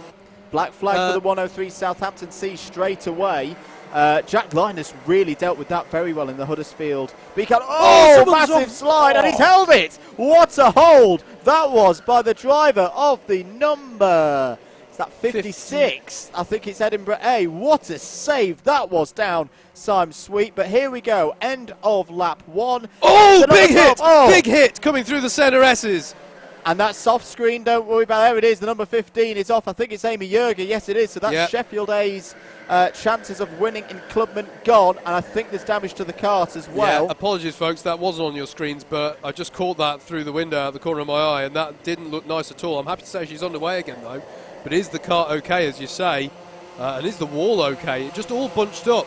What happened there, Andrew, is your magical slide saver through paddock was still a bit out of shape going through that part of the lap, and it just all concertinaed up behind them, and it left her with nowhere to go. Everyone underway, everyone okay, but that was a slightly scary one to spot out the window. It was indeed. Brunel A lead then from Oxford Brookes D, and Cambridge A there in third place as well. Cambridge going for the move on Oxford Brookes, and they've got it. And that is Cambridge A up to second place. But no, Brookes fight back, so Brookes D retakes second place there on hairpin 2, still side by side as they come through the chicane and approach Simon Sweep, and eventually Brookes D get out in front. At the moment, I don't see any issues down at Simon Sweep. There is one barrier that's slightly out of position, but it's well off the racing line. I was just say that because I just wonder, you know, when lightning strikes twice, that we could have a second safety cart here. You never know. There is someone in the pits, Howard. I don't know if you can check that out for me. Someone passing through the pits I can see out of my window. Cone penalty for Brookes B. That's the number 2 that's had the issue there. That's going to be a place deduction for them. Still battling between Brookes D and Cambridge A back ahead. But all of this has allowed Brunel A to really start to pull away and develop a bit of a lead here. Yeah, absolutely. Good start. Well, exactly what Brunel A need, and not just within this race, but within today. Yeah.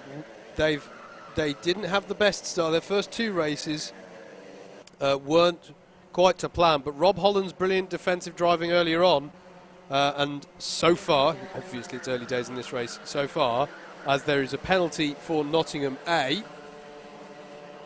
But this is what they could do with, at the moment, Brunel A, if they could hold on to this result. Cone penalty for Nottingham A, so they'll have a position deduction. That effectively is a points deduction. It is effective, yeah. Do you know what? Black flag for the number 5, Nottingham A. What is that for? Apologies, my timing screen's not showing me. Yeah, my timing screen's also gone down. You see the pusher cart there driven by... sorry, not pusher cart, there we go, there's another 50p. The test cart driven by Nicky Richardson. Forcing drivers wide for 2 occasions. So Nottingham A's driver is going to have to come in and have a little chat for forcing drivers off the circuit there. Huzzah! Timing's back up. I should stress that wasn't an alpha time problem. That problem was related to the person operating the computer. Oh, it's not going well for Nottingham at all. They've just had another cone penalty. So Nottingham A's driver, this is very un-Nottingham-like. We said the black flag. Yes, yeah. We have. Sorry, yes. This is what's happened. Because I've been trying to get that working again, I'm now catching up on the race. So, there's the battle just going through your screen. Sam Massey for Cambridge A and Lucas Sullivan for Brookes D in the 16. That's the battle over second place. As they come through now to start a new lap. Southampton A running in 4th place. Rory Gill's running well for them. He's got the orange details on his helmet. Sam Massey with this green helmet there, second, third, and then you just saw Rory Gills flash through the shot there. Leeds B need to keep an eye out for them. They're doing a really solid job at the moment, in 11th place, looking good to, as Nottingham A recover from their black flag. Looking good for Clubman, looking very good for Clubman to take the win, as round the outside of the 47 goes the number 8. So Oliver Basie-Fisher starting to come through the field now for Birmingham A. I think that's him up to 8th place. Just another cone penalty just shown for Nottingham, but I'm not sure if that's a repeat showing. I'd be amazed if they've already managed to take out a cone having served their black flag. Brunel, your leader though in the number 12, as there's a penalty for Huddersfield B, which is for speeding under yellow. I think that's the first time we've seen that one, so we're going to have to look up exactly what that gets them. It's 2 positions. That was easy to find.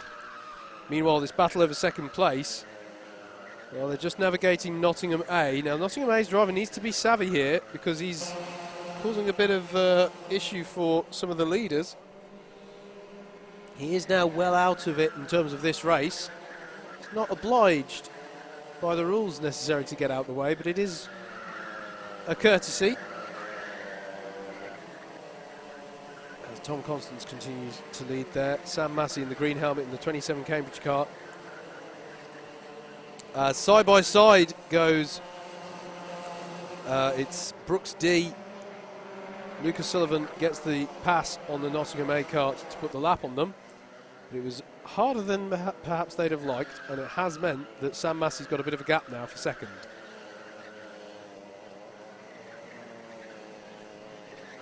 Working their way up the hill again towards Cafe Corner. Further battles going on the track. Well, there's a fantastic battle. And again, the battle over 11th place. It seems the teens, or 11th down to about 20th, is a real hotbed of battles today. In fact, so has been the top 10. So basically everyone's battling. So this Nottingham kart now is a bit of a disruptor, really, the number 5 kart, because it's not on the same lap. And indeed, there's another penalty showing for them for overtaking under yellows. This is not a good drive from Nottingham A, it has to be said. They've accrued penalty after penalty. I have no idea how many positions they are down now. And the strange thing is that, as you can tell from them featuring in amongst the leaders here, a lap down, they're on the pace. They're just not quite conducting themselves in the way that they need to avoid the wrath of the stewards on this one. This man, though, Tom Constance, we just saw him there, driving well. Just set the fastest sector of the first sector of the race. So he's trying to break the gap here. But Sam Massey in that 27 Cambridge kart, because Lucas Sullivan of Brooks D is now slightly further back, Massey is able to focus on his lines, focus on his pace, and try and reel in the gap. It didn't change by that much on the previous lap. Just really a 10th in it. But he's doing his best. Across the line goes Tom Constance. How's it doing? It has gone down by another 10th on that lap. So the lead gap is going down, just very gradually. Closest battle in the top 10 is currently Manchester A versus Birmingham A over 7th place. That's the 60 versus the 8. That's Michael Grebe at the wheel for Manchester A. And Oliver Basie-Fisher, who's worked his way up well through the field so far up to that 8th spot. So bear in mind, the number 5 that's featuring on your screens here is a lap down. So it's Brunel A, the number 12 in first, Cambridge A, the 27 in second, Brooks D, the 16 in third, and then the 7 of Southampton A is actually in fourth. 3.5 seconds back from these is De Montfort B, who are your clubman leader at the moment. As Andrew said, the clubman battle still intense. We may have got our round winner overall and in Prems, but the clubman's victory is still up for grabs, as is who's going to get the second place spot in Prems. Have I segued in nicely there, mate? You have. Just a bit of more arithmetic update. The reason I'm chuckling is in a way, this isn't a surprise because the qualifiers' performance was a bit of a shock. But hazard a guess who's currently sat at scoring a second place in class and a clubman podium? Have a guess. Second in class and a clubman So yeah, who's going to get a clubman podium? You wouldn't have guessed this based off qualifier results. 5, Manchester? 4, 3, 2, 1. No, incorrect. Warwick B. The Oh, team okay. that sneaked in. Oh yeah, because literally the last race of the weekend are currently on for getting. They're not in this race, but they've accumulated a good number of points, and at the moment they are looking like they could get a podium in class, which would be a remarkable turnaround for Warwick B. Meanwhile, the battle for second overall, or second in Premier in effect. Keep an eye on Southampton A. They're in fourth at the moment. They're the ones winning it with a very, very solid set of scores. But they are in. It's still a really tight battle with Exeter A currently in 13th. Any further stage or place forward for them gains them more points on their current 165. Coventry A needing to do a bit of work there, currently in 19th now, but they need to be scoring 12th or higher in this particular race to score more points than the current 164 they have. Quite key as well is Cambridge. Cambridge also on 164. At the moment, they're actually winning. No, they're not winning that tiebreaker because Coventry A won a race earlier in the day. So if Sam Massey can overhaul the Brunel A driver, they might, with how it all works out, might just sneak onto the podium overall. We just saw flashing through the screen the number 9 of BUKC and the 8 of Birmingham A. They've been having a battle recently and are both working their way up through the field. So, in fact, that change of position just confirmed on the timing column that you saw on the left of your screen. This man, though, Sam Massey. Oh, this man is Tom Constance. But the man behind him is Sam Massey in the green helmet. And the gap, it's holding at the moment. It's not that big of a gap. It's only 1.1 seconds. But at the moment, although as I say that, to me that's gone visibly down this lap, so we will check as they come through what the gap is. Still plenty of time for this to go down, but at the moment, Tom Constance doing exactly what he needs to do for Brunel A. As there's a black flag for Birmingham A that's in crucial. The car that just flashed through your shot, the number 8, and it's for ABC. Oh dearie me.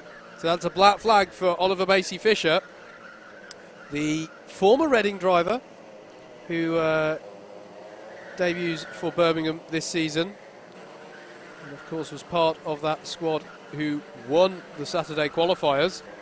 But that is a big hit for them. And it's a big hit considering what happened in the last race as well. Birmingham A are going to go from having won the qualifier to not even finishing in the top 10 overall in this particular round. This battle, though, Nottingham A car has now been passed by Southampton A, and that means it's battle on for third place between Brooks D, which is Lucas Sullivan, and Southampton A's Rory Gills. So the 16 and 7 here, battling over third place. Remember that 5 kart is not on the same lap as them, albeit on the pace. Also in a day of astonishing results, here's another bit of guesswork, Howard.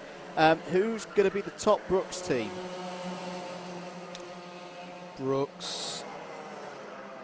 I think Brooks B have had a decent Yeah, correct. Where are they going to finish overall? Ooh. Outside Fourth? the top 10. Outside the top 10? Every single Brooks team at the moment isn't going to finish in the top 10 in this That round. That is unprecedented, I have to say. That is unprecedented. As we continue to watch this battle between Brooks D and Southampton A. We cut back to Sam Massey briefly. He's still setting good pace. He has the fastest lap of the race at the moment, a 46.507. Leeds B continue to do well as well. They've just popped up to 9th place and further securing their win in the clubman class. If they can hold out these last 10 minutes of the final race of the morning. Do stick about. We have got more racing this afternoon. Round 2, which will run to the endurance format. We'll tell you more about... Oh, sorry, Andrew. Southampton A goes for it. Rory Gills throws one up the inside at Garda and past Lucas Sullivan. Now, I've got to stress that Nottingham drive... I'm not sure I'm comfortable with how we know the class of the course. And he's going for a pass. The Nottingham A driver, I'm sorry, in kart number 5, you really don't need to get involved with this battle now. You're disrupting a battle. You know you're a lap down because you've served a black flag and you've seen more penalties than I've had cooked dinners. You do not need to be battling with these karts. I know that if you don't know the situation, it's the if in doubt, flat out mentality. But it's disrespectful to the other drivers. It is highly plausible that you are not. If you've come out and the people you're racing are clearly on your pace to that extent, it stands to reason they might be a leader. I'm just saying. Case in point, Mr. Basie Fisher's just come out from his black flag in the Birmingham kart, and I think he's going to hold station behind them. Anyway, lead battle with 9 minutes to go. Lead battle and is on right away. Sam Massey throws it up the inside of hairpin 2, and Tom Constance, they're side by side for the lead, heading towards the S's, and Sam Massey's going to take the advantage. Now that is going to be an interesting one. There was definitely a form of contact. That was interesting for me because, as we mentioned, the Nottingham drivers had penalties for forcing drivers on circuit. I don't know. I'm not going to call that one. I'm going to leave that one to race control. Let's just watch this again. So Sam Massey throws it up the inside of Thomas Constance. Do you know, I think that's fair. Yeah. I think that's fair. Yes, okay, the driver got forced wide, but he wasn't. I just wanted this. Thanks I understand for showing that again, guys, because I just wanted to see was there was an element of steering wheel going right, but up the inside, Thomas Constance again. Oh, has he got it under brakes? No, he's just lost the rear axle a little bit. This isn't a replay, but it's very much deja vu. Side by side into the S's. Oh, and that's a nasty moment there, but they both hold on to it. This is very, very robust battling here between these two. Number 18 has a little check over the shoulder. That's a driver that's at least one lap down. And the gap to Southampton A, for those who are interested, by the way, is 5 seconds. So these two do need to battle quite a bit in order to lose that kind of time. But don't put it past them because they are battling quite hard here. And, of course, the more you battle, the more time you lose. Sam Massey of Cambridge A in the 27, the green, well, they're both green helmeted drivers, the green helmet, white suit, versus Tom Constance of Brunel A in the number 12. With 7.5 minutes to go of this one. The car immediately behind them, that's a lap down, that's traffic that they've just put a lap on. As they come through Syme Sweep. Keep an eye on next to A. They're up to 11th places. There's a penalty for the Coventry A kart number 20. They are now in the position where the more positions they gain on circuit, the more points they gain for this round. At the moment, they are now looking like they will take second place on countback over Southampton A. And I'm sorry, I'm still not impressed just looking out the window. I don't want to get into too much of a rant. But Nottingham, if you can communicate the drive, they're not anywhere near anybody that they're racing position with. Just saying. But hey-ho, it can be difficult. It can be difficult to know what the state of play is out there on the track. I do accept that. Anyway, the lead battle heads through the S's. It's Cambridge A in first, Brunel A second, Southampton A are still holding on to third, Brooks D are in fourth, De Montfort B are your clubman leaders in fifth at the moment. They're running well in clean air as well. So that's a good driving from there. It's been another impressive round for De Montfort. Yep. I've been very impressed with them, as we were at qualifiers. So take a bow, Phil Craven. Not right now, you're in a kart. But when you're out the kart, you can take a bow, because I'm impressed with his drive so far. Tom Constance holds station, doesn't want to pounce yet. He could definitely have tried to jink to the inside there into hairpin 2, but thought better of it. Biding his time, there's still over 5 minutes to go here, so it was to be fair, relatively early for Sam Massey to pounce, but he'd been working up to it for the last few laps when he did that. He'd been closing the gap and he wanted to use element of surprise, but now they're both on pace with each other such that it's a more prolonged affair. And Tom Constance for Brunel A in the 12 kart is, I think, keeping his powder dry, just waiting as we get a bit closer. Make no mistake, if the opportunity arises, he'll go for it. But he's an experienced racer in the BUKC. So just to go over current provisional round finishing results, Loughborough A, as we know, have won the round, 179 points for them. Interrupt me, Howard, if there's looking like there's going to be a move. Exeter A currently on 167 and with a race win, looking like they're going to take second place. Tied, as I say, on points, but not winning on countback. Third place for the round then, Southampton A. Then it's Cambridge A in fourth on 165. Coventry in fifth, winning a tiebreaker with Huddersfield A in sixth. Loughborough B seventh. Brunel A in eighth. So the first of your qualifier winners all the way down in eighth. Ninth now for Brooks B. They're starting to make a good fight of this particular race. And wrapping out the top 10, Warwick A. I've got to say, mate, this championship is absolutely wide open based on that. It's brilliant, isn't it? We just briefly saw Bath A and Exeter A battling the 29 and the 10. They're battling over 10th place. I will say, by the way, mate, you mentioned Coventry A winning in a tie-break with a team there. They have got 5 positions worth of penalties now. Yes, but this particular race is going to be a drop score for them anyway, so it's inconsequential. Fair point, well made. This is the top 10 that we're watching. There's the number 9 Brooks C. They're in 5th place, just putting a lap on some of the traffic. 3 3/4 minutes to go of this one, and you still can't call who the winner's going to be. That's the 77 de Montfort B car. That's your clubman's leader. Good drive so far from Phil Craven. And he's the clubman's leader by a fair margin. It's another 3 places back to Leeds B.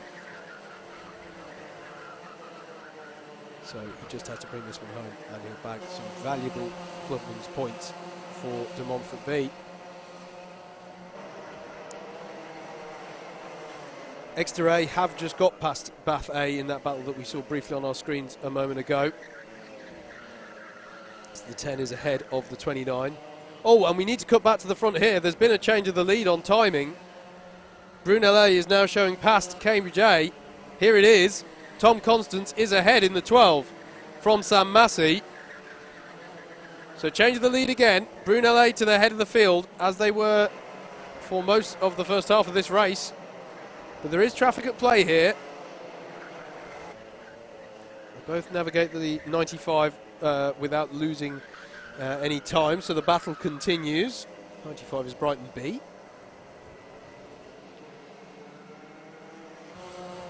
Very important, good point for drivers. If you're getting lapped, it's a great chance to learn the lines of the faster drivers. Yep. Learn what you can.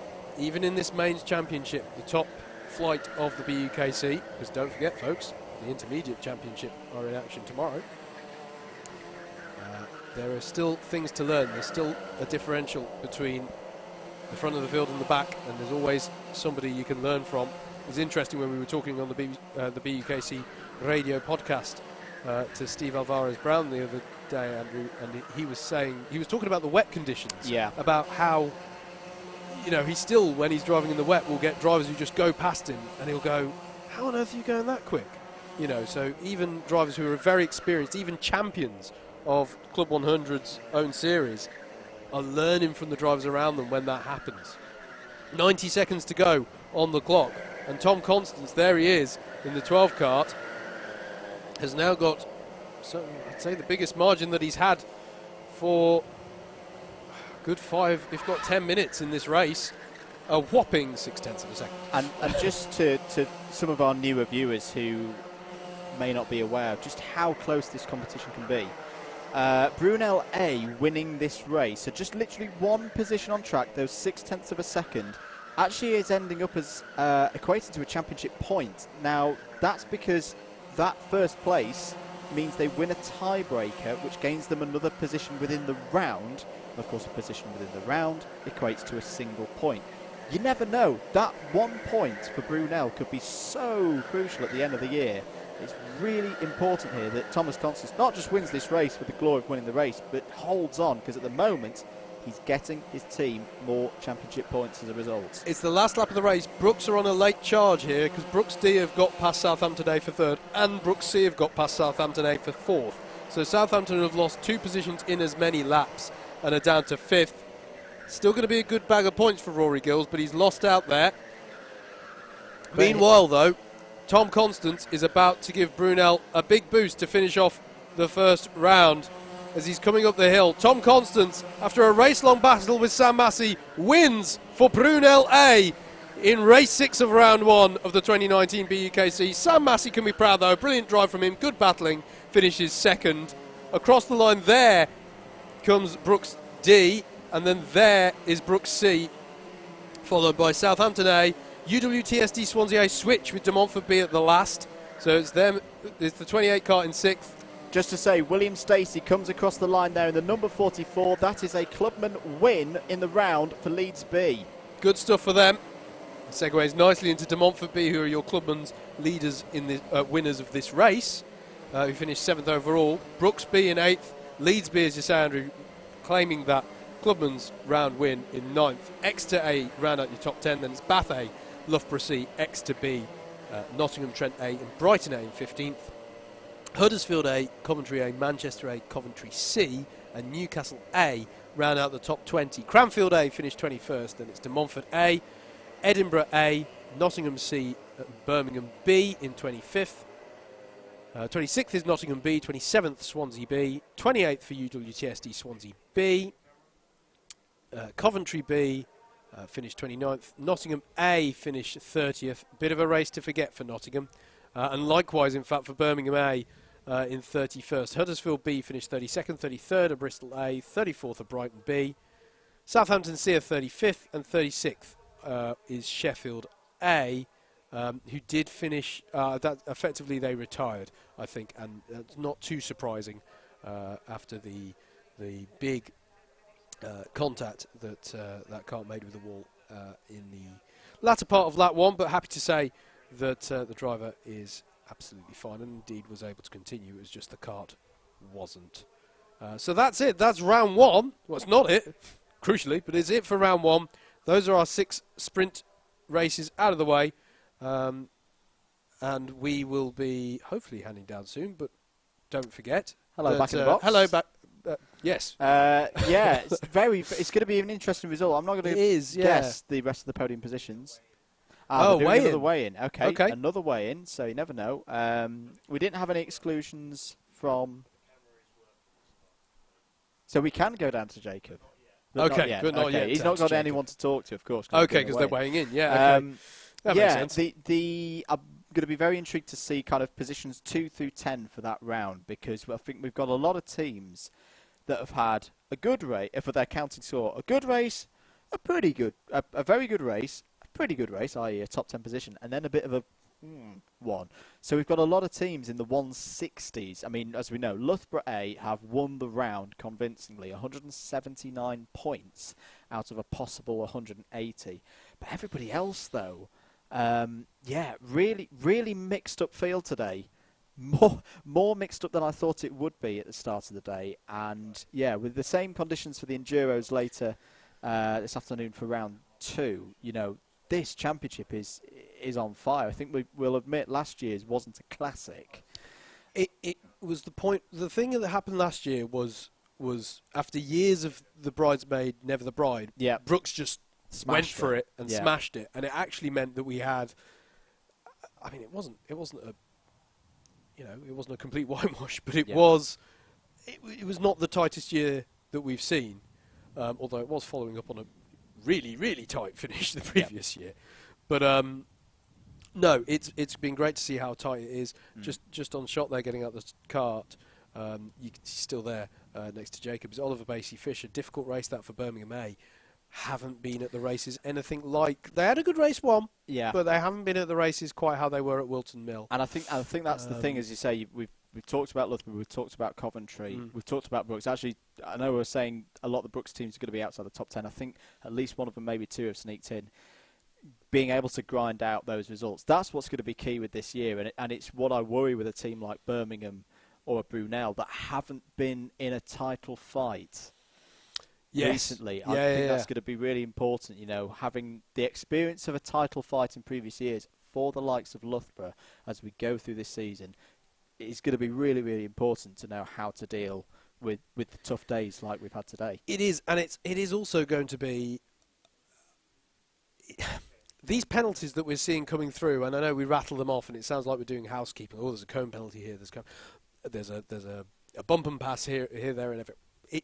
These are points. These are positions, okay? And we have seen championships be decided by the tightest margin imaginable. Don't forget that 2 years ago, the margin between the first and second teams was determined on winning this round. It was winning this round. Yep. Because they were tied on firsts, tied on seconds, tied on... They were tied on every single position they could be counted on. They were all Sagittarius. Points. They were all, you know, they took their tea with 2 sugars. You know, everything was so even. This is crucial. And, for example, I point to Nottingham A then. Put aside what my opinions were of how they conducted themselves when the leaders were coming through. That's not really what matters. The penalties they had a black flag, they had a forcing drivers wide, contact warning, all that sort of stuff. This is crucial. This is crucial when it comes down to it at the end of the year. So it matters. As the drivers are just getting away. This matters now, you know. Getting the weight limits right, getting the points on the board, and not getting those penalties and throwing them away. This is crucial, as when we get into we just had a countdown timer put on screen for round 2's stream starting, as of course will be the pit stops. And we're very much going into an unknown there, because as you all know, this is the first event with the new Rotax Evo karts. I had a bit of experience of it too when we were here 2 weeks ago with Club 100 for the season opener. The pit stops are very, very different now. For a start, you don't have to push. So it's very much, I'd say, it's more down to the driver than it was before. Now, yes, you don't have the risk of stalling as much, but the order in which you do things of jumping in, getting the fuel cap on, getting the thing started again, it's a really, really intricate process.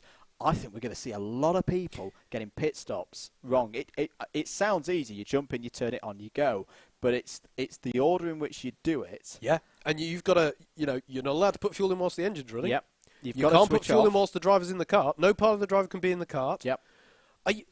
Sorry if I'm putting you on the spot here, mate. Are you allowed to push? Are you allowed to give it a kick or something? You don't like need to be honest. I had that thought. You could almost have like remember back in the 90s when they used to push Formula 1 cars out the pits by the rear wing. To be honest, if it's going, it's going. You don't need to push. Yeah. You know, you're more likely to face plant trying to push the car, especially around here where you've got a downhill pit lane. Yeah. But it's that intricacy of, especially somewhere like here at Buckmore Park, and hopefully we'll have a pit lane camera down there to show you guys.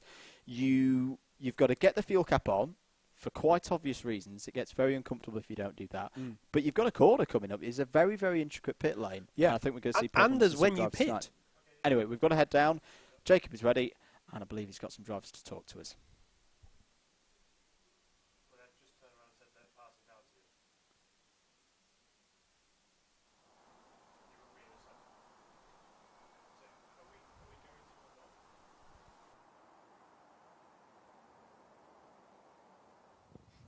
We're down here on the barriers with race winner from that one, Rob Holland. Rob, decent result that for Brunel, who haven't had the best of mornings. No, our first guy out there got taken off after 4 laps and he didn't run for the rest of the race. Luke went straight to the back of his race, but managed to get an 18th, I think. Rob came 3rd or 4th, and then we just topped it off with a win now, which is fantastic. We'll see how the afternoon goes. So, winners of the Friday qualifiers, are we expecting to maintain a title challenge in Brunel House? We need some luck to come our way, but why not? What do you do this afternoon in the endurance races? Our pit stops are pretty quick. Not sure what's going to happen with all this new engines and stuff like that, but hopefully it'll go smoothly. And yeah, it's usually our strong point. We haven't had much of a chat about the new engines yet. How are you finding the different karts? I found out the first corner pretty quickly. Just going sideways, couldn't stop it at all. But after that, yeah, the brakes are actually a lot better than before. We've got a bit more feel, so if you're good on the brakes, then you'll be quicker, which plays into my strength. But yeah, I don't think I've quite got the power down at the moment. Seem to bog it a bit. But yeah. You're clearly doing something right. Yeah, it just takes a little bit of time to get used to it fully. What about the rest of your team? Do you reckon this suits them? Do you reckon some of them have lost their touch? Lost their touch, not at all. But yeah, I don't know. They're all pretty good. Ask them when they get around here.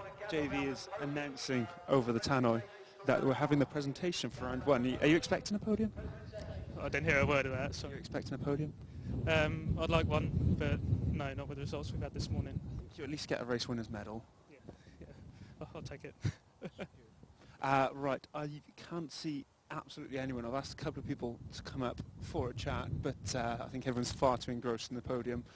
Thank you at least for coming back after the weigh-in and talking to me. I believe we're going to break for lunch now. Yeah, fantastic. I'm starving. You get some food then, and congratulations again on your race win.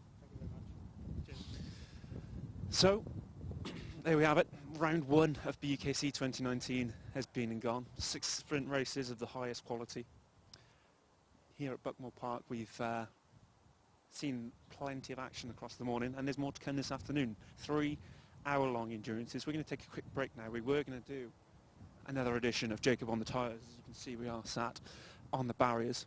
However, guests haven't materialised. I will name and shame them on the grid later.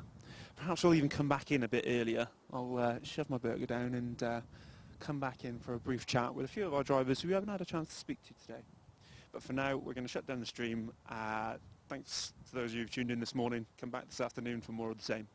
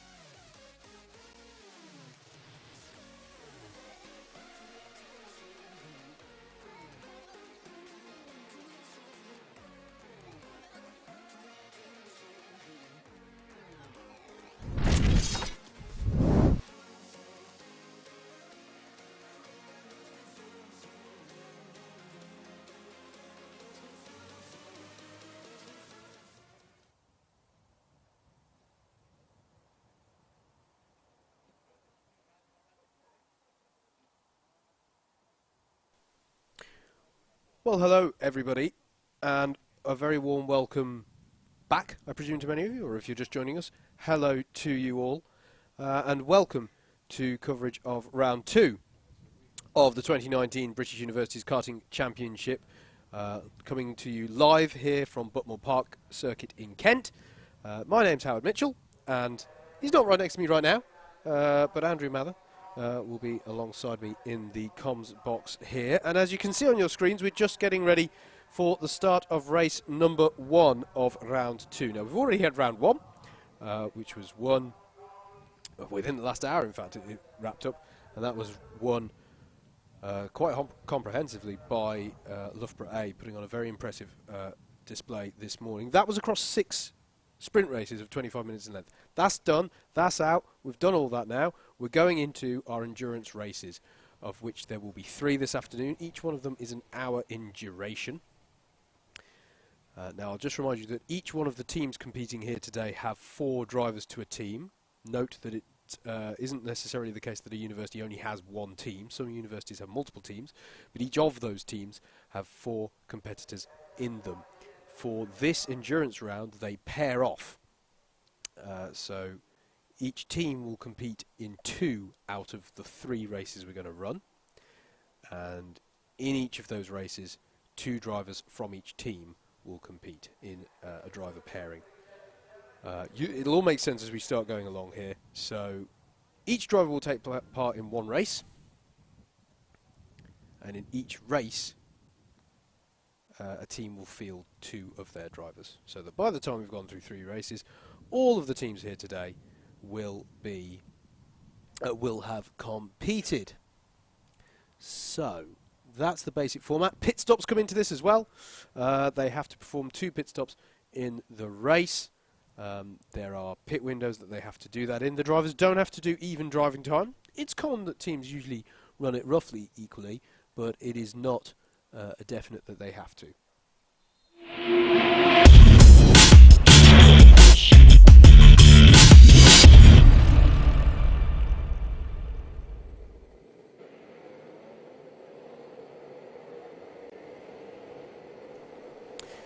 Here we go then, as we roll up into race 1 of round 2 for the 2019 British Universities Karting Championship. On the front row, Warwick A start up from pole. Ben Street and Alistair Irvin will be piloting that effort. And I should say, in each of these cases, the first driver name I say should be the one who starts, although they don't have warming up laps, so we may have to go through this grid quite quickly. Anyway, Brooks D start alongside. Nottingham C and Nottingham A make up row 2. In fact, we will talk about drivers as we go through here. Warwick B and Birmingham B make up row 3. Row 4 is Huddersfield B and Coventry A. Row 5 is Northumbria B and Cranfield A. Going on to row 6, Sheffield A and Brunel A. Row 7 is Bath A and Swansea A. Make a note as well of the cart numbers that are on the grid graphic for you there if you want to follow along on timing. Bristol A and Swansea B are row 8.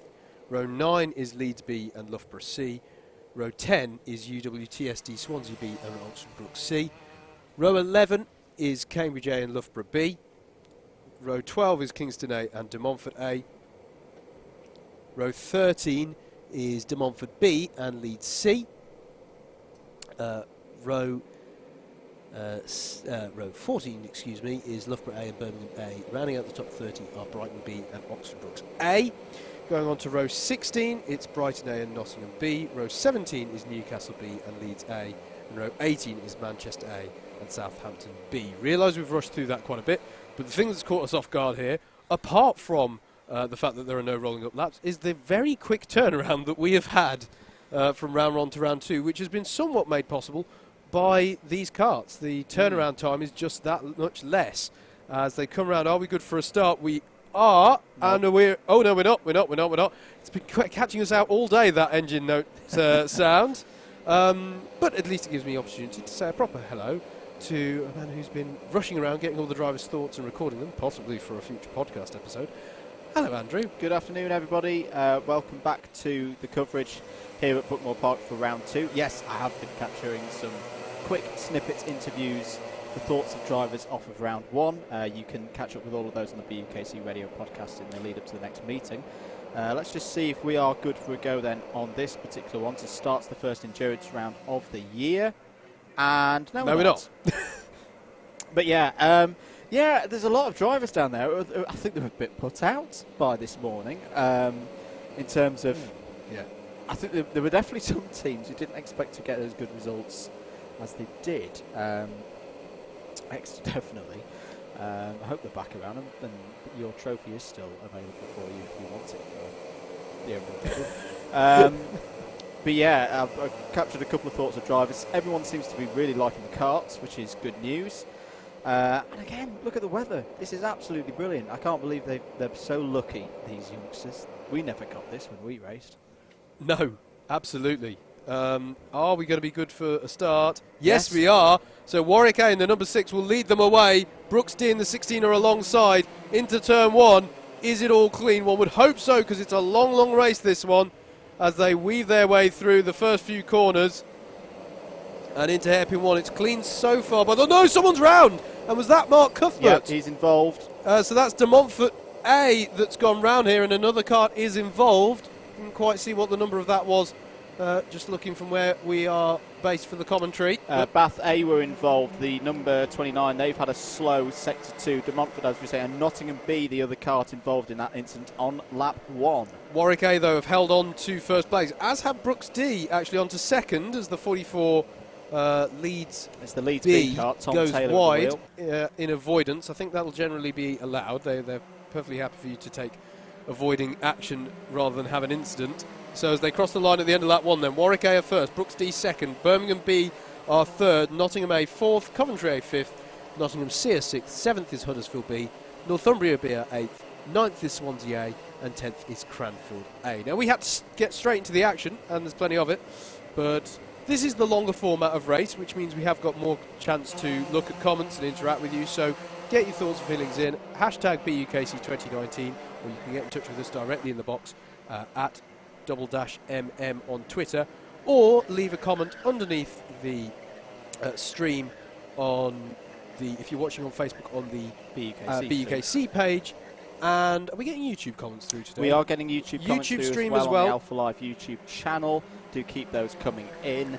And hello as well to all of our viewers, because we're going across various Facebook pages today. So hello to our viewers on Alpha Lives. Hello to the viewers on our own Double Dash Motorsport Media page. If you don't like our page already, please give us a like. That would be wonderful, as there's a bit of bumping and barging through hairpin 1. Hello to everyone watching on Karting Magazine. Hello to Chris McCarthy. Saw he was sharing the stream earlier. Cheers, mate. Good to hear from you. Karts Pulse as well across in the States. Hello. It's what time is it? It's about 9 o'clock in the morning for you guys over there on the East Coast.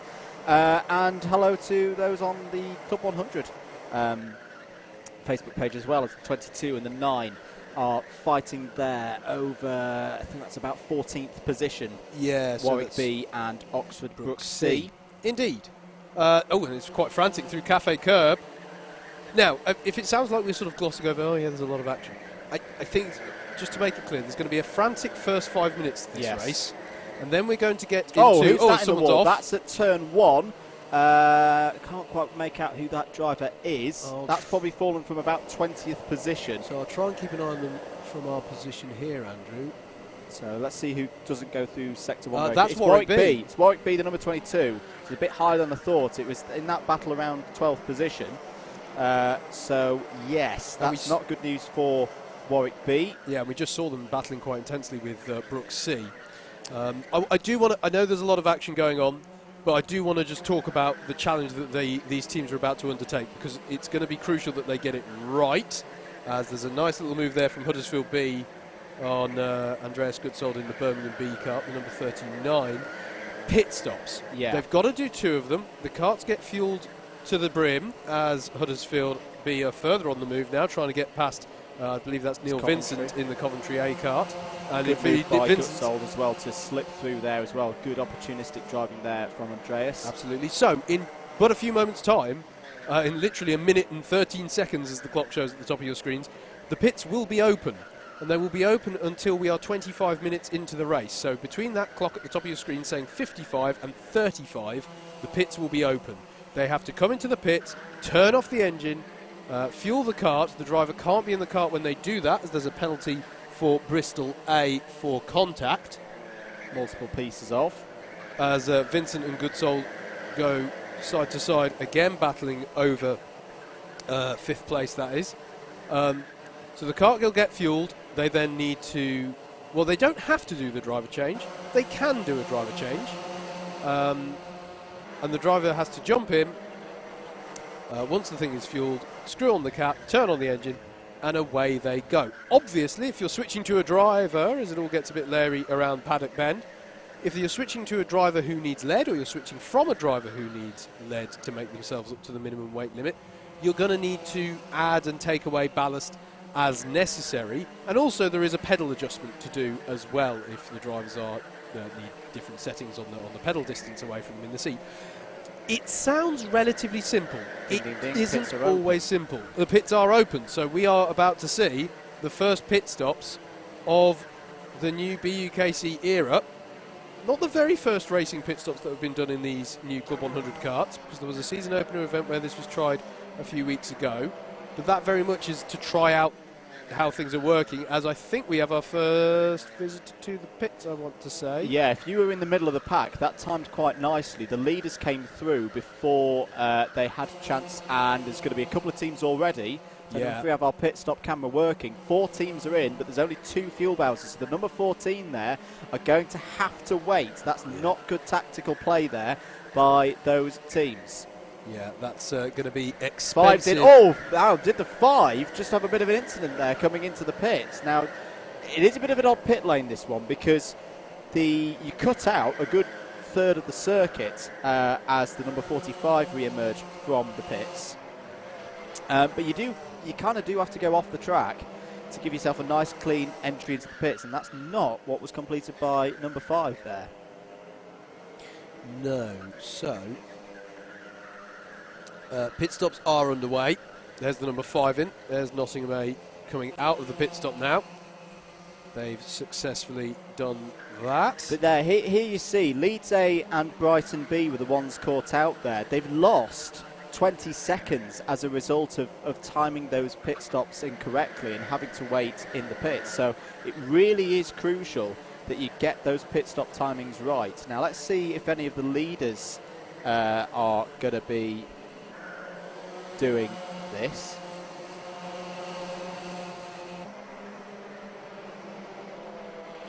Indeed. Don't see anyone peeling in at the moment. Well, Loughborough A are in though. There's Piers Pryor.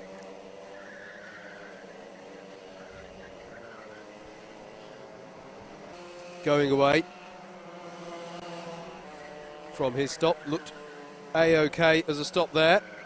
Didn't catch if they did the driver change. They didn't do the driver change. Thank you.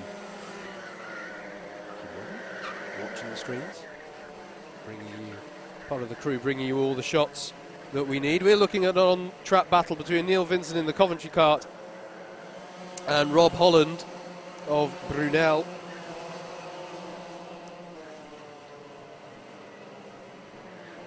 That was over 4th place on the road. So now, if you're watching the timing, and don't forget, if you're just joining us, you can follow the timing live by going to live.alphatiming.co.uk/BUKC. You do not need to stick www at the front of that address, by the way.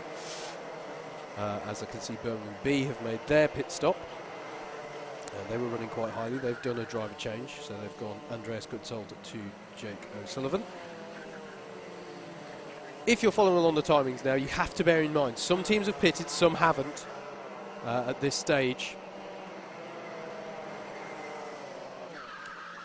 So we're going to get some crucial phases of this race where what you're seeing on timing is truly representative. It was in the first 5 minutes, and it was in, it'll be between the 35 and 25 minute marks on the clocks as you look at it. And then it will be for the final 5 minutes of the race as well. So those are the periods where what you see on timing will be representative. Doesn't mean we can't enjoy some fantastic on-track battles whilst we're going along here. But it does mean that you've got to take what you're looking at with a pinch of salt. So Warwick AR leaders currently haven't pitted. They owe us a pit stop. And I'm trying to look to see who the highest placed kart is who have done their pit stop. So Loughborough A have done their pit stop. We saw that. And as in comes Brooks A for their stop. So Jamie Zara gets out. And you've got to say that they are one of the best teams in these endurances. They really have them down to a T. And you see there Matthew Lewis jumping in. Oh, but a little stutter there. Now, this is what I was talking about. It's a very, very different job for the driver because your actions are now the primary mover for the start of the pit stop. Whereas it used to be as a driver, you jump in and your two focuses were feathering the throttle to get the TKM engine fired again as your teammates push you and getting the cap on. Your job is now to also get the kart moving again, and there's a lot of karts coming in, and some people are going to get caught out by that. Sorry. No, I'm done. Yep, go ahead. The point I was going to make here is we can see Loughborough A's Piers Pryor here having to work his way through traffic. Theoretically, the quickest pit strategy on paper is to pit as early as you can within each fuel window, as the 46 and the 33 are in. So in theory, that's the quickest pit strategy because the tanks have to be brimmed each time, and therefore you want as little fuel to have to put in as possible because then that shortens your pit stop. So in theory, you race for 5 minutes, you come in, the tanks were brimmed before the race anyway, so you only have 5 minutes worth of fuel to put in. Yep. Then you go out again for half an hour and pit as soon as you can in the second window, as I believe that's Brunel A in the pits. And then you've got half an hour's worth of fuel to be put back into your car, and then you just go to the end. In theory, that's the quickest pit stop strategy because you then have the shortest first stop to get that fuel in nice and quickly. However, Piers Pryor is now having to work his way through karts further back who have yet to pit as Brunel A emerges from the pit lane. And so you get this conundrum of... sorry, Howard, we're going to pass down to the pits because Jacob's got the leaders. Oh, okay, fantastic. Yes, Andrew, Howard, Warwick are in for this stop. Alistair Irvine jumps in the car. Ben Street jumps out. Away they go. It looks like a relatively straightforward pit stop.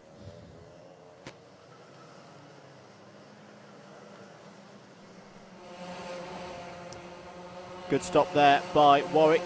Here's Piers Pryor for the Loughborough team, or we cut the shot of the 33, the Bristol A team. They've completed their pit stop as well. Freddie Fincham in the 23 for Loughborough B. They had a good morning. Yep. They've yet to pit as well, I believe. So, but yes, my point is, even the fastest strategy on paper may put you back in quote-unquote traffic, i.e., you know, drivers who haven't got the same pace as yourself, maybe at the sharp end of the field. And that means you get held up working your way through. So that's, as the 16, I believe that was, is in.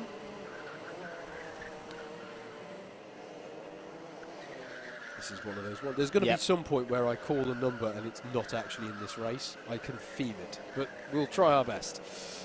So that's the crucial thing. Will it actually lose you time to do what is theoretically the fastest strategy? Anyway, it will all play out. We're getting through this one quite quickly. Birmingham A in. Yeah, Birmingham in. That's the number Rory 8. Smith brings the number 8 in. The 15 continues round though. What pack is this? This is the 15 is. This is the leaders. It is the leaders. Sorry, it is. Yeah, Sheffield A. That's what I was looking further down the timesheets, and yeah, it is your leaders at the moment who've yet to pit. So Sheffield A, Loughborough B, and Coventry A all owe 2 stops at this point in the race. There's the number 6 of Alistair Irvine. Really distinctive pink helmet, easy to spot. They have pitted. They're currently running around in 6th, but they'll of course gradually work their way up as all the pit stops play out. I can see that Oliver Basie-Fisher is now at the wheel of the number 8 Birmingham A, so they are out. So we're just waiting for everyone to sort that through, basically. Meanwhile, of course, it doesn't stop the chaos out on track. There's still plenty of battling So Aidan Charity there is your Sheffield driver in the lead of this one, the 15 car. That's your net leader at the moment, just putting a lap on the 33. That's the other thing to say as well. We saw it a fair amount this morning in the sprints, particularly towards in the latter half of each race. But you will get so many karts on various different laps, as Freddie Fincham also puts a lap on the 33. So the question is, when will any of these pit? Neither of them do at this point.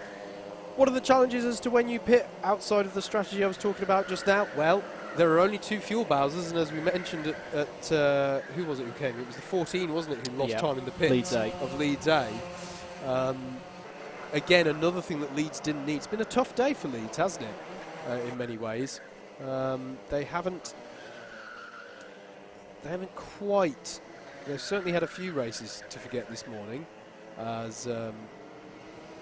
Just to say as well, Howard, we're already seeing, if you're watching on the timing, live.alphatiming.co.uk/BUKC, when a team goes missing in Sector 1, i.e. they come through and they've set a long Sector 2, something like 50 seconds, and nothing in Sector 1, that's the code. That's the code for they've stopped. You already started to see that if you're getting in and out and a pit-affected Sector 2 is like 47 seconds, that's a good stop. So Birmingham did one of those, Loughborough did one of those, Warwick A did one of those. Anyone kind of getting 50 or beyond, it's an okay stop, but not fantastic. So you can start to see already how some of the teams, maybe not as experienced, start to lose time there. And again, if you refer back to the Leeds A incident, right at the start of the this pit window period, they had a 1:10 pit-affected Sector 2. So as I say, lost 20 seconds if you have to wait behind the fuel bowser. And that will only get worse now through this sector, because as you say, if you're pitting now, you're having to put more fuel in. You sat there for a longer time as into the pits goes. Didn't quite make out who that was. But yeah, if you're looking at live timing, if you see a team complete a pit stop in about 47 seconds, that's pretty good. That's unique, we should say, to Buckmore Park, the Sector 2 with no Sector 1 time. And that's a gesture there from the 44 driver. Not too happy. That's Leeds B, not too happy with the conduct of Nottingham C. But the battle rages on. Interesting strategy this from Loughborough B. Freddie Fincham, a good driver in these Enduros. We saw him and Piers Pryor win one of these Enduros last season here at Buckmore Park. That was in the Loughborough A kart, so we know how good Freddie is. I think they're going long. They're going long here. They will go as far up to 35 minutes to go in this race as they possibly dare, because we've seen that strategy work as well. Yeah, it's one of those teams generally don't pit in the middle of the stint. There are some benefits to pitting in the middle of the pit window. There are some benefits to pitting in that. For example, it's almost a dead cert that your fuel bowsers are going to be free. As we can see here, Sheffield A going into their pit stop, so your leader as it currently stands is coming in, Aidan Charity. No. Might be going down, just... yeah, they have. If you want to pass down to me, Let's that's cool. see if that happens. The 77 is in, that's one of the De Montfort karts. As Sheffield comes in. Yeah, up to you. And we can go down to Jacob now in the pits.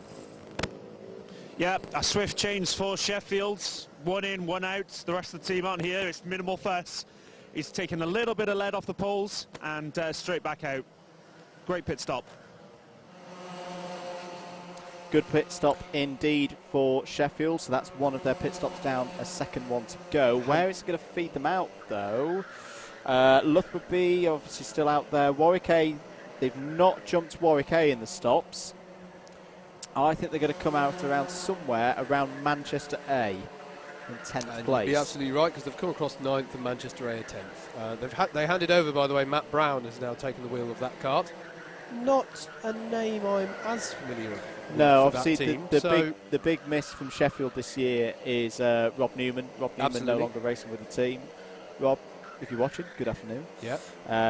Yeah, I mean they've still got Aidan Charity in there as a solid driver. But yeah, a lot of new blood in that team, so good to see them coming through though. Yep, absolutely. As we'll check who that is. I think that was a Loughborough kart. Yeah, I think so as well. It's the lead. It was the leader. That was the leader. That was Max Reed jumping in place of Freddie Fincham. Which means the kart we believe to be the next leader out of all this, Warwick A, now takes up their position at the lead of the race. So this man here, Alistair Irvine, in the number 6 Warwick A kart, he is your leader, and he is just half a second ahead of the number 52 of Northumbria B. So they're having a good run. This is the crew of Andy Dawson and Louis Langelon. And they are your second place kart at the moment. So the 6 ahead of the 52. Brooks D are in third. They're just 1.5 seconds behind them. So this is effectively your lead battle. Not even effectively. This is now officially the lead battle, as there's a cone penalty for Sheffield A. Still done with position penalties, that. So that will just be a position docked at the end of the race. As was that someone spinning on the exit of hairpin 1? I just caught at the corner of my eye. Not sure about that. But there are several carts going into hairpin 1 there. The 33 isn't on the same lap as these leaders. So after all the pit stops have played out for at least these front-runner teams, we're able to see the genuine gap. And it looks like through the traffic, actually, Alistair Irvine has done what he needs to do to pull out the gap. In fact, yeah, he's gained 0.6 on that lap. So, with his pink helmet, which is distinctive, albeit slightly clashing with the red of his race suit, but who am I to talk about fashion? He currently leads the race. As they have been. I mean, Ben Street took this one away from pole for Warwick. So they have been your net leaders throughout the race. 3 3/4 minutes to go until this pit window closes. Loughborough A then, who we saw pitting slightly earlier amongst the front runners, they are in 4th. There's Warwick A, Northumbria B, Brooks D. Loughborough A are 5 seconds back from Brooks D in 4th, and they are battling, or have just got past, in fact, Huddersfield B, as just peeling into the pits there. Here's one of our latter carts to pit. And there is a fuel Bowser free. Did you catch the number, right? I didn't at the run frame. I'm going to have to watch it on timing. Couldn't see it from the angle I was looking at it. Manchester A have pitted. Yep, so that I imagine is who we just saw emerging.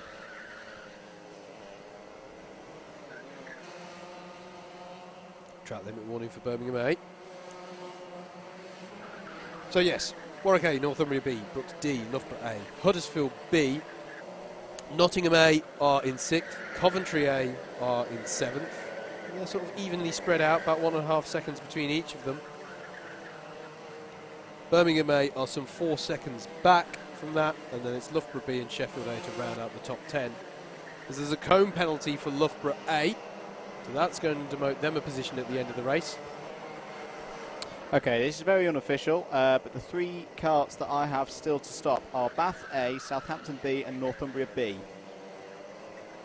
I would say those sound quite plausible. Warwick B was the kart that we saw pulling into the pits just a moment ago on the stream. But it's the sister kart, Warwick A, that leads the way here, just working his way past the Manchester A kart. Change for second place as well. Oxford Brooks D have just popped themselves up to second place. In fact, Northumbria are in. Northumbria have pitted, so that's them pitting out of second place. But that's a good long run there for Northumbria B, trying something a little bit different. Let's see where they fall. They're going to fold out probably around 15th place, I reckon. Am I getting vague recollection? No, better, 12th. Do I have a vague recollection last year that Northumbria were surprisingly good at this sort of thing? There are teams who just seem to excel a bit at the Enduros, and indeed at the pit stop aspect of that. As I said earlier, we explained what the routine was for doing a pit stop. It sounds so simple. It can go so wrong. so quickly. The classic ones are, and it sounds silly, but when it's happening to you, it really isn't. Of you've lost the fuel cap. That's a classic one. Yeah. Driver gets out, was thinking so much about bringing the kart in, completely suddenly gets out on their own 2 feet and goes, where am I, what am I doing, and who am I? And at no point does the conclusion become handing over the fuel cap to the driver you're swapping with. I mentioned lead, that's going to get on the kart. You'll see a lot of teams using lead seat inserts. Southampton B, you need to be careful here. They've got 30 seconds left of the pit window, and I don't think they've stopped yet. There is a team, and they're going to, oh, actually, they're going to nail it. Oof. Absolutely nailed that. They stop. There they are, the number 38 pit with 20 seconds of the window to go. Now, is this going to be a good stop? Still waiting for the fuel to go in. Can't wait, can't wait. Want to get back out on circuit. There is the fuel. See, bit slow, losing seconds here, losing time. That's not a good stop. Trying to get the kart fired again. There we go. And that's I'm afraid to say how that's your classic. I'm not knocking him, but that's a classic first pit stop of the year. Yeah. They will have lost a bit of time with that one. Yep. Yes, they probably lost about 10 seconds from a good pit stop on that. 57.97. Their pit affected sector 2. But well done, everybody. That is, everyone has pitted at least once in the first 25 minutes of the race. Cone penalty for De Montfort. The good thing to say right now is, though, the leaderboard that you are now looking at home, that is fully reflective of the speed of the kart so far in this race. Indeed, and to that effect, let's give you a bit of a rundown. Warwick A lead by 4.3 seconds from Brooks D in the number 16 kart. The number 4 of Loughborough A is a further 3 seconds back in third. And then it's Nottingham A, as we're looking at the moment at Brunel A and Birmingham A battling it out. We're getting there, don't worry, folks. Nottingham A in fourth, Huddersfield B are right with them in fifth. That's the 5 and the 18 to look out for. Then it's the Coventry A car, the number 20 in sixth. Seventh is the 23 of Loughborough B. Then is the battle that we're looking at here. The 12 of Brunel A in eighth and the 8 of Birmingham A in ninth, which is Rob Holland and Oliver Basie-Fisher, respectively, on the driver's front. Running at the top 10 is Brooks C. They're a further 1.6 seconds back. Then it's Sheffield A in 11th. 12th is Kingston A. 4 seconds the gap. 3 seconds further back in Northumbria B, one of our later pitters in 13th. 4 seconds back from them is Cranfield A in 14th, and they're right with the 39 of Birmingham B. So the 49 and the 39 having a close battle in this mid-section of the race. Oxford Brooks A in 16th place. I've just had a cone penalty as well. And just had a cone penalty, and I'm not entirely convinced that's the first one of the race either. Leeds C in 17th, Cambridge A in 18th, 19th is Leeds B, and Brighton A round out the top 20. Indeed, that's quite an intense battle going on out there at the moment for 19th place. The 44 of Leeds B, the 45 of Brighton A, and then the 25 of Swansea A are all quite nicely close together. So, plenty of battles going on out there. Yes, they are more evenly spaced out than you see in the sprint race format we were running later, but there's still things to battle over, and the focus is on knowing who to battle with. So you get a lot of teams who are using helmet radio sets to communicate to their drivers if possible. You know, who is it critical to defend against? Who should you let by because they're on a completely different lap to yourself? Are the leaders coming through? Is the pit lane clear? All those kind of things. And this is arguably the hardest circuit to do it, because the way that this, we haven't mentioned this at all yet today, when you're down in the paddock here at Buckmore Park, this circuit has something that a lot of drivers love, I love it too, which is elevation change. But the effect of that is that if you're down in pit lane, if you're down in the paddock area, you can't see the first sector of the lap. As a result, communicating with your driver and judging the pit when to pit is really difficult here. And if you're not using a radio, and there are still plenty of teams who don't use a helmet radio, how do you signal to your driver? And even still, with a radio, you can get signals drop really, off really hard over the crest of the hill and all that sort of stuff. How and when do you communicate to your driver to come in? And how and when do you communicate to your driver to, no, don't battle with him, you're losing time by battling that cart. Let them by, attack, all those kind of things. It really is a challenge that's unique to this format of racing. So even if it maybe doesn't sound or look as frantic at all times as a sprint race, don't make the mistake of thinking that there is not a lot going on here. There is a lot of teamwork that goes into these races. The challenge you have, interrupt me out if anything dramatic's happening, is if you're coming round turn 1 and turn 2 and you have a radio and you've got your guy in the pits saying clear, clear, clear, you know, there's actually a bit of there's almost a delay. And I had this a couple of weeks ago in that there was a bit of a no, there was a yes, there was a no, and I actually got confused and completely missed my braking for hairpin 1. Yeah. You have to almost take a bit of a gamble sometimes around this place. If you do have a radio system, I'd never call your driver in if there's already one of the fuel bowsers filled, because you have no idea from down in the paddock who is coming over the hill ahead of your driver. That could be driver number 2 who's going to fill up that second bowser. Absolutely. The only thing that you can really do is... It's a difficult one. It is one where drivers have to be left to make decisions a little bit as well. You could, for example, tell them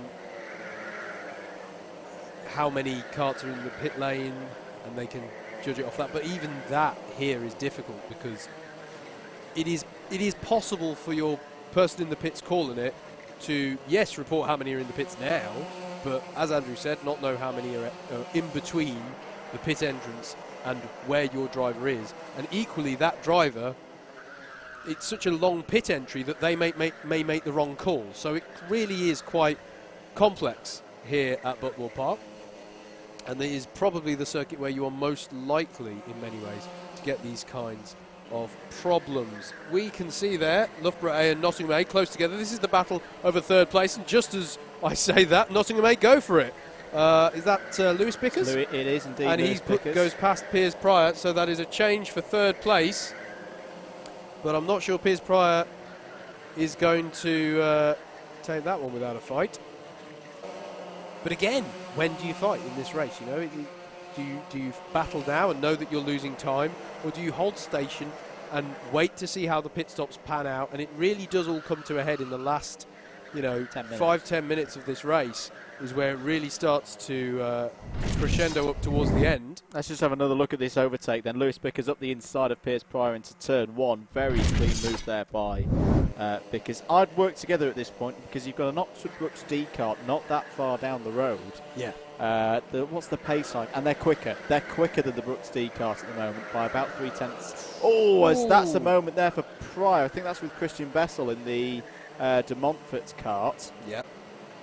That nearly came to blows. 28 minutes to go then in this first 1-hour endurance race of the season. It's the BUKC 2019. Andrew Mather and Howard Mitchell from Double Dash Motorsport Media on the commentary for you on this Alpha live stream. Intriguing one this. I think this is by no means done. Marshall just running over circuit there just to retrieve the bollards which have been hit out the way. And that's probably by who? Birmingham B. Cone penalty. 1 position for them. The number 39. Here's the battle for third. Well, not a battle at the moment because, as I say, they are definitely closing in on there. Just saw in the orange and black, the Oxford Brooks D driver, apologies, I'm not quite sure the name of said driver, and they are closing in. There's number 1. What a weird, it's a weird day this for Oxford Brooks. And the thing is, it's already going to put them on the back foot. There is Matthew Lewis in his 3rd year now of the BUKC. It's just not happening for them today. 41 seconds off the pace. So this is a genuine battle on screen, by the way. They're part of the battle train for 20th place. Sorry, 15th. Just to say, I can give him a shout out. Number 39, Jake O'Sullivan. There he is in the red and white. New helmet colours. Like it. And provided to him by a member of the BUKC community, Tom Seddon, who's doing a helmet wrapping business venture now. So Tom Seddon, check out Dropless Wraps. He's got a Facebook page. He's done quite a few drivers' helmets in the paddock now. So if you're looking for a new helmet and you want to jazz it up, head across to Dropless Wraps on Facebook and have a chat with Tom and he can get you sorted out. Here is that battle for 14th place between Cranfield A, the number 49, Birmingham B with Jake O'Sullivan at the wheel in the 39, and the number 1 of Matthew Lewis for reigning champions Oxford Brooks A. They are being closed in on as well by the leader, who's going to be putting a lap on them. So there is Alistair Irvine, who really is one of the most improved drivers in the BUKC for me over the past couple of years. And here he is leading in round 2 here at Buckmore Park. Was absolutely delighted with his performance at qualifiers in his second race. Was unlucky in his first race. If you remember back to qualify, he was unceremoniously taken off at turn 1 on lap 1 of his first race at Wilton Mill after qualifying second. There were some fantastic memes made of that. But doing a really good job so far, isn't he? Yes, indeed he is. I'm just being amused by a driver who's just run across the paddock area and waved like crazy at the circuit, and it just goes to show how sometimes you have to go very back to basics. Yes. Wave like Team mad. America Team America style. And the pit window is now open. I do just want to say, giving him the shout out, I should mention, if you are thinking of buying a lap in your helmet, please check the regulations that you have to abide by in racing. Yes. That is a very important thing to mention. If you're racing in especially if the you're racing rebranded in, MS UK stuff. Yep. Motorsport UK series. For those of you who haven't, MSA have rebranded as MS UK. If you're competing in one of those series, there are series that do not allow final lap. So just wanted to throw that in. But if you know that you're okay with that, yes, Tom Seddon, formerly of Nottingham. Yep. Part of a very, very consistent Nottingham squad, indeed. So, the pits are open for window 2. Who's going to be the early pitter down in the pit lane? You can see that someone's pulled in. Did not catch who Coventry it was. A and Brunel A are both in. Yeah. Or have, They were well, both in and out. So early pitters there. The fight's on for second place though here. Oxford Brooks D have been caught by Nottingham A and Loughborough A. Here they are, right on the tail is Lewis Bickers looking for the move, and you can see Piers Pryor not too far behind as well. Yeah, absolutely. Number 9 is in as well, that's Oxford Brooks C. And I tell you what, the number 9 was really lucky because just as the 45 was coming, was getting started, the 9 came in. They very nearly got held up, but they didn't. I was just watching through the window to see how that was playing out. It was so close, but it means that they don't lose any time. So good stuff from the number 9, albeit there was a bit of fortune to that. Meanwhile, as Andrew says, we're looking here at the battle at the head of the field. Warwick A are your leaders by 6 seconds. It still wasn't this a good is the battle. Sorry, mate. Sorry, what still wasn't a good stop for Brooks C. Pit affected sector 2 of 70 seconds. They've lost about 20 seconds there. Yeah, not great for them. But this is the battle over second place. The Brooks D kart, the number 16. Side by side, trying to put a lap on the sister kart of the leaders, funnily enough. Huddersfield B have made a pit stop as well from the top 10. Yep, they pit in from about 9th place. But here they are, all trying to put a lap on the Warwick B kart. Now, the Warwick B kart, here's where, and Piers Pryor looking for any opportunity to get past Lewis Bickers for 3rd. So just to be clear, we're talking about the 16, the 5 and the 4 in this pack, which is Brooks D, Nottingham A and Loughborough A respectively. And they're working their way through the traffic. Now, earlier on today, we were talking a bit about how it's a good courtesy for drivers to get out of the way as Brooks D comes into the pits from second place. And Piers Pryor for Loughborough A follows them straight in. Good move. Are both the Bowsers going to be free? There is a kart being fueled at the moment. By the time. They They'll should be gone. Loughborough just looking a bit anxious there. Oh, now they've got got to get that it kart done. move. Timed brilliantly by Loughborough. Just about. Leader in the pits. We're going to go down to Jacob.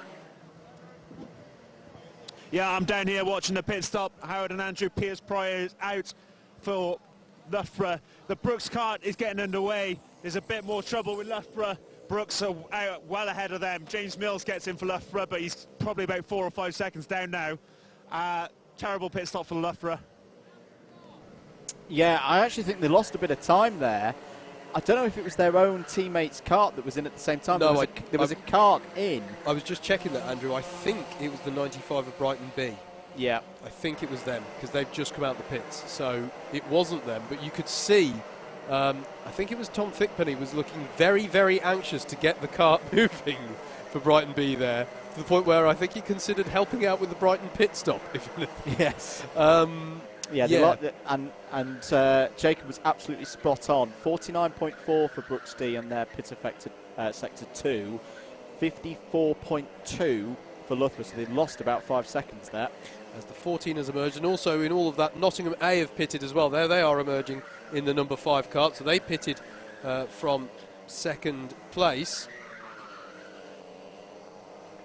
So it's a busy time in the pits at the moment. Still a good 15 minutes to go, though, of this pit window. And Nottingham A, actually, sorry, Brooks A are in, but on track, Nottingham A and Brooks D, having both pitted, are now right next to each other. So look out for the 5 and the 16 out there, because they've emerged from their second pit stop, and their battle has resumed immediately as Jamie Zara has taken over from Matthew Lewis in the Brooks A cart. Looked like a fairly tidy stop there for Brooks A. You just saw Alistair Irvine there in the pink helmet. He's still leading for Warwick A, but owes us a stop. But there is a ferocious battle going on at the moment between Nottingham A and Brooks D out there.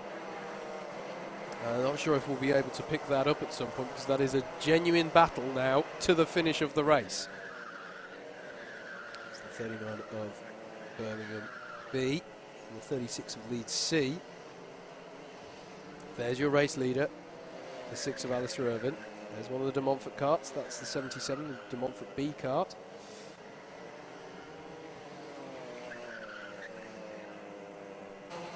we wait to come around. Just saw the Warwick B cart there, the 22. Brooks A aren't so far. We'll see how this all pans out. It was a decent enough looking stop, but they need to not so far featuring as heavily in a enduro race as they have traditionally. Brooks A traditionally have been the kings of endurance racing. There are other teams who seem to be well versed at it. And there was the 5, by the way. We just saw it flashing through shot, as well as the Birmingham A car. So the gap between them isn't too big either. So of those who have pitted for the second time, so have done both their stops, Brooks D are in third, and they're 1.3 seconds up the road from the 5 of Nottingham A, who in terms are 2 seconds up the road from the 8 of Birmingham A. So look out for those on live timing as the leader pits. Alistair Irvine is coming into the pits.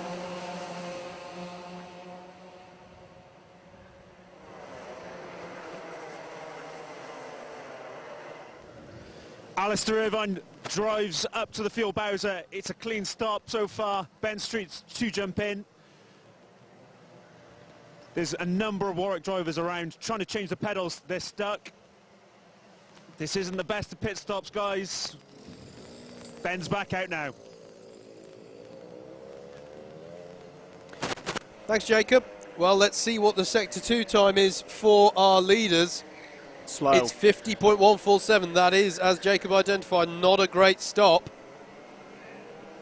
Now, what was the gap to Brooks D just before these stops played out? I think they did have a fair amount in hand. About 7 seconds at the halfway point. So the question and they have got out ahead. Yep, they have. So we'll wait to see on the next lap through, if you're following on live timing, the next time Warwick A, their band on the timing goes yellow.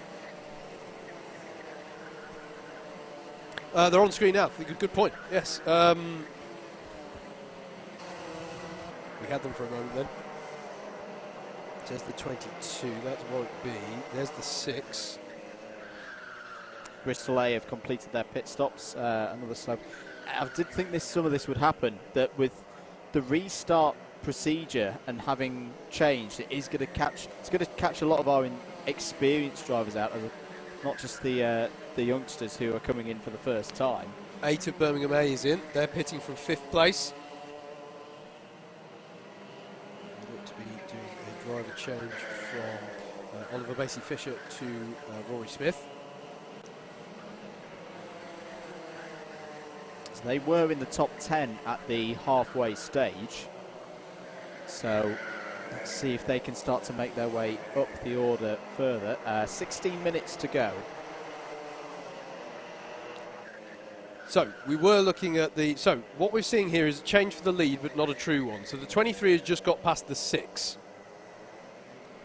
But the 23 still owes us a stop. Does. Yeah. So what is the gap? The real question is, what is the gap back from that 6 to the 16? And the answer to that is 8.7 seconds. So Brooks D didn't really gain in those stops, even if it wasn't the best stop in the world from Warwick. Ben Street, then your leader, with, well, your net leader, we should stress. So Loughborough B still have to stop. Loughborough B currently have Max Reed at the wheel. So the question will be when this man in the 23 car pulls into the pits. If he doesn't pull into the pits, of course, it'll be highly controversial. It'll be complicated. Just to stress why we're quite nonchalant about a lead change happening at this stage. Just to run through the carts that owe us another pit stop, as Howard mentions, Loughborough B owe us a pit stop. Sheffield A in 6th place owe us a pit stop. Northumbria B, sorry. Oh, don't mention Northumbria A on a mainstay, Andrew. It's a sort of thing. It's too soon. It's too soon. They're in 12th, owe us a pit stop. Birmingham B in 11th also owe us a pit stop. But they've made some nice progress in this second stint of the race. Leeds C owe us a pit stop. In fact, no, they don't anymore because they've just completed a good one. Black flag for Southampton B, though, number 38. ABC takeout, so they're going to be coming into the pits for a penalty. There's more pit activity going on. Warwick B have completed their pit stops, so they're done in this particular race. Leeds C, as we mentioned, have already pitted as well. De Montfort B, Southampton B owes a pit stop as well as that black flag. De Montfort B now complete their pit stops. Northumbria B have completed their pit stops as well. Looking for a good result there. Who else owes us a stop? Manchester A, Southampton B, as I mentioned. De Montfort A do, Swansea B do, Birmingham B do, and Sheffield A do as well. 38 emerges. That being... Oh, that's for the black flag. That's Southampton B emerging from their black flag. Obviously, you can't serve a pit stop whilst you're serving a black flag. So they may still have that to do. Warwick, of course, Loughborough B. Yes, we mentioned them already. Owing us a pit stop. Indeed. Probably still about 5 minutes off that one, though, given where they stopped in the first time round. Yeah, you'd assume so. So the assumption would be that both drivers do half an hour, but we have seen some wild and wacky strategies over the years. One remembers, was it 2 years ago that we had the Oxford strategy? Callum Hughes was a particularly accomplished driver. Was it Lewis Nicholson, his teammate? And they tended to do it such that Callum would do the majority of the race and then hand over to Lewis Nicholson to sort of sprint it home, as it were. And it was a very successful partnership. It worked very well. And I think they got about 3 race wins doing that, didn't they? Yep. Over the course of Could that have been season. 4, but they had a mechanical failure here at Buckmore Park. Of course, in the late stages of the race. And Southampton B have now stopped for the second time for the actual pit stop, so we're quickly whittling them down. 4 carts, I think, owe us a pit stop still. Your leaders, Loughborough B, Sheffield A, Birmingham B, and De Montfort A. The other question I think that needs to be asked, of course, is just thinking back to that Oxford mechanical that happened. As I understand it, was it the last race of the day? Because I remember it being quite dark. Yes, it was. And that's a point to make. We will start to head toward, the light will start to fade towards the end of this as Loughborough B are into the pits from the lead, which means Warwick A will take over the net lead of the race. But it's still a good run, this, from Loughborough B, and it'd be interesting to see where they slot out once they come out. Birmingham A have just received a penalty for track limits.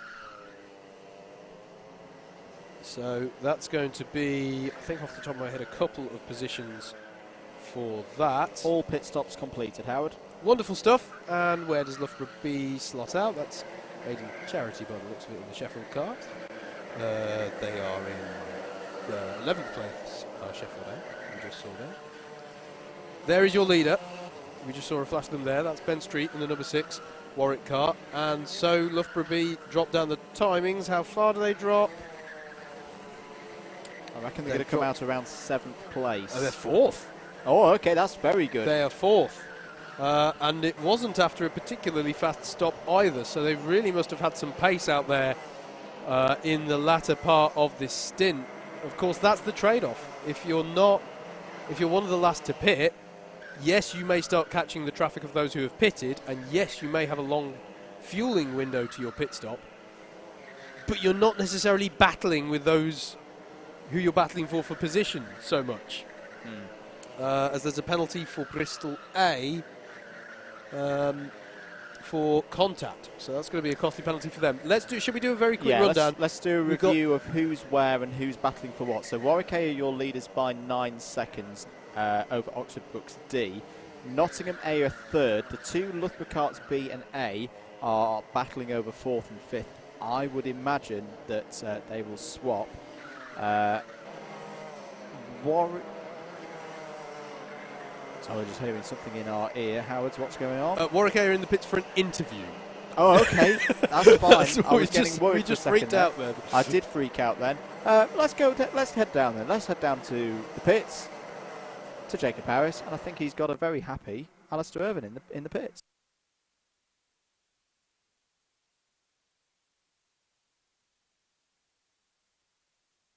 Pulled in unexpectedly. Alistair, 10 minutes to go of this race and you're 10 seconds in the lead. Can Ben hold on? I think so. I think of all our team, he's pretty good. I mean, all our team are decent, but he's the one who could probably best get it back in one piece. So hopefully, fingers crossed. On a scale of 90% to 100%, how pivotal was your middle stint? Oh, 100. I am essential to this team effort. No, it was all right. It was a decent stint. Put some good lap times in, didn't get any penalties, which is the thing I seem to be most scared of this season. Yeah, and Ben's back in and doing a decent job. And we were just talking briefly off air about the new karts. You're saying you don't see much of a difference? They're good fun to drive, but as lots of people will hate me for this, it's very Marmite in terms of I don't notice too much difference. Obviously, you have the security of the clutch, but yeah, it's a go-kart at the end of the day. It's fun to drive, still more or less as quick as it was. Same principles apply, so yeah, should be exciting if we do all right. And lastly, before you head back up to the commentators, an important tradition of the BUKC is the Warwick Cake. What's the status on that for 2019? 2019? Oh. Well, we're very busy people at Warwick. We have really tough degrees. Unlike, where did you go? Sorry? What uni did you go to? I went to Cardiff. Actually, no, I can't say anything about Cardiff. My teammate was ex-Cardiff. We should hopefully rustle something up by the end of the day. Fingers crossed. By the end of the day, I'm impressed. Thank you, Alistair. Thank you. Waiting. We keep you waiting. Keep us keen, treat us mean, something like that. Yeah. Thank you for chatting with us. Andrew, Howard, back up to you. Apparently cake is on the way. That is very good, because I would like to remind Warwick that DDMM HQ is a stone's throw from your campus. The thought that when he asked live. him what the status of the cake was, and he went, I went, that is not the response I wanted you to start the answer with, Alistair. Don't go, we need the cake. Can we just also note the most ironic moment thus far of the 2019 season, which was Mr. Irvine is talking about all the things that he's scared of that didn't go wrong in his stint, which included penalties, and a contact warning came up for his teammate on screen whilst he was saying it. So if anyone's screenshotted that for a dictionary definition of irony, it is just a contact warning. It is not a penalty. But here's a crucial thing, Andrew. Yes. The gap that you have at the front now means nothing because the penalties are done on position, not time. Correct. So if Ben gets a penalty for anything, bye-bye lead of the race. Not that we wanted to put Alistair under extra stress, but there's still plenty to worry about. That is the situation. the rules have no difference in penalties for different race formats going into this season. So get the penalty, get the position. Here we're looking at on screen. Well, we were. There he is again. Jamie Zyra having a fight here with the number 5 of Nottingham A. Now, these are drivers on different laps. The number 1 is a lap down, whereas the Nottingham A is fighting for 3rd place. Absolutely. So we're coming into the dying moments of this race. The gap at the front is 8 seconds, nearly 9 in fact, to the good, that Ben Street has this one under control. In second place is the number 16 kart. And then a further 8 seconds down the road is Nottingham A. Then it's Loughborough B and Loughborough A running very closely together. That's the 23 and the 4. And then another close pair of karts, the 20 of Coventry A and Huddersfield B in 6th and 7th. Oh, as who went off there? That's that looked to me. I'm going to try and catch who that was as they come round. Bear with us as we just try and find the closest battles on the circuit. I think the 16 has just had a spin, and that's from second place. Oh, and that's big. And to me, there was no, that was unforced, as far as I could tell. I couldn't see any contact there of the back of the karts in front of them. I think that was a crucial moment of the race. I think that was Lucas Sullivan in the Brooks D kart spinning out from second place. What was the lap time like? It was a 53.469. So it wasn't too much time lost. Certainly nothing on a par with the days, in former days of this series, where you would have brought the kart to a stop and you'd have lost a lap. But that was a scary moment there for Brooks D, and the gap has changed completely. So Warwick A now lead by 15 seconds from Brooks D, and the gap's down to 3 seconds between Brooks D in second and Nottingham A in third. And Nottingham A at the moment are quicker. So keep an eye out for the number 5, who now have the mission of closing the gap to the 16. On screen, we're looking at the Loughborough pairing. This is Loughborough B, Freddie Fincham at the wheel of the 23, and James Mills at the wheel of the number 4 Loughborough A kart. So Loughborough B from Loughborough A at the moment. At the moment, they're happy to have their B and their A teams. This is the man who's now got a bit more pressure on him than he had before, Lucas Sullivan, in that green sort of Caterham coloured race suit. We just saw him flashing through shot there in the number 16. Had that spin a moment ago completely unforced and lost a good chunk of time here. Now he's managed to pull the gap out again a bit more to the number 5 Nottingham kart. So he's recovering well here. But that was a very uncharacteristic moment for an Oxford Brooks team. It was indeed. Contact warning for the number 39 of Birmingham B. 2.5 minutes of this first race of round 2 to go. It's tight, isn't it?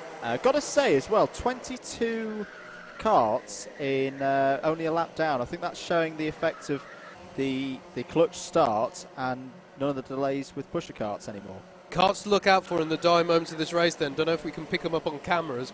The number 5 of Nottingham A is just a few tenths ahead of the 2 Loughborough karts. There it is, folks. Well, at the moment it's being blocked by Jamie Zyra in the Oxford Brooks A kart. It's almost doing like a bit of a rear gunner job for their own Oxford Brooks D kart, I think. Yeah, Loughborough have pulled the switch. I don't know if that was by accident or by design, but Freddie Fincham in this 23 kart that you can see is now behind the green and orange suited James Mills in the number 4 kart up the road from him. Who else is close out there? Huddersfield B and Coventry A battling over for 6th place. They're less than a second apart.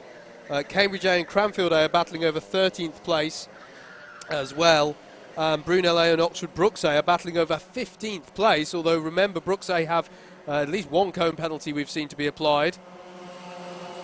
So there are battles out there. And the battle is really on now for third place in this race, because still the number 5 has not got past the number 1. Remember, no blue flags in the BUKC, and is trying to fight now with the number 1, and that's going to give an opportunity to James Mills. James Mills for Loughborough.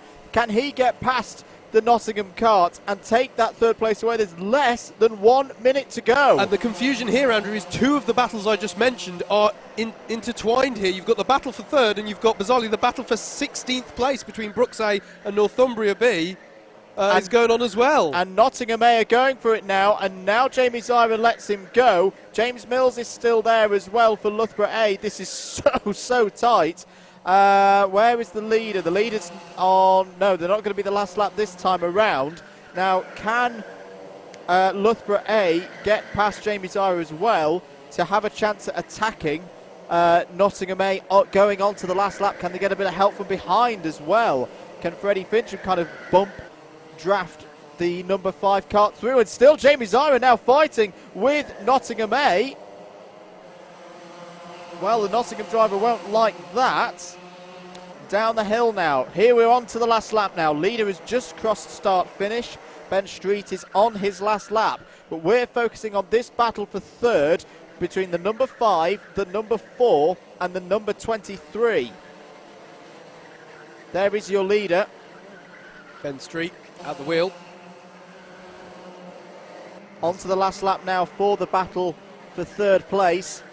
Still Nottingham ahead of round 1 winners Loughborough A. Loughborough B not too far behind there. You can see Freddie Fincham in the number 23. But we're waiting as well for the leader to come round here. Past us now in the commentary box. And here comes Ben Street to take another one into the BUKC. Warwick A take the first race in round 2. A brilliant performance from him and Alistair Irvine. Who's going to take second? It should be Oxford Brooks D, and look at the battle for third. It's still raging on. Jamie Zyra still there on the road between third and fourth, a lap down. Second place goes to Brooks D, and it looks like Nottingham A are going to hold on for third. Good points for them. Fourth for Loughborough A, fifth for Loughborough B, and it's going to be Huddersfield D, I think. And there's a very tight finish for sixth. Over the line. Oh, change. Huddersfield B do take sixth, but it's Birmingham A who nip Coventry A on the line for 7th place. Really, really interesting finish to that race. That was quite exciting towards the end. Just in case people were wondering, Brooks A did beat Northumbria B, which was the other battle that was actually on screen. The battle for 16th place there got some great screen time in amongst all of that. Yeah, what a way to finish. But well done to Warwick A, executed brilliantly there. The partnership of Alistair Irvine and Ben Street take the win by some 15 seconds from Lucas Sullivan and Matthew Puncher in the number 16 Brooks D kart. There was a scary moment in the last stint there for Sullivan. So they'll be very glad to have got that one home and dry, I think, in second place. Nottingham A take that well-deserved third place after a battle right to the end with Loughborough's A and B. Interesting different strategies for the two Loughborough karts as well. Loughborough A pitting quite early in the pit window. Loughborough B, one of our last pitters. So really interesting, I think, demonstrated some of the complexities of endurance racing and some of the variations you can get in the strategies. So really, really interesting stuff playing out there here at Buckmore Park. That was race 1 of 3 of round 2 of the 2019 BUKC season. Myself, Howard Mitchell, and Andrew Mather from Double Dash Motorsport Media in the comms box, providing the voiceover to your Alpha Live stream of today's events. I'm sure we will soon be going down to the... Oh, we will not soon be going down to the grid. They're working on it, I think, is the... yeah, I'm getting a very vigorous nod of the head there. So... Oh, well, it allows us to... Well, I say, oh, well, I don't get to hear Jacob's voice. I'm devastated. But we do at least get to see what a turnaround looks like between the races. And we get to see Stu Stretton. What more is there to, you know? So you can see Lucas Sullivan in the green and yellow suit there. He'll have been glad to bring that one home. Not quite sure. Don't think we saw any contact there when he spun out in the last stage of the race. Let's hand down to Jacob. Thank you very much, Howard. We are down here on the grid, basking in the Buckmore sunshine. Alistair and Ben, our race winners, will step into shot now. No, there's a timing screen in the way, which kind of ruined it. Alistair, we spoke to you during the race. Yeah. How does it feel to finally confirm the win? Well, wherever Andrew and Howard are, they said more happy drivers. I am ecstatic. I am over the moon with that. That is, yeah, pretty cool. It might not happen again, but I'll take that. Thanks to this guy, and yeah, drove all right as myself, I think. Maybe? Yeah. I'll shuffle in the middle to have a quick chat with Ben. Ben, during the race you told me that Alistair was quicker than you. He was. But then he wasn't, he says. I think the sun's come out, isn't it, to shine on your glorious forehead. You a good weather driver, are you? Yeah, I think so. Ben, all your whole family's here today. You got your dad's just out of shot there, your mum's been down. Who is your favourite fan of all? We could add Mish to that mix. We could add Harry. I know they've been tuning in today. You got myself as well. You know I'm a big fan. Who would you say is your number one fan? It's Mum. It's always Mum. Mum is the number one. I think that's a very good answer. Not that girlfriend you mentioned earlier? She's not my girlfriend yet. When she becomes your girlfriend, is there a bit of competition for your mum, or is your mum staying at top spot for the foreseeable? Yeah, Mum's at the top, so yeah. Have you got any plans for the big day tomorrow, for Valentine's? Have you got any girls or...? Not myself, Ben. I've kind of been up and down the grid trying to find someone, but most drivers seem to have girlfriends. It's a weird situation to be in. I was just about to ask Alistair, but he's been taken out. Can you recommend anyone for me? Has your not girlfriend got any friends? Yeah, she has. Just come to Shrewsbury, mate. I'll get you in there. I might pop in on the way back from intermediates. Yeah, sounds good, Mum. Just call me Mum. Man. Man. Okay, just don't want to cross that line. Alistair, we've just been talking Valentine's plans. You got anything special? No, I've got a nice group assignment due in. Yeah, I'll say hi to her. And like, Mum and Dad, hello. Call your group assignment here. Yeah. Next. There's a group assignment girlfriend crossover joke there that I do not want to make on the live stream. Guys, thanks for talking to us. Congratulations on your win, and good luck for the next endurance that you guys are in. That'll be Sam Cobb and oh, I've forgotten their fourth driver name. Never mind. Let's move on swiftly to endurance number 2, the second of 3 one-hour endurances, and we're going to go straight in. That's Warwick. We'll go straight in with Brooks. Come and step this side. Sam Fowler of Oxford BUKC, is it? Yeah. Sam, your brother's already won a race today. Can you match that? Can give it a go. Are you better than him? I don't know. I mean, I made up more places than him in the sprint. So is that how we're measuring success now? Yeah, I think he had a bit more of a chance than me starting, I think 10th he was. I was 30th, but yeah. Starting position doesn't necessarily matter as much in endurances, does it? No, probably not with the pit stops, and obviously you get a bit more free space. Yeah. We can get a decent result here then? Hopefully, yeah. Is your brother in this one? I don't think I saw him in the last race. No, he's in the third one. Who bottled that then, you or him? I think it was decided for us, both of us. That's a shame. Well, I'm sure at some point this season we are going to get a Fowler versus Fowler face-off. Yeah. And that will tell us once and for all who is the best Fowler. Yeah. Look forward to that. Thanks for chatting with us, Sam. Sam Fowler there, brother of race winner Joe Fowler from Coventry earlier. In fact, I'm going to have another chat to another Brooks driver, Joe Bleakley. Joe, we haven't had a chat yet this season, I don't think. No, it's only been qualifiers though, hasn't it? Yeah, I mean, usually out and about, putting yourself around, and I haven't seen you. Oh, I've got to get in now. I know, it has been good to see you though. Yeah, it's short but sweet. How was at the test? Come and see us at the end of the race. Win the race and then come and see me. I should do that really, shouldn't I? I should lose some weight first though. I didn't want to say it myself. that the drivers are getting in the karts. It's a very quick turnaround with these new engines. There's no push-off. We just jump in and away we go. Decent looking grid for this one. Unfortunately, no Fowler versus Fowler face-off. Andrew and Howard, I know you guys are really looking forward to a brotherly battle later on in the season. Stephen Letts is in this, so I'm going to quickly jump in with Stephen Letts because Stephen had an absolutely storming drive earlier. Stephen, real quick, you had an absolutely storming drive earlier when I talked to you. You're in a similar position now. Can we expect to see more of the same?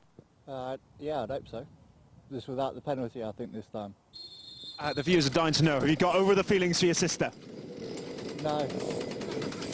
Crying shame, that. Right, I'm going to get out of everyone's way. Andrew and Howard, hopefully you're ready for us. Back in the studio.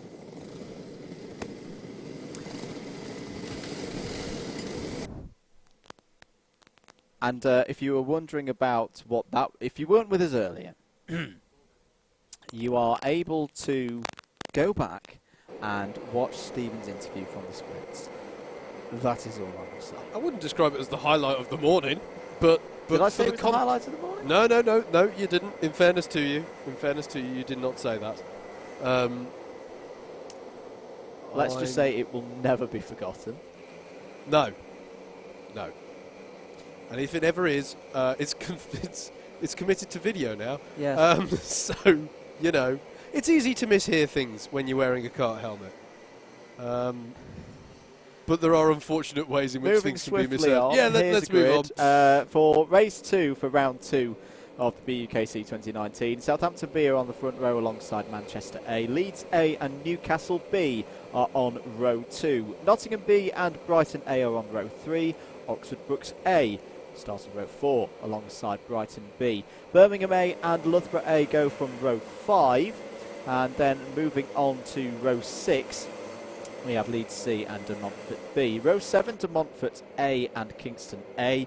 Row 8 is Loughborough B and Cambridge A. Row 9, Brookes C and the University of Wales, Trinity St David, Swansea B. Row 10, Brunel B and Newcastle A. And we are good for go. It's a green flag and away we go for race 2 then. Good start from the 38 on the inside.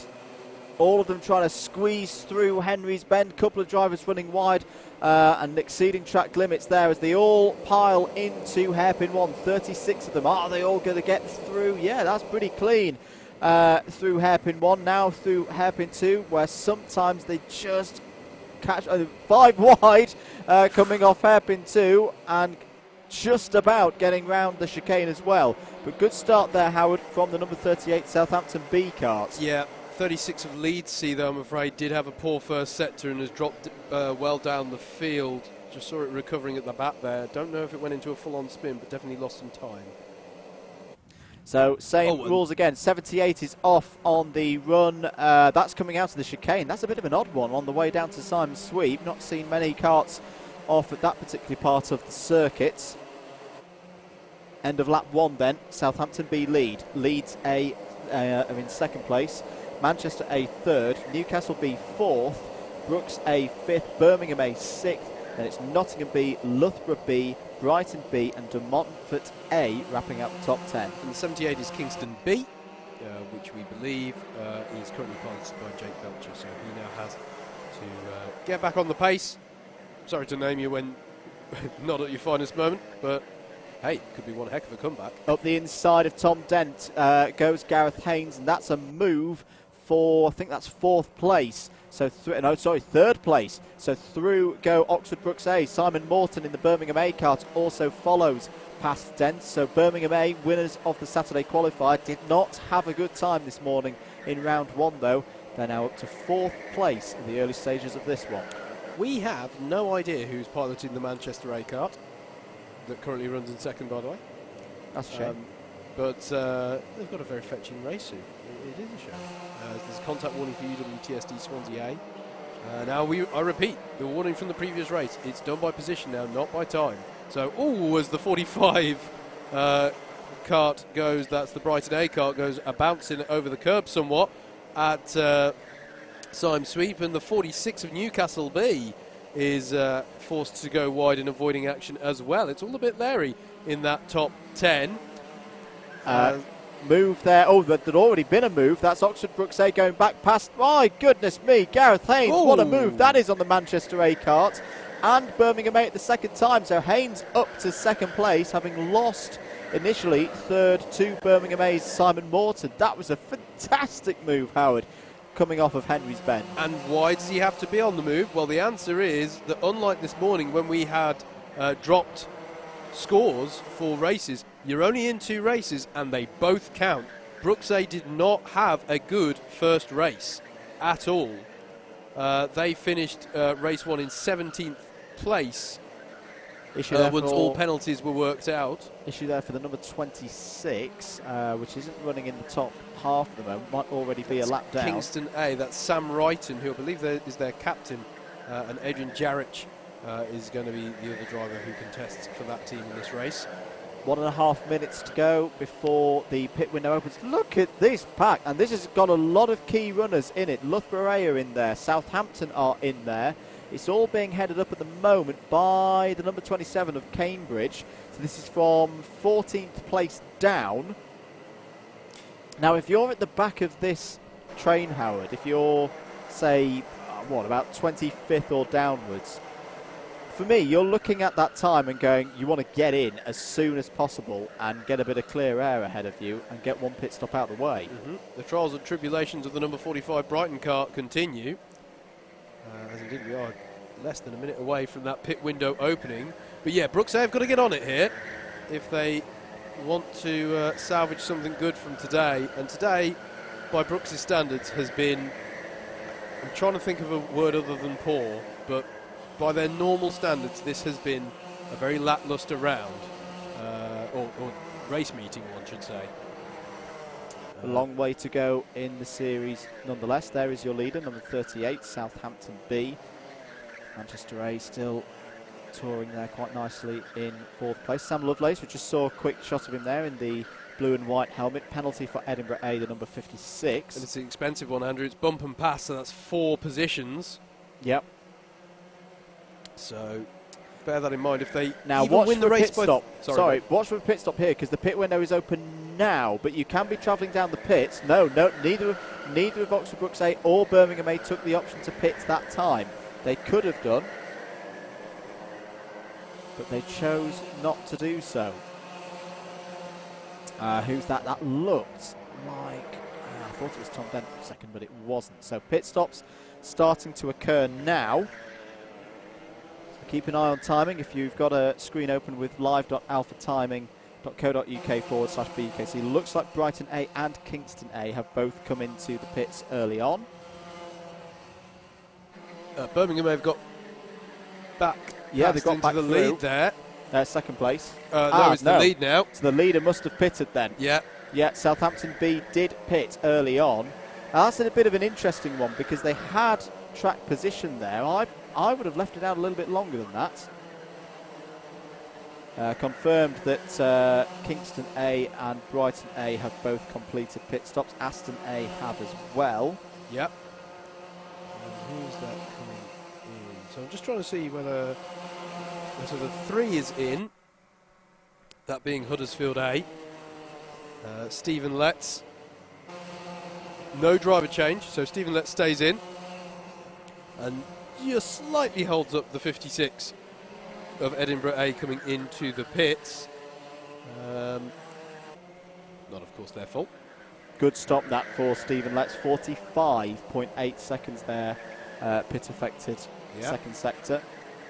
That is one of the more impressive pit stop times that we've seen. So here are your current leaders on the road, but they both owe us a stop in this first pit window. It's the number 8 of Birmingham A with Simon Morton at the wheel, and the number 1 of Brooks A with Gareth Haynes at the wheel. 2 teams that do really need a good result here in this race. For some teams, of course, this is their last race of the day as the 4 is in of Loughborough A. Ollie Wedden getting in. That's a wise decision because they were right in the mix of all that traffic. So getting Ollie out of that area, good move there by Loughborough. And the 103 of Southampton C got held up quite a bit there. As the lead battle goes side by side, Simon Morton goes on the grass a bit and loses out there. So there is a change of the lead there. And whilst we're obviously talking about this quite casually, because of course pit stops have got to work themselves out, this is still a battle that's raging on. Yep. And if you lose time, it's not helpful to your race results. Southampton A have received a penalty for forcing a driver wide, which is what we saw Nottingham get earlier on. Is this the incident? Oh! And that's collecting the bollards there, the 95 kart of Brighton B. So that, I believe, may have been the cause of that. As we look, just see a Manchester car going through there. Still Gareth Haynes leading this one. Pit lane seems fairly quiet. Yeah, significantly quieter in the first 5 minutes of this race's pit window than in the previous, as the bollards on the exit of paddock have gone well and truly on holiday.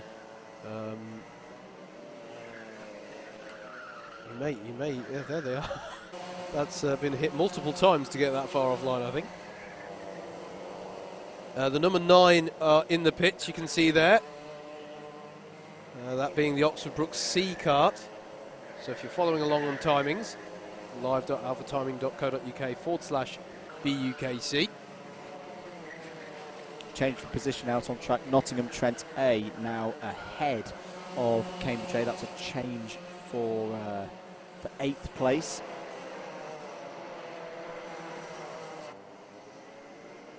Fastest lap of the race has just been set by Stephen Letts as well, of 46.556. So Letts once again on the charge here, as we saw in the sprints earlier.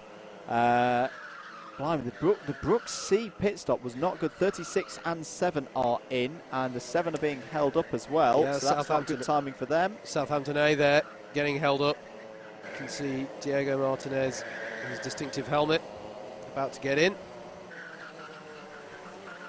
Not sure if he started that. Yeah, he did. Okay. So no driver change there. So it will be later in the race that we see Titus Michelis come out on circuit. Couple of ineligible karts as well to let you know about. Leeds D, Swansea Met B, both ineligible. I think the Kingston B kart's ineligible as well, just so you're aware. Saw Brooks B heading in as well. Joe Bleakley into the pits. There he is in the number 2. Good season last year, did Joe.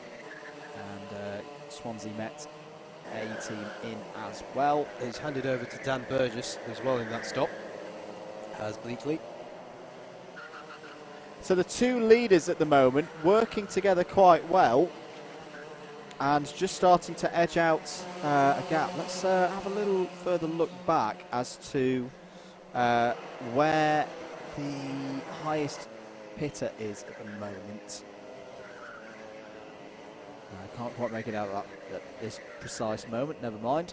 But no, they're making a good lead here. You can see change there for 3rd. Sam Lovelace has got ahead of Manchester A, so he takes De Montfort A up into 3rd place now.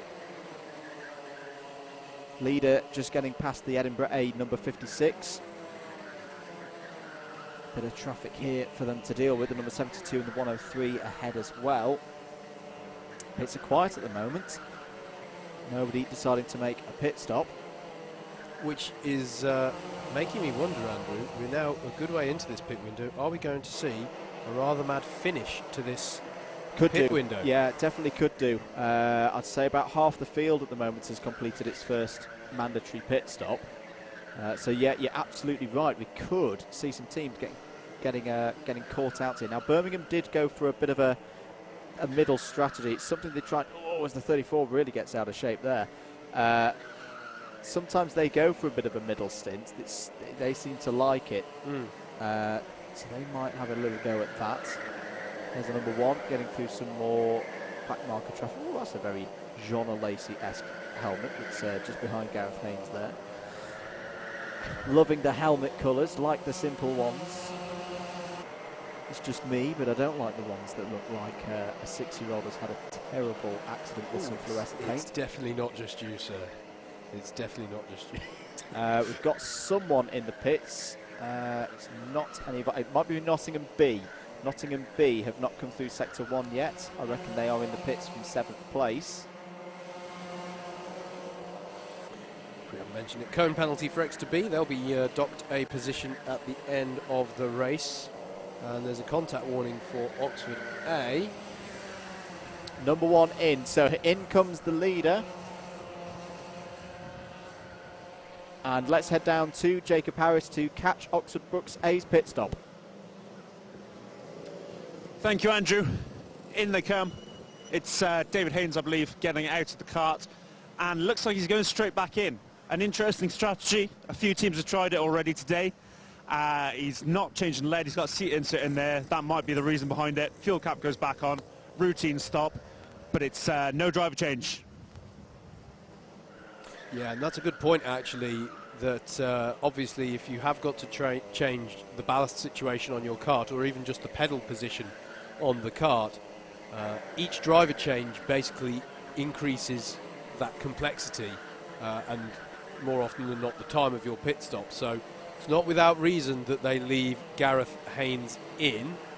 What it also means for us as spectators is even though they've pitted quite late and deep into this pit window, they may actually pit quite early in the next pit window, because by that point Gareth Haynes will have done some 35 minutes. And it sounds like we've got Birmingham A now in the pits. Let's head down to Jacob once more. No, we don't, Andrew. I was just telling the camera crew where number 8 is. I think he's going up the hill towards the start-finish straight. Back to you. No worries, mate. No, we'll come back to you be later. fair, we didn't know where Birmingham A were at that moment in time, so it's value added. Exeter A have pitted. A very good stop as well. 45.862 for their pit-affected Sector 2. There is Simon Morton, who won 2 races at Wilton Mill in qualifiers. Another driver who's really improved. He's, I kind of put him in that same category as we talked about with Alistair Irvine in the first race. Yeah. As the sun starts to descend here at Buckmore Park, the time just gone 3:30 in the afternoon. Do hope you're enjoying your afternoon on this Wednesday. I know a lot of the students watching. It's their afternoon off to do sports or watch sports in this case. Which, although not as athletic, we still support in this particular situation. Absolutely. It's important, right? Simon Morton, a lot of good support for him back at Birmingham. I'm sure the crowds are going wild on campus right now. I'm sure they are. Yes. I'm sure they're dancing around the mermaid statue. Songs and dancers going around the mermaid statue and Old Joe Clock Tower as well. Because once again, Simon Morton is in the lead of a BUKC race. Just coming up on a bit of traffic now. Number 46, Newcastle B, in 26th position. Gotta say, De Montfort A, again, up to 2nd place. Sam Lovelace having a really good stint here. And he's just set his fastest lap of the race so far, 46.583. Looks like Coventry C are making a pit stop as well. Sorry, mate. I was just going to ask, De Montfort, who... I was just trying to think, which teams are doing their first ever BUKC endurance races today? De Montfort are one of those. We had a chat. I had a chat with Mark Cuthbert just before. Now, of course, he's done these pit stops before. Yep. With his previous times in the BUKC, but all of his teammates haven't because they've only raced in the artist formerly known as the Rookies Championship. Yep, absolutely. But he was telling them to keep calm. Keep calm is the main thing, and communication between all the parties is really, really key for these pit stops. I'm going to do someone a disservice here. Is it Manchester Met's first time? No, I think they've done these pit stops before. Haven't they? Yeah. But yeah, obviously it's everyone's first time in this particular form of pit stop. Southampton B have just got past Cambridge A for 5th place out there. Cone penalty for the number 26, which is Kingston A. We've got no drivers listed for Manchester A, and let me tell you why I care. Often on our timing system, if there's no drivers listed, it means that they're not eligible for points, or it means that the team haven't told us who their drivers are. Manchester A are currently our clubman leaders. That's why I care. as there's a cone penalty for Manchester Met. So they'll be docked a position at the end of the race. But you're saying it's the latter. They are eligible for points. They are eligible for so points. They are our clubman's leaders. We just can't tell you who they are. Change for 6th place on the road. Huddersfield A have just got past Cambridge A there. So Stephen Letts continuing. Keep an eye on that Huddersfield cart, because that cart is going very, very quickly indeed. De Montfort A into the pits, Andrew. This is the team that we were talking about, who are fresh to the concept of a BUKC pit stop, more or less. It's all very calm there. Birmingham look like they're preparing for a pit stop as well, with Rihanna Percox looking to get in place of Simon Morton. Jacob is down there, ready, primed as ever for the interview. De Montfort to complete their pit stop. And we can now go down to Jacob Harris for Birmingham A's pit stop. Yep, they're in, Andrew. Simon Morton pulls up next to the furthest fuel Bowser. There's a bit of a lead switch and some pedals, as well as I can see Jake O'Sullivan working his way out the front there. Fuel is still going in. The cap's being put on for Rihanna. Interesting tactic there. But it seems to have worked. Good pit stop, that. It was a good pit stop indeed. So Rihanna Percox goes out again. Now the crucial thing is, where is she in relation to the number 1? She's ahead of the number 3. I reckon Oxford Brooks A have retaken the effective lead of this race. Yeah, yes, absolutely. they have. Yep, they have. They have indeed. And so your net leader, your leader on the road at the moment is Manchester A, but they owe us a stop. And there's still a few teams out there who have yet to do that stop. We're looking at the 3 of Huddersfield A, Stephen Letts. I mean, they're nose to tail. It's pretty close. Rihanna Percox in the 8, Stephen Letts in the 3. That's Birmingham A and Huddersfield A. And the 38 Southampton B is right with them as well. It's a good run this from the Southampton B crew. Then you see the 13 of Nottingham Trent A. So it's all fairly close together still in the top 10, after most of them have served us this first pit stop. But yeah, Brooks A, Gareth Haynes at the wheel, as he was at the start of this one, have got the strategy so far, it seems, done correctly. Because we believe when this has all worked itself out, they will be the net leaders of the race. And indeed, Stephen Letts has got past Rihanna Percox. So Huddersfield A up to what we believe will be a net second on the road there. This is worth watching. Huddersfield A, Birmingham A and Southampton B. Just trying to find out who's at the wheel of Southampton B. It's, I believe that's Jonathan Huey. Piloting that one.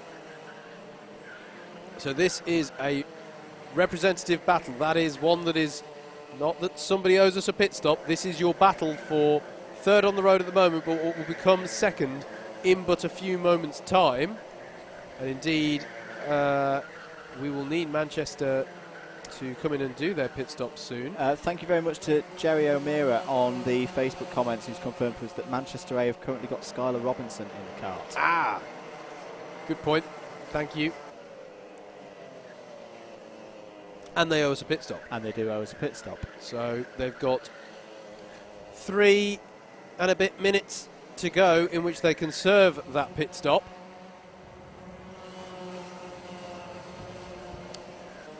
As we and when we get to that point, we will do a run through of the field. UWTSD Swansea A have just got past De Montfort A for 15th place. They're quite close together at the moment. As Manchester A are pitting now, in fact, and so Oxford Brooks A resume the lead of the race. And with that, I believe all of our top 10 have pitted. I say that very cautiously. I'm getting a nod from Mr. Mather. So to that end, I shall give you a quick rundown of that top 10. Oxford Brooks A lead in the 1 card. They are 3.8 seconds to the good at the head of this one. Then is the battle that we're focusing on screen now, which are working their way through some traffic, but the ones on the lead lap to concern yourselves with as Rihanna Percox goes to the inside of some traffic there into turn 1. are the number 3 of Huddersfield A, Stephen Letts at the wheel currently. Then it's the number 8 of Birmingham A in third, with Rihanna Percox at the wheel. The 38 of Southampton B are running well in fourth, and that's Jonathan Hoey at the wheel, we believe. That there's a penalty for Loughborough A, who are currently running in 12th place. That's going to be costly for them. That's for contact as well, so that'll be multiple places dropped. Off the top of my head, I think that's 4 places dropped there, or is it 2? Sorry, yeah, it's 2 for that, and then 2 more places for each subsequent offence. Huddersfield A second, Birmingham A third, Southampton B in fourth in the 38. Then there's a gap of 5 seconds back from that second place battle, back to Nottingham Trent A in the 13 cart. Then Clean Air, there's some 3 seconds up the road from Exeter. In fact, no, they're not. Have Nottingham Trent just pitted? Yeah, sorry, I told you a lie. Nottingham Trent owed us a pit stop, okay. But they are now pitting. Okay, so Exeter A move up to 5th place. They're 1.5 seconds ahead of Brooks B, who I think at some point I saw have a cone penalty, so that was not entirely representative. 1.5 seconds back from them is Kingston A in 7th. 2 seconds back from them is Loughborough B in 8th. And right with them, actually, the 23 of Loughborough B is the 42 of Oxford A. So that's a battle over 8th place there. And then rounding out the top 10, a further 2 seconds back, is the number 4 of Loughborough A, albeit they've just got a penalty for contact. In amongst all of that, Rihanna Percox has got past Huddersfield, I believe I can see there. Yep, timing's just updated itself. So both Birmingham A and Southampton B, in fact, have got past Huddersfield A for second. And here it is, side by side for third place, in fact. The 38 of Southampton B has the inside line into hairpin 2 and gets the job done there. They're in amongst another battle, which is a lap down. And just to cut across you, Howard, Yep. as Brunel B complete their pit stop, all teams have completed their first mandatory pit stop. Lovely. We love it when everyone pits within the window. It makes it, well, if Andrew were being blunt, he would say it stops me from ranting. Because I love a good rant. No, because you just find something else to rant about. I can't actually fault that. Yeah, no, okay. So, yeah, here is the battle for third. Stephen Letts versus Jonathan Hoey. And then there is Rihanna Percox in her distinctive pink, blue and yellow helmet. She is running in second. She's managed to eke out a bit of a gap to Huddersfield and Southampton in the last couple of laps. So there she is in the 8. There's Stephen Letts. Oh, and that's going to be an interesting one for how the stewards view it. Was that Stephen Letts forcing a back marker wide into the bollards? We've seen people penalised for forcing a driver wide. I'm not going to call it, of course. That call lies with those in there. Let's have a look at it. So he's got to put the lap on. Racing incident, yeah, I'd say. yeah, okay, that's not as bad on replay as I initially thought. Even so, it's the effects that sometimes you get that when the pods lock together, both carts understeer. So I don't think that was Stephen turning left to force the driver off. Yeah. I think that was just a bit of physics. No, Unfortunately, that's a fair enough analysis. What it's meant is that he's closed the gap to Rihanna Percox, though. The 8 from the 3, Birmingham A from Huddersfield A, and Southampton B have got the job done as well.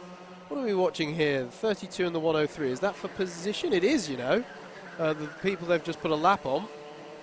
The 32 of Coventry B battling with the 103 of Southampton C, the driver of which owns Andrew's favoured Jean Lacey style helmet.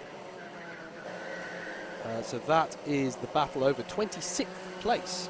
In fact, it's all changed in the 20s because Edinburgh A have just overtaken Newcastle B for 24th. Coventry B have just overtaken Southampton C for 26th. And Coventry C have just overtaken De Montfort B for 28th. So plenty of battles going on out there. Good battle going on between Leeds A in 14th and UWTSD Swansea A in 13th. And De Montfort A, we mentioned the De Montfort B car. De Montfort A are also locked in a battle with Cambridge A and Nottingham B over 16th, 17th and 18th. So plenty of battles going on throughout this field. But the highest one is surely this second place battle. Birmingham A, Huddersfield A and Southampton B just keeping in touch with them, although the gap has gone out through the traffic, excuse me, as they work their way down the hill. Stephen Letts. I'd say in his distinctive green and orange suit, but actually James Mills of Loughborough has a very sort of similar look to him. So that's one for the BUKC. If you're a BUKC kart spotter out there, bear that one in mind. It's a bit of a challenge there. It's similar in challenge to when Jess Alexander and Tom Seddon both raced and had pink helmets. Oh, don't get me started on that. Contact warning for the number 85 Manchester Metropolitan kart there. Just to note as well, for quite a few of the teams, this will be their last outing of the day. Birmingham A are one of those teams.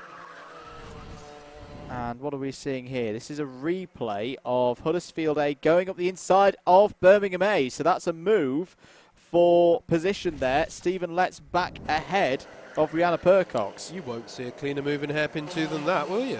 Very good. Absolutely nothing. There's black flag for De Montfort. That's going to be expensive, though. And what's that for? That is, well, it's not telling us what that's for at this time. Being naughty boys and girls. Battle still raging on then. They've just gone past the 36, which is several laps down. We're almost halfway through this second race of the afternoon. Round 2 of the British Universities Karting Championship 2019. Andrew Mather and Howard Mitchell in the commentary box for you from Double Dash Motorsport Media. Let's dealing with more traffic now. Goes past the number 48. Rihanna Percox follows. Southampton B just starting to lose a bit of touch now with these two as the pace really starts to rise. The start-finish to finish lap 37. Into hairpin 1. They go a bit more traffic ahead now for the leaders. Will Percox look to the inside? At the moment, we kind of saw this a bit in the first race.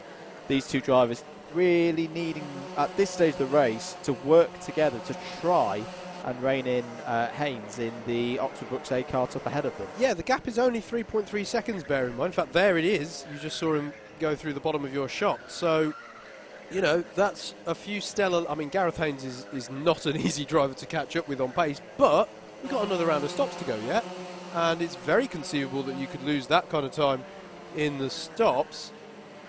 They're just coming up to put a lap on the Nottingham Trent number 13 kart, who themselves are in a battle with Newcastle A in the 19. That's over 21st place that they're lapping at the moment. So you saw the 19 kart. Huddersfield, Stephen Letts, in fact, they've both got by the Nottingham Trent kart, the number 13, and they will now both have to get past the 19, the driver with the blue helmet and the white and black suit. Penalty for the number 3. Not quite sure what it's for. Not got it on my screen at the moment, but a penalty for Stephen Letts is a bump and pass. So it's probably on a back marker. Oh dear, once again, twice today, Stephen Letts picks up some form of penalty, and that's going to be huge for the outcome of this race. Yeah, that is really, really costly for them. And I reiterate, there are no drop scores here in the endurance rounds, the even-numbered rounds of the championship. So, there are drop... We haven't got onto any of this yet, and this will all play out more as the season goes on. There are dropped rounds, which will come into play. So if you have a terrible day, the races today, you can, in theory... you can drop it as part of your count and score. It doesn't have to count towards your championship, but that's not the point. You don't want to, burn through your drop score in the very first race meeting of the year if you can at all help it. Well, there's definitely a couple of teams that have done that today, either in this endurance round or in the sprints this morning. 28 minutes to go then here at Buckmore Park. 3 minutes. Sorry. Oxford Brooks A still leading by 3 seconds. At the moment, they're just losing about 0.3 of a second to Letts and Percox in second and third. Bit of traffic now for the leader to deal with. Just under 3 minutes now until the pit window opens again. So it'll be interesting here. How soon will Brooks A pit? Because Gareth Haynes by this point has done all of the race up until this point. There he is. So the question will be, when does he pull in? Especially as you know that Birmingham A are probably going to go long here in this section. Huddersfield A, unfortunately, are out of contention for the win now as a result of that penalty. You can kind of just let them do their own thing now and not worry too much about them. The lead is effectively 2.7 seconds. Here's the interesting one, and I don't, Huddersfield are an experienced team. I'm sure they've given the rules a read through. But does everybody know that it's done on positions and not time by this point? You'd hope so. You'd hope so, but yeah, it's an interesting one. It's an interesting one. 26 minutes, just under 27 minutes, sorry, to go. Gareth Haynes is scything his way through the traffic at the head of this field, and well he might, by the way, because the lead gap is coming down. Yeah, he's having the classic thing that's always a problem for the leader when the leader starts coming through, that some of the back markers, especially when there's no blue flags, as that is the case in the BUKC, those drivers don't know the leader's coming through, so can often be a bit surprised by the leader coming through. Whereas second and third, the leaders come through, you know the fast boys and girls are coming. Yeah, and as I was saying earlier, I don't hold it against drivers nearly as much in this format of racing that they don't just move on over, because if you don't have a clear means of communication with your crew in the paddock, your strategy, unless you can identify, yes, that is a front runner, is going to be, I've got to defend this one. Yeah. And you can't really blame them in this situation, because unlike a sprint, or a sprint duro, if you prefer to call it that we had this morning, if you fall a lap back in the sprint races, you're a lap down. Yeah. Not everyone's a lap down. In this race, people are, I say, all over the place. Do you know what? What you were commenting on earlier, mate, was very true. The whole field are covered by 3 laps. Yep. That is quite small. It's for very a small BUKC for Mains endurance. Championship field. That is, at the halfway point, that's quite significant. That is quite significant. Pit window's open in 15 seconds' time. So it'll be time for us all to, if you're following along, live.alphatiming.co.uk/BUKC.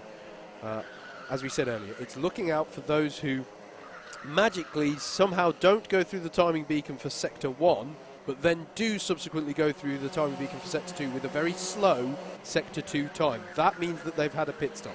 That's a unique feature to Buckmore Park. It's because of the orientation of the pit lane relative to the circuit. Should say, actually, we hardly ever mention this because we're quite used to it here. But unlike the majority of racetracks, as I think I can see Jarvis Devon coming in into the pits, if I recognise him correctly. But the pit lane is not along the start-finish straight, as it is for the majority of racetracks around the world. The pit lane covers the halfway, sort of the middle sector of the lap, which is why you get this strange effect where drivers cross that Sector 2 timing beacon having not crossed the Sector 1, because pit entrance is in Sector 1, pit exit is in Sector 2. The 45 of Brighton A emerges from the pit lane. The 103 of Southampton C was also done their second pit stop of the race. For some teams, as Andrew says, this is their last race of the day. There's 3 races in round 2, and each team takes part in 2 of them. If you did round races 1 and this one, you're now done. And Brighton A, the team who I just said have pitted, have actually come out just in front of our leader, Gareth Haynes. Haynes deals with it coolly and calmly. Classic Buckmore Park move up the inside of hairpin 2. But that gap has come down. It's just 1 second here. Even though Huddersfield A have got that penalty, they've taken Birmingham A with them.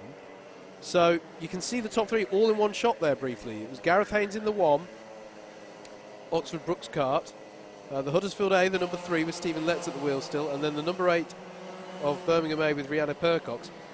They are all, though this top 3 are as tight as you could wish for going into the second round of pit stops, and it means the pit stops are crucial.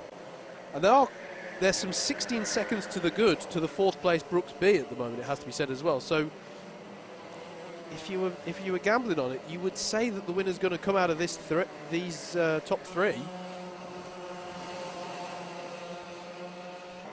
So, down through Simon Sweet. None of them pitted this lap, but there are teams serving their pit stop. I can see the Southampton A team are pitting. Titus Buchelis getting in to replace Diego Martinez.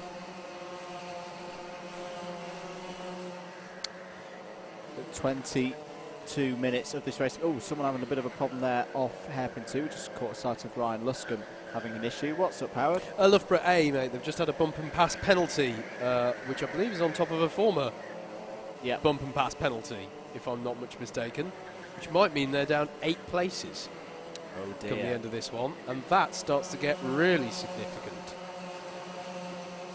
Well, it looks like Jacob Harris's wallet might be safe from the Pizza Hut for another day. Other pizza takeaway areas are available. But it won't be it doesn't matter. It doesn't matter. It doesn't matter how many are available. There will be no double Loughborough win here today at Buckmore Park. Here's your leader, though. Reigning champions, Oxford Brooks A. Huddersfield A just behind them. Oh, and this is blocked a lot by the traffic. And this is going to give Stephen Letts an opportunity. Now, Stephen... No, he's going into the pits. I thought for a minute Stephen was being a naughty boy, but no, that's taking avoiding action to the extreme there, but it is actually Stephen Letts going into the pits, and we can go down there, I think, to Jacob. Thank you, Howard. Stephen Letts has had to queue. Stephen has pulled up to a Bowser that already has Aston A at it. They're having to push the cart down now. This is going to slow them down considerably. The fuel is going in. We've also got team number 9. That's Brooks C, I believe, who aren't in the top 3. Still waiting to go back in is it's Alex Gunn in the number 3. He's back out now, but that waiting at the fuel barriers is going to cost them in this pit stop.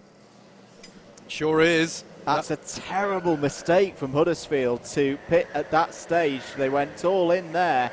And 56.3, Andrew. Yeah. 56, which is some 10-11 seconds slower than the fastest we've seen. Yeah, that shows you how good a pit stop it would have been if they'd not been held up there. So that is Huddersfield, but they already had the penalty. Well and truly out of this one now. Back with the leaders, though. 20 minutes to go. Oxford Brooks A lead. Birmingham A are second and really, really need this result.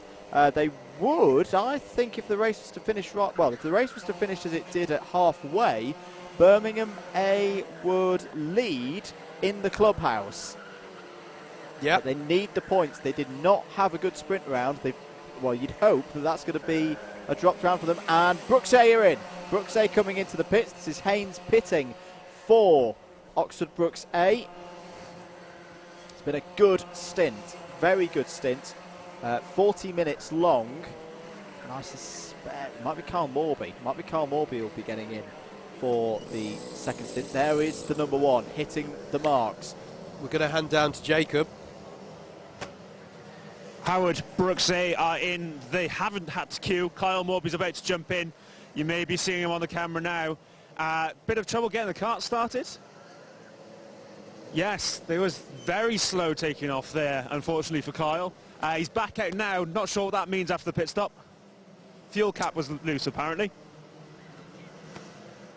Yeah, but better to take a couple of seconds, just make sure that fuel cap is on, because again, Brooks A need the points in this one. It's a 54.1 for Brooks A, so battle on. If Birmingham A can nail their pit stop, Andrew, I reckon they're in with a shout here of gaining the lead of this race outright. But you've got Kyle Morby now in that Brooks A cart. We know how good Kyle Morby is. Former driver of the year. Back again for what will, I think, be his final year in the BUKC. Quite a common story in the Brooks A team this season. But if there's one driver who can pull back that amount of time in the Brooks team, it's got to be Carl Morby. Yeah, absolutely. So here's the question: when do Birmingham pit from the lead of this race? As Andrew was saying, they didn't. 47 is that? Who's stationary at the bottom of the hill there? That looks like the 47. Yeah, I think you're right. Right in front of us here in the commentary box. That makes it the Exeter B cart, which was running in last place anyway. Did not see what happened to them at all there. Just caught the end of whatever it was. Yeah, this is 47. They've scattered. No, they haven't scattered some of the barriers there either. But no, they're losing a lot of time now because they've taken the right choice of manually turning the cart round by hand. They're just waiting now for the correct point at which to rejoin the circuit. I do have an interesting question to ask about the 47. Yes. It's the first ever kart I've seen in an endurance with 3 drivers listed against it. Oh, okay. I have no idea what's going on. I also, therefore, can't tell you who's in it.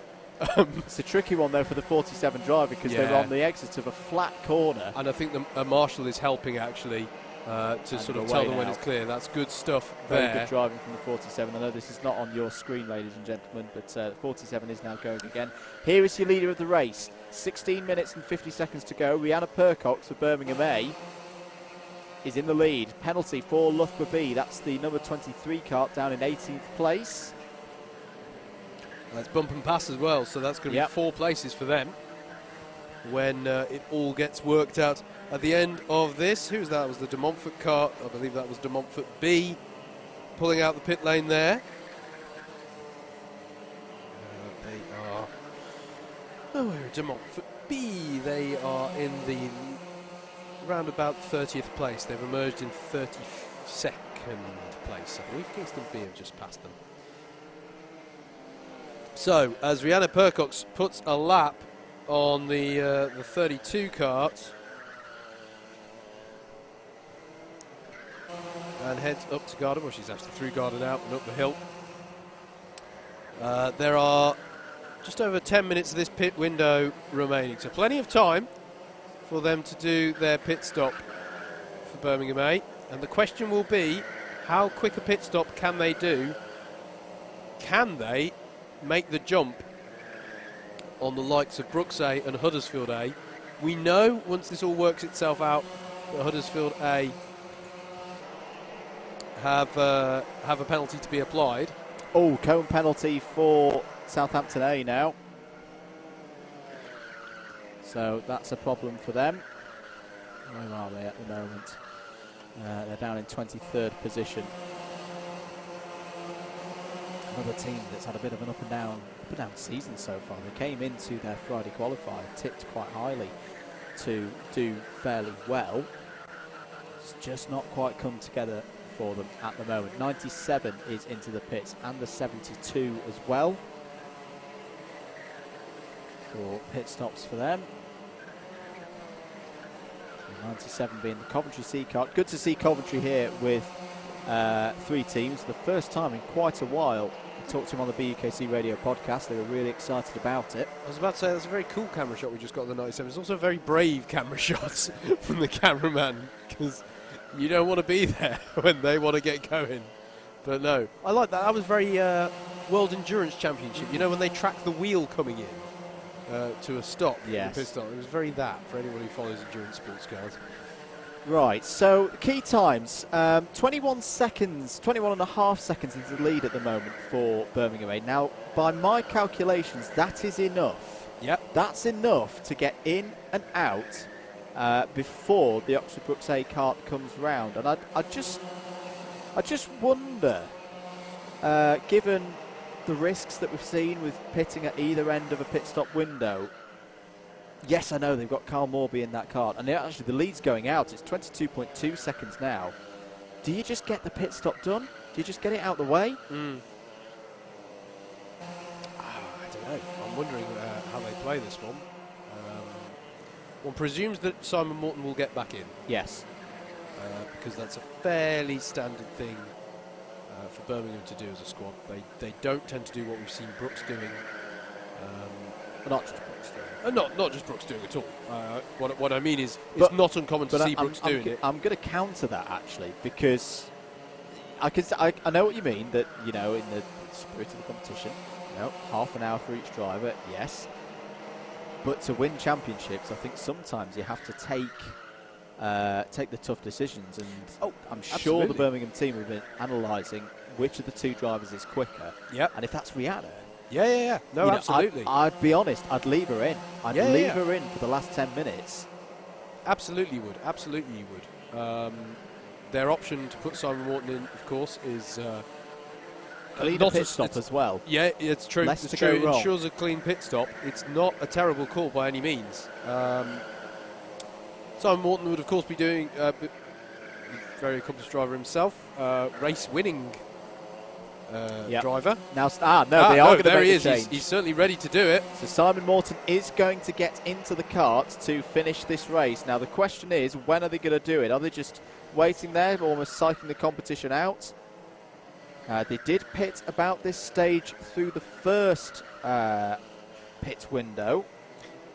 There's a car in the pit lane at the moment. That's the number 4 of Tom Thickpenny. Where are Loughborough A at the moment? Down in 14th, and we know they've got penalties as well. So once again, you know, we didn't mention actually that Loughborough did take the lead of the championship after round 1 ahead of Brunel A, but behind them, I know we're only 2 events in, including qualifiers, but this morning's sprint round absolutely blew this championship wide open. And I think we're going to see the same again with this endurance fight. It's just serving up an absolutely brilliant year in the championship this year. There was Titus Richellis, we just got a sight of in the number 7 Southampton A car. Currently almost a lap down on the leader here, but that's okay because the leader owes us a pit stop. It's not necessarily bad news for Southampton. Who has just emerged? Leeds A have just emerged from their pit stop. Yep. A 48.1, not too bad of a time. We've seen faster, but we have seen significantly slower. Nottingham Trent A have also pitted. Leader's in. Leader is in. Rihanna Percox pits from the lead to hand over to Simon Morton. We can head down to Jacob in the pit. Yes, Andrew, Rihanna pulls up to the fuel Bowser, the same fuel Bowser that Brooks stopped at as well. There's a lot more changes to happen to this kart. There's a whole team around it. Jake O'Sullivan grabs the pedals, someone else grabs the lead. There's a seat insert in there too, but I think Simon Morton's going to keep that. The fuel cap's being put on by another member of the team. This really is a group effort from Birmingham, and it looks like a relatively good stop. I'm going to have a quick chat with Rihanna whilst you watch Simon go out on track. Could you perhaps, if they've made out ahead? We'll know shortly. I'll grab Rihanna then. Rihanna, I'll give you 2 seconds to put your glasses on. You've pitted from the lead. How was it out there? Oh no, it felt great. I could see Oxford Brooks in front. I knew they were going to do a stop quite a bit ahead of us. You've held the lead by 2.8 seconds, so you're still ahead. Can Simon hold on? Yeah, he's quick enough. Easy. Yeah. That's it. Thanks for joining us, Rihanna. There you have it. Simon Morton back out in the lead. Andrew Howard, back to you.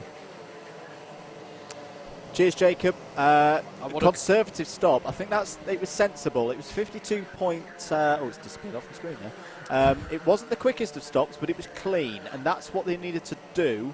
Pressure now on, though. 2.8 seconds. Can Simon Morton hold off one of the fastest drivers in the BUKC? There he is. There was Carl Morby in the black suit and the white helmet. Howard, we've got a race on here. Yeah, this is really, really exciting going into the final 10 minutes of the race. Brilliant team effort from Birmingham. You saw the amount of changes that had to go on here. There was lead going on. There was a seat insert change, I believe. I think there was also a pedal change perhaps going on there. It was all going on, and it was done, as you say, Andrew, not the fastest stop we've ever seen, but it was clean, and that's what they needed. I want to correct Jacob on one thing he said at the end of that interview. They haven't held position. They've taken position at the head of this field, have Birmingham A. And can they hold on, as you say? 2.5 seconds the gap last time they went through. And we will be monitoring this for the rest of the race. Huddersfield A lost out, of course, waiting in the pit lane, queuing in the pit lane. They're now 9 seconds down the road from Oxford Brooks A in third, and they still have a penalty to be applied, which means that Southampton B, who are your current clubman leaders, are net third at the moment. 0.4 of a second taken out by Kyle Morby on that first flying lap. If Birmingham A want to mount a title challenge, this is the kind of battle they have to win. Simon Morton, you've got to drive the 8 minutes of your life so far in the BUKC, because that man right there, number 1, Kyle Morby, has been in this position so many times before. He knows how to close drivers down, and he's a very, very good overtaker. This is going to be a frenetic ending to this race, Howard. Absolutely. This is a kind of a theme that's going on here in the BUKC this year. There's a feeling that you've got your established teams. We mentioned earlier, a lot of the Brooks guys are in their final year of competition here. And then you've got, I'm not going to style it quite as cheesily as the young pretenders, but you've got teams who are coming to the fore here in this series in a way that we haven't seen them do for a while, or in some cases at all. And this is one of those such battles. Can Birmingham A hold off the stalwart of the sharp end of the BUKC, which is Oxford Brooks A? There's a few carts in between them. The 45 of Brighton A has been dealt with by Simon Morton, as has it now by Kyle Morby. And it's moments like that, Andrew, moments like that where Simon Morton of Birmingham A trying to put a lap on Kingston A and just hesitated. Obviously, you know, it's easy for us to say, oh, we should have gone for that, we should have waited there. He's got to do it cleanly, of course, because if he gets a penalty, he also throws it away. But the gap is going down. 2/10 on that last lap. And it's the BUKC, it's an endurance race. You ain't about to lose traffic. This is a really key lap, and he's lost a lot of time. Look at that. A lot of time behind the back mark, the number 26. And Morby is there now, right on the tail of Simon Morton. Can he get through? Simon's got to go around the outside of the back marker. He's not made it through. He's not made it through, and is still stuck behind the back marker. And now Morby will pounce. To the inside goes Simon Morton on the number 26. He's still not made it through. And I don't know if he's aware of how serious this is now, Andrew. I don't know if he's focusing so much on the traffic, he's aware that Kyle Morby is there. That makes it even worse. Does he? Oh, he makes a gesture to say let's work together. No, I'm not sure he's going to respond. That's not going to work. You're 10 seconds to the good at the head of the field. This is not sprint racing now. It's more than that as well, because it's Huddersfield A 10 seconds behind. Forget about them. They've got a penalty. These two are 15 seconds clear of everybody else. More traffic coming up as well here. Simon looks over this. I think he's savvy to the situation. There'll be a switchback for Morby out of Garda, but I don't know if he'll be able to do anything up the hill. More traffic coming into play. The 35 is in there of Manchester Met. He goes to the inside. He doesn't make it stick. This is tense times right now for Birmingham. The 46 is next. That's Newcastle B running in 26th place. Got to think points, though, because remember, Oxford Brooks A, they really do need the point, whereas Birmingham A could probably afford to take a second place. They got a good result in their first race of a 9th position. You know, they cannot. The last thing they want to do is throw this down the road or get some kind of silly penalty. That is true. That is true. Still the 46 Newcastle B car is ahead of these two. But you've got to say, at the moment, Morton is doing a really, really good defensive job. He's not breaking his way through the traffic, but he's keeping Kyle Morby behind. Let's look at the lap times as they come over start-finish. To the inside of the 46 goes Simon Morton. Yeah, they're in the mid-47s. They're really slow. They're really slow compared to everybody else. And one has to ask, therefore, I know Huddersfield aren't gaining. They're dealing with the same level of traffic. So the pace of these front runners is not. This is a all chance. that. Coventry car briefly breaks up this battle. But Morby does a fantastic job. Gets through on the run down to Simon Sweep. 4 minutes to go. 8 minutes is what I said that Simon Morton needed to fend off Kyle Morby. Well, that's half the job done. He's just got another half to do. Another 4 minutes of just this. But now the traffic's gone. Now Morton's got to get the hammer down. The next cart up ahead on the road is the number 60 of Manchester A, Skylar Robinson. We know Skylar's quick. Yeah. That's actually good. That's good. Try and mark yourself against Robinson at the moment and pull yourself along. I'm not sure, having seen how well Morton dealt with the traffic there whilst also defending. I'm not actually sure if clean air is a help or a hindrance at this point. That's a good point. Battles aplenty are happening throughout the field. I do just want to give a quick shout out. Loughborough B and Manchester A just switched positions. Loughborough B up to 11th. Also good battle between Kingston A and Cambridge A out there. And Southampton B and Exeter A having a brilliant battle over 4th place. They're less than a 10th apart going on to this lap. So there are other battles, but we have to, and I hope you'll understand, folks, unfortunately we never can follow all of the battles that are going on out there, such as the frenetic nature of the series.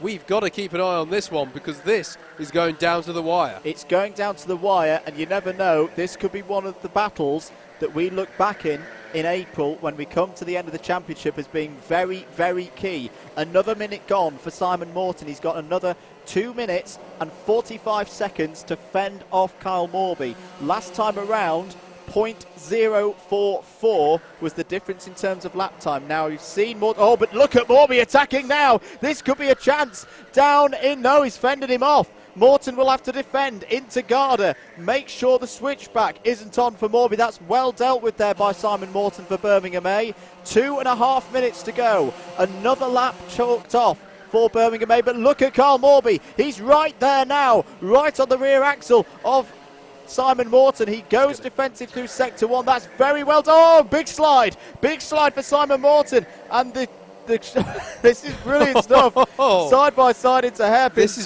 brilliant defensive driving, but Morby's going to try and get the nose in. Simon Morton is so wise. You saw him through 1 and 2. He knew that because he took it defensive into 1, he had to go tighter in 2 to block off the switchback. Did the same in hairpin 2 there. He's driving so intelligently at the moment to create the fastest car. I wonder, Andrew, because we know Skylar Robinson, albeit is a lap down, he's doing them a favour. He's being like that leader that suddenly everyone goes, oh, is that a leader coming through? So he might actually be helping break them up. But there's also the Southampton A of Titus Picellas. He's no slouch either. So traffic may actually be split by two unwitting partners to these two. But you saw there the run off Henry's Bend where Morton got a little bit sideways. That's better. He's kept a much better exit speed out of the corner on this particular lap. He goes defensive again into hairpin 2, manages it well through the chicane now. 1 minute and 10 seconds to go. By my calculations, what we're going to have, 2 more laps, including the one they're on for Birmingham A. And if Simon Morton can hold on for this would be a brilliant victory for Birmingham A. Defensive again into Garda, out of Garda, up the hill now to Cafe Corner. There'll be, yes, as I say, this lap plus, the one they're going on to now. So they will not see, they'll see the last lap board this time around. Simon Morton has to defend now. He goes to the inside. He'll go to the inside of hairpin 1 again. Morby will go for the switchback into hairpin 2. And he's gone for a massive switchback there. So much so he can't jink to the inside, can he? He's gone for He's going to try it side by side through hairpin 2. Morton's forced wide. He raises an arm in protest, but I'm not sure he's going to be able to stand on that. That looked okay for me. I'd call that fair. I think Kyle Morby will keep hold of that, and it was a brilliant move by Kyle Morby. So calm, so collected, but look, the Southampton A driver might still come into this. Round Garda for the final time, up the final pit straight. It's going to be a win for Oxford Brookes A. It's not been a good day for them, but they finish it well. Kyle Morby wins in the BUKC again. It's a sterling drive from Simon Morton and Rihanna Percox to finish second. 0.377 of a second after 60 minutes of racing. Alex Guncup comes over the line and is third on the road for Huddersfield A, but they have penalties. Exeter A will inherit that third place, having come home fourth on the road. Southampton B fifth, Oxford Brookes B sixth, the University of Wales Trinity St David Swansea A in seventh, Leeds A, another strong result for the team from Yorkshire. They finish in eighth. Loughborough A look like they've nicked ninth place right at the end there, but we know they've got penalties. Oxford A back in the top 10, top clubman team coming home in this one. Loughborough B were 11th, Manchester A were 12th, Cambridge A 13th, Kingston A 14th, 15th for Aston A, 16th for Nottingham B, 17th for Nottingham Trent A, 18th for Edinburgh A, 19th for Brighton A, 20th for Brookes C, 21st for De Montfort A, 22nd for Coventry B. Let's have a look at that move again. Oh, now, actually, do you know what? On second viewing, I don't know. Well, let's leave that one to the stewards. At first I thought fair racing, but I'm not sure now. I don't know. I think we've seen moves as robust as that. Again. So he gets a major switchback through hairpin 1. Great technique to set himself up for it. Didn't think he'd be able to jink to the left-hand side, but did. Ooh. I think that's all right, mate. I'd say that was good. I'd say that was good. If I was the clerk of the course, and I am most certainly not, personally, I'd say that one was okay. We'll wait. And I'm saying that against my internal bias of my former university, I have to say. Provisionally, at least, Brookes A have won this one, with Birmingham A in second, Huddersfield A finished third on the road, but we know they have penalties to be applied. I would say Exeter therefore get third, but I think they got a penalty for a cone at some point as well. So it's all extremely provisional, and we shall wait and see what happens. 21st de Montfort A, 22nd Coventry B, Newcastle A, Southampton A, and Newcastle B wrapping out the top 25. Coventry C, de Montfort B, Southampton C, Brighton B, Swansea Met B, your top 30. 31st, Kingston B, 32nd, Manchester Met, 33rd, Leeds C, 34th, Brunel B, 35th, Leeds D, and 36th, Exeter B. Ooh, interesting. Very interesting indeed. The carts are being refueled. I'm just going to check, are we good to go down to Jacob on the grid? And we will get ready for race 3, the final race of the day here at Buckmore Park. I'm delighted to say they're ready. Yes, let's head down to Jacob Harris on the grid. Thank you for that, Andrew and Howard. I am here with our race winners, Oxford Brooks A. Snatched it at the last. Kyle, how did you manage that? I don't know. There was a little gap, and I was like, well, it's last lap, got to go for it. And it was quite clean, actually. I was impressed. For you, that's impressive. It is impressive. I thought it was going to end badly, but it went all right. It went all right. But yeah, fair play. That was a good battle. He was covering all the lines he needed to. Just that little one, there was just enough room for me to squeeze my fat ass through, which is good. I said it when you came out of the car. I'm going to reiterate. It's about time you turned up, isn't it? It is about time, probably. Where have you been today? I don't know. Honestly, don't know. Just the first one was a bit of a shocker. Just couldn't get the cart to go anywhere. And then this cart did feel a lot better, to be fair. But yeah, I need to lose a few kilos before Wigan, I think, is the plan, anyway. You've got 3 weeks and what I'm going to assume is a big Valentine's meal as well to get over. Correct. It's not for you, though. What are your plans tomorrow night? Well, it's not tomorrow, actually. I've messed up a little bit there. It is tomorrow. That's a fact of life, Kyle. I know it is tomorrow, but we're both working, and I live in Banbury, and my missus lives in Oxford. So it's delayed to Saturday. So I've already messed up there. Firstly, that's the first thing I've done. If you're both working, is it really your fault? Well, it's got to be my fault.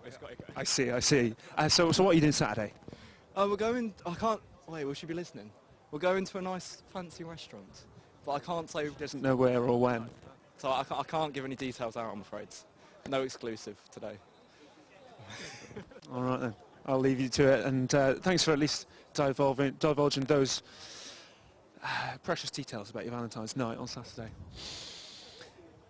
Oxford Brooks snatching victory right at the last second there. Let's have a chat with Kingston before Andrew jumps in for this one. Is that you're not getting in? Oh, who's getting in? James, come and have a chat with me.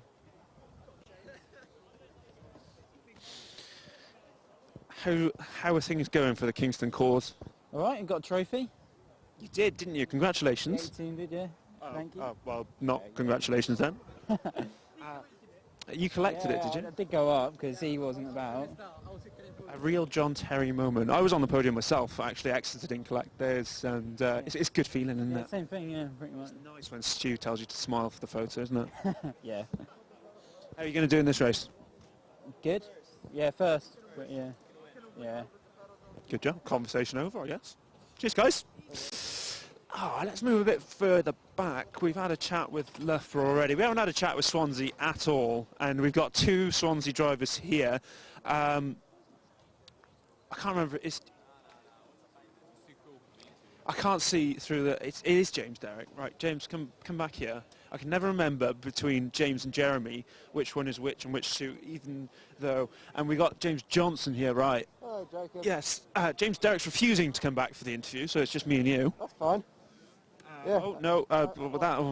What is he doing? Yeah. He's out. It's just me and you. He's our captain, right here. How's Swansea going? How's things? It's not gone according to plan today. I think I got involved in the massive pile-up at the start-finish line. That's some fantastic footage. I told you not to do that. It wasn't my fault. Remember at the briefing when I said, James, do not, by any stretch of the imagination, get involved in a fracas. Yeah. I also remember I was told that I'd be going to a test day on Sunday, not Friday. James told you that, not me. Well, I'm not sure who's to blame.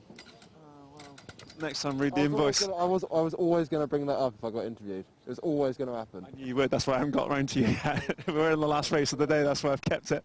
Fair enough. I don't blame you. Well, you have a good endurance. Hopefully, the lack of experience in the new karts won't hinder you too much. Thank you very much. And I'll speak to you at the end of the race when you win. I look forward to seeing you there. Fantastic. Okay, we've got probably time for one more quick chat.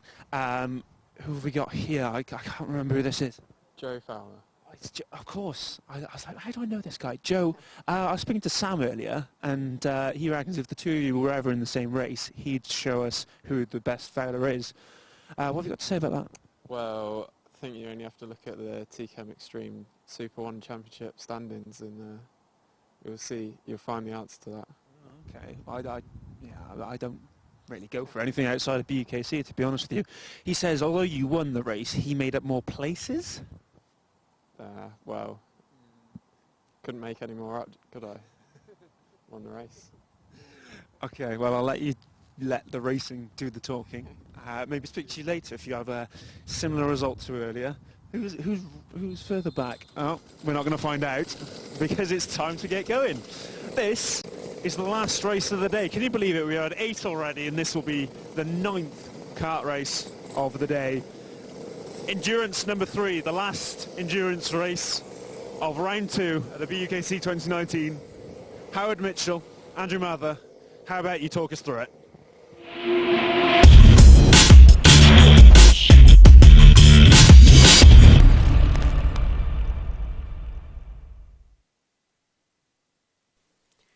With pleasure, mate. We will gladly talk you through the action for this last race of the day.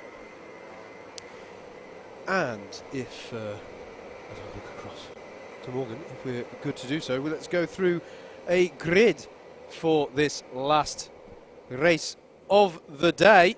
Leeds D will start this one from pole, but are not eligible for points. Bear that one in mind. Your pole sitter is point ineligible. Coventry C are alongside them. On row 2, it's going to be Southampton C and Exeter A, with Edinburgh A and Exeter B on row 3. Row 4 is going to be Manchester Met and Nottingham Trent A. Row 5 is going to be Aston A and UWTSD Swansea A. Row 6, we find Southampton A and Coventry B. Then it's Huddersfield A and Oxford A. Kingston B and Brooks B make up row 8. Row 9 is Newcastle A and Brunel B. And we are already good for a stop, so we're going to tell you more as they go around. Leeds D lead them away, the number 72. Do they all get through turn 1 nice and cleanly? Restart. Okay, so there's a problem there with the race start. That's good. That means we can pick up the grid. Can we pick up the grid? We'd got up to the top. I think I'd said row 10 is Loughborough C and Leeds B, I want to say. There we go. That's nice of them to hold the race off for that. I can catch up now. Swansea B and Bristol A are on row 11. Swansea A and Bath A are on row 12. Row 13 is Brunel A and Sheffield A. Row 14 is Cranfield A and Northumbria B. Rounding up the top 30 is Coventry A and Huddersfield B. And then on row 16 it's Birmingham B and Warwick B. Row 17 is Nottingham A and Nottingham C. And rounding it out on row 18 is Oxford Brooks D and Warwick A. And we're good for a start again, are we? No, we're not, so I didn't need to rush. Oh well.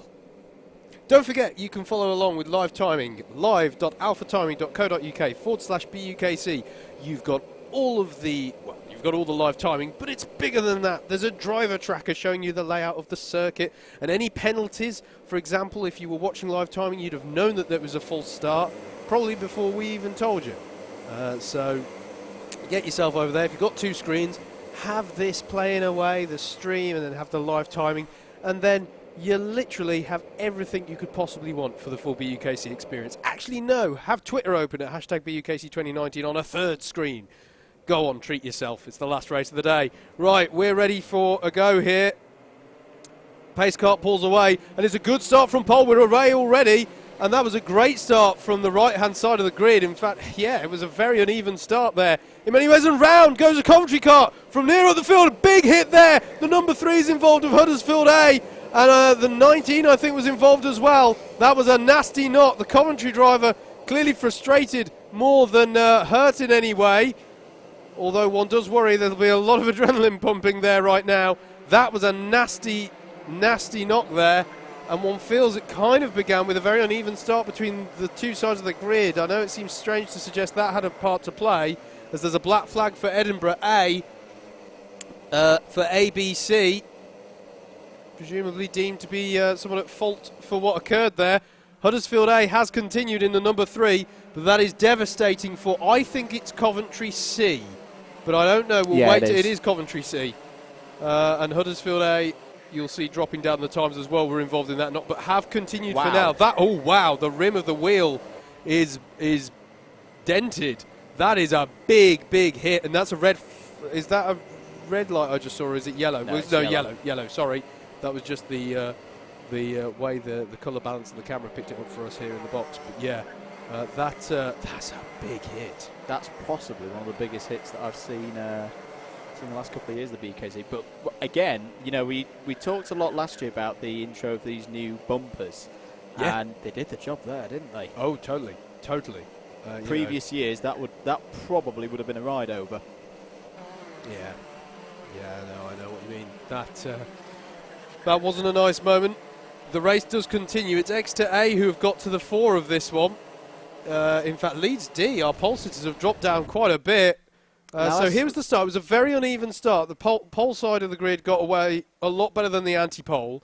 And then here's a contact. So that's Edinburgh turning around the Coventry C car. And then in comes Huddersfield. And behind them, the 19 goes spinning as well.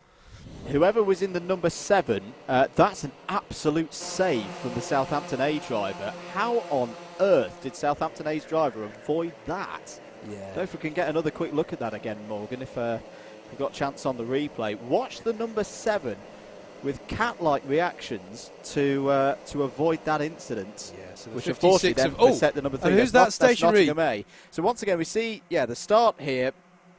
Couple of drivers running round. 56 gets into 97. So 97 Edinburgh. goes round. Wow, there! What a brilliant piece of avoiding action there for the number 7. Do feel sorry for Sam Turn, because he probably was blissfully unaware of that. Yeah. I've had that kind of thing myself round here at Buckmore Park, and but thankfully everyone's okay. Yeah, it's the unsighted thing, wasn't it? Southampton's save was Huddersfield's shock, effectively, because they suddenly saw the incident as I think the 13 Nottingham Trent there tagged the bollards on the exit of paddock, and the reason I called it immediately is because he had a shake of the head as if, I didn't just do that, did I? And there's the cone penalty in quick succession on your screens there. Cone penalty there for Nottingham Trent A.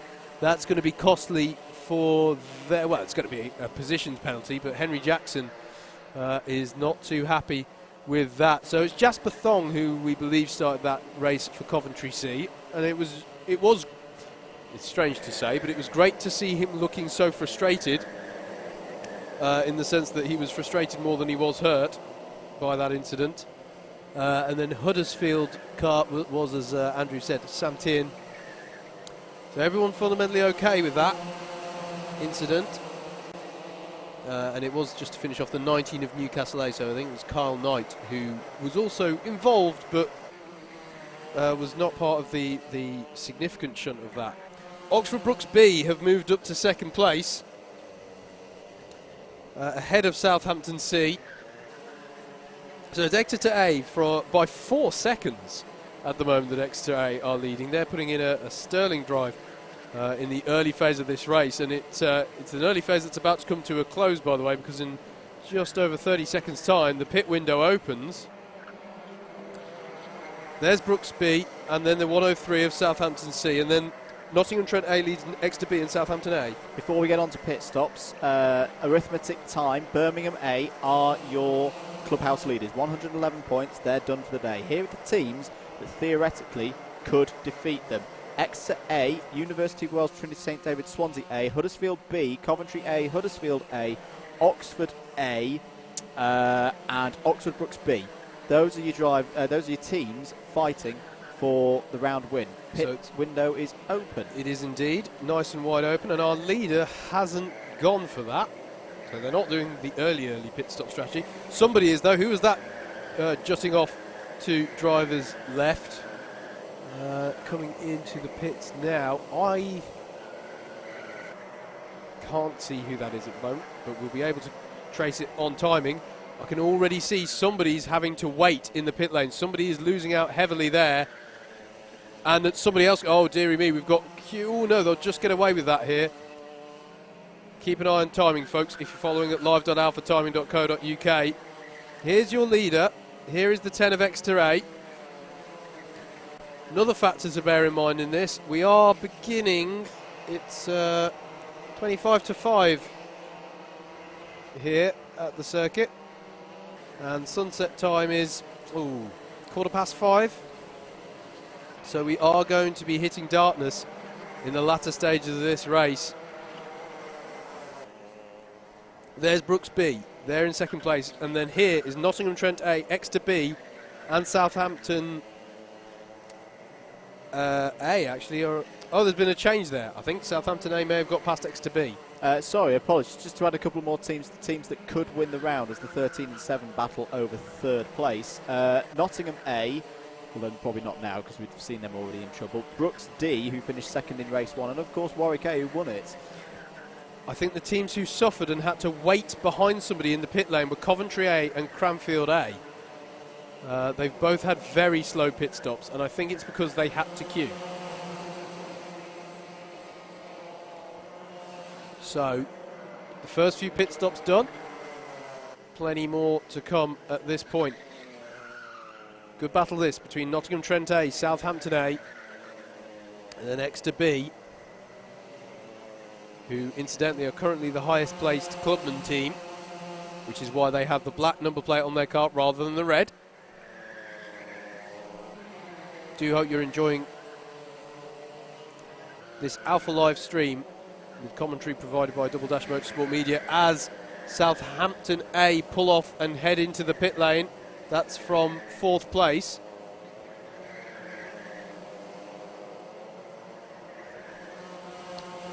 So, from quite high up, here we can see on the pit lane,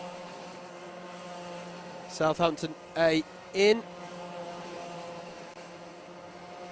No driver change for Southampton, so I think that's Rory Gills staying in.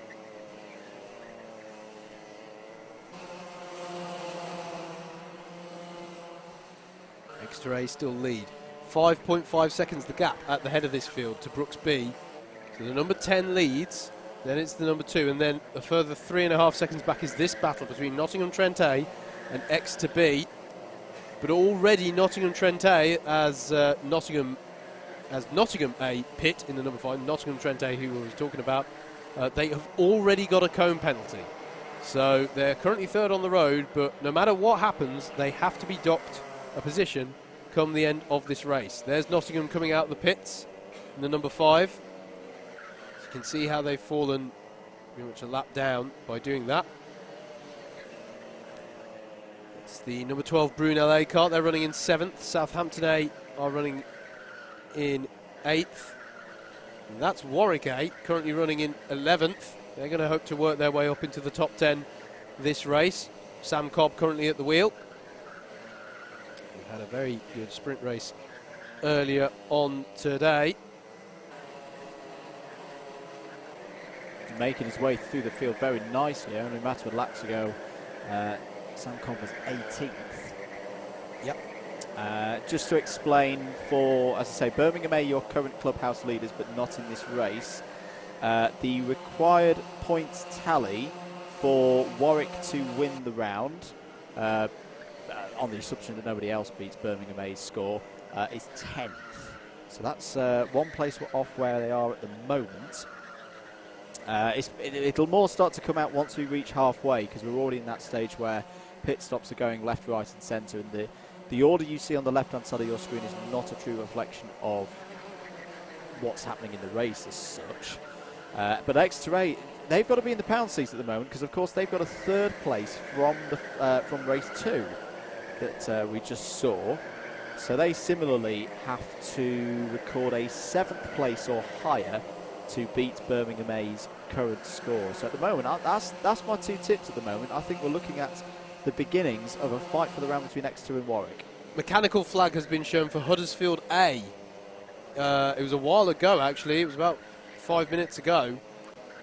So something has befallen that kart, and presumably it's paid a visit to the pits, but that's why it sits in 35th place. And it's lost a chunk of time in the pit. I should also say as well, a bit of housekeeping, this probably quite obvious to anyone who saw the incident, but we should, as a bit of housekeeping, say Coventry C have officially been retired from this race. Yes. No surprises there whatsoever. So the 97 will take no further part. Now, of course, the Huddersfield A, you say, with the mechanical? Yes. That's the kart that hit the Coventry C kart. Ah, of course it is. Of course it is. Yes, absolutely. So I'm not sure if they've been able to... Are they circulating? They are circulating. I've seen Sam Turn go past the window as the number 52 comes in for a pit stop. So, testament. I know, obviously, Coventry C have had their disappointment, have had to retire. Testament to these. Well, they may have done a kart switch. To be fair, they may have done a kart switch. So I won't say necessarily testament to these the structural nature of these karts. Although they did both take the impact very well, has to be said, for both drivers to be okay. Still plenty of pit stops going on then. We're still looking at this battle between Nottingham Trent A and Exeter B. Warwick A is still on a charge. They've got past Leeds B for 9th place. So keep an eye on them here. As Henry Jackson leads them through onto a new lap in his 3rd place position on the road. Still Exeter A yet to pit, our leaders. Jackson pits. Henry Jackson does pit, so from 3rd on the road, Nottingham Trent A come in, leaving Exeter B out on their own, but with Nottingham A for company just a lap down. In the pit lane cam, there they are, the number 13, as the number 50 next to them gets pushed away. That's Nottingham C. As the Nottingham Trent squad doing lead going on, so they're doing a driver change by the looks of things. Indeed they are. Slow stop, slow stop. See the amount of time from the as soon as the fuel nozzle comes out, the kart needs to go. So Nottingham Trent lost a bit of time there because the driver wasn't jumping in as the fuel nozzle came out. Let's see, and yeah, it lost him about 3 seconds there. That could be crucial. It's Andrew Marshall who's jumped into that kart. Oxford Brooks B, Howard, we've got to keep an eye on as well.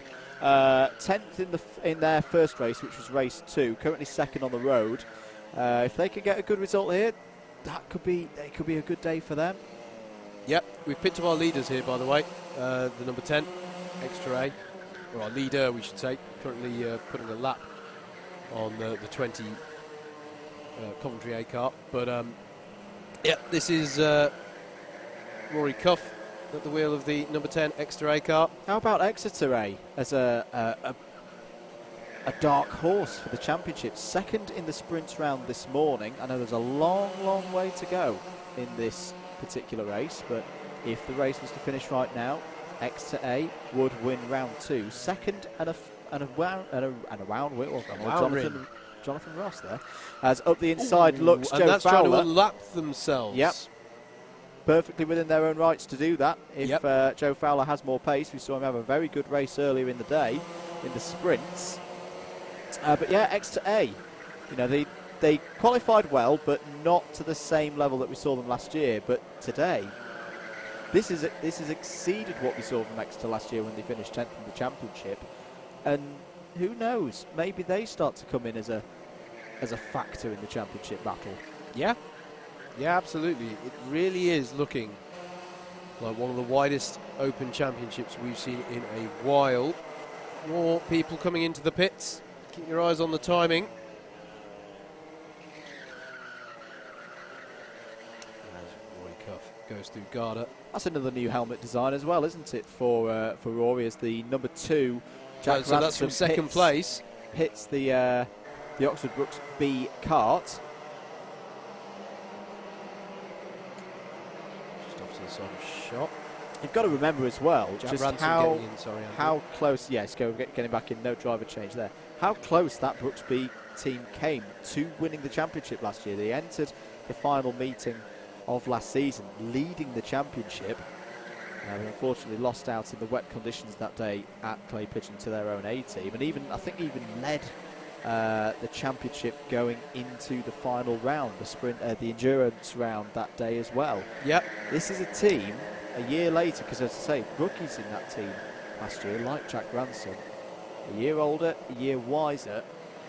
Don't think for 1 minute that the Oxford Brooks A team will get precedent over that B team. No, absolutely. This is Aston A, by the way, the number 17, leading from Coventry B for the battle over third place. Now.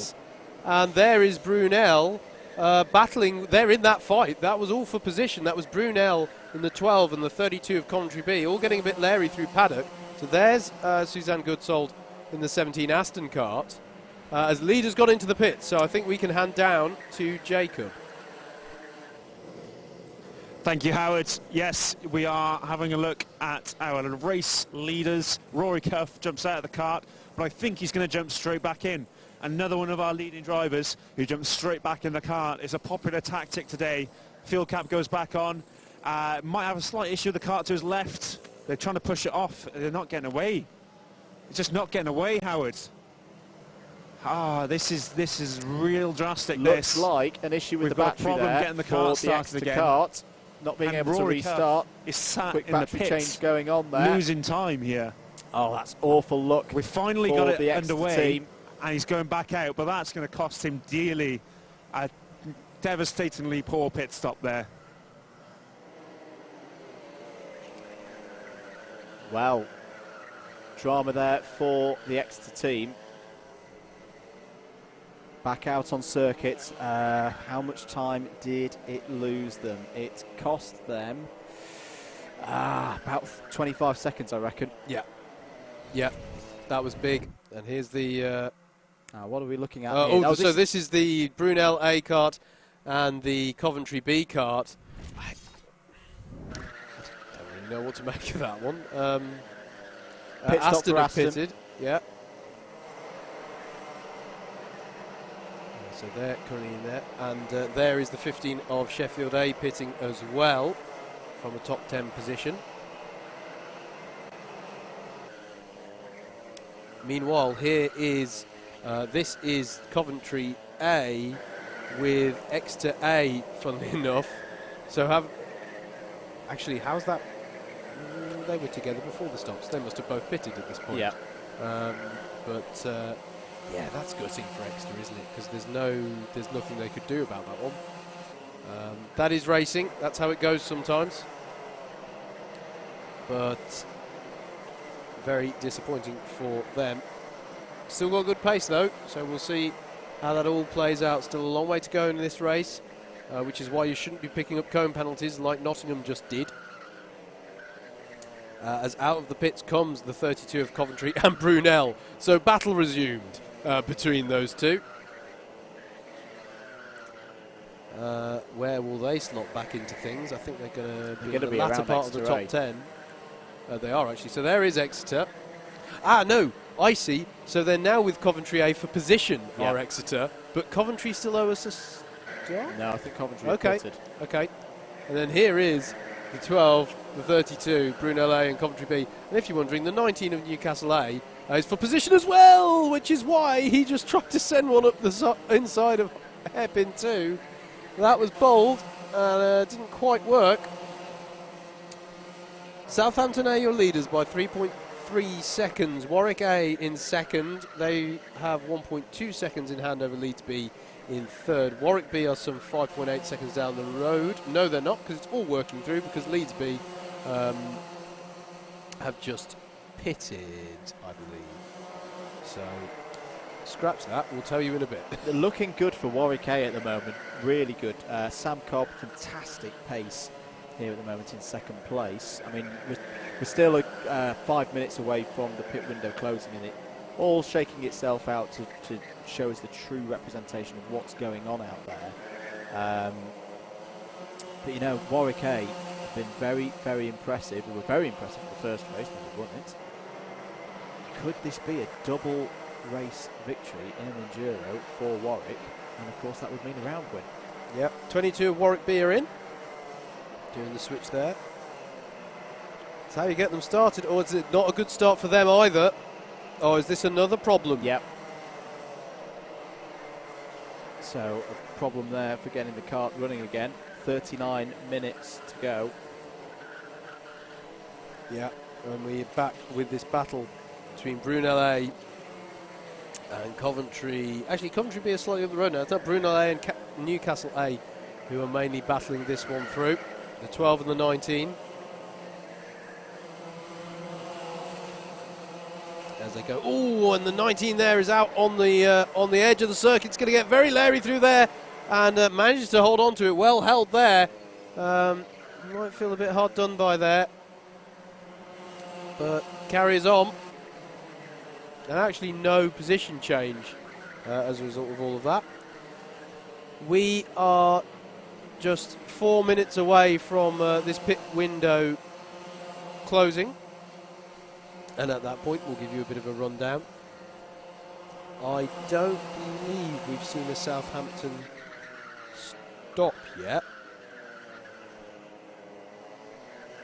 I'll double check that statement. No, we haven't seen a stop from Southampton yet. So Southampton going deep into this stint. If you see the number 7, they owe us a stop. And then we'll see who comes out on the top here. There's Brunel in the 12 and in 9th place. Oxford Brooks B have just got past Nottingham Trent A, and that's significant because Brooks B we expect to inherit the lead of this race. And actually, yeah, because Henry Jackson's pitted, so that, I think, Brooks B versus Nottingham Trent A may be our net battle for the lead once all is played out here. Exeter A having fallen down the order somewhat. Have to wait and see how Southampton C, who are running very well, get on here. Certainly doing well at the moment as a clubman team. They're the leader in that class for now. As the 6 has to, well, I believe that was them exiting the pits. Yes, it was. So Warwick A have served their pit stop.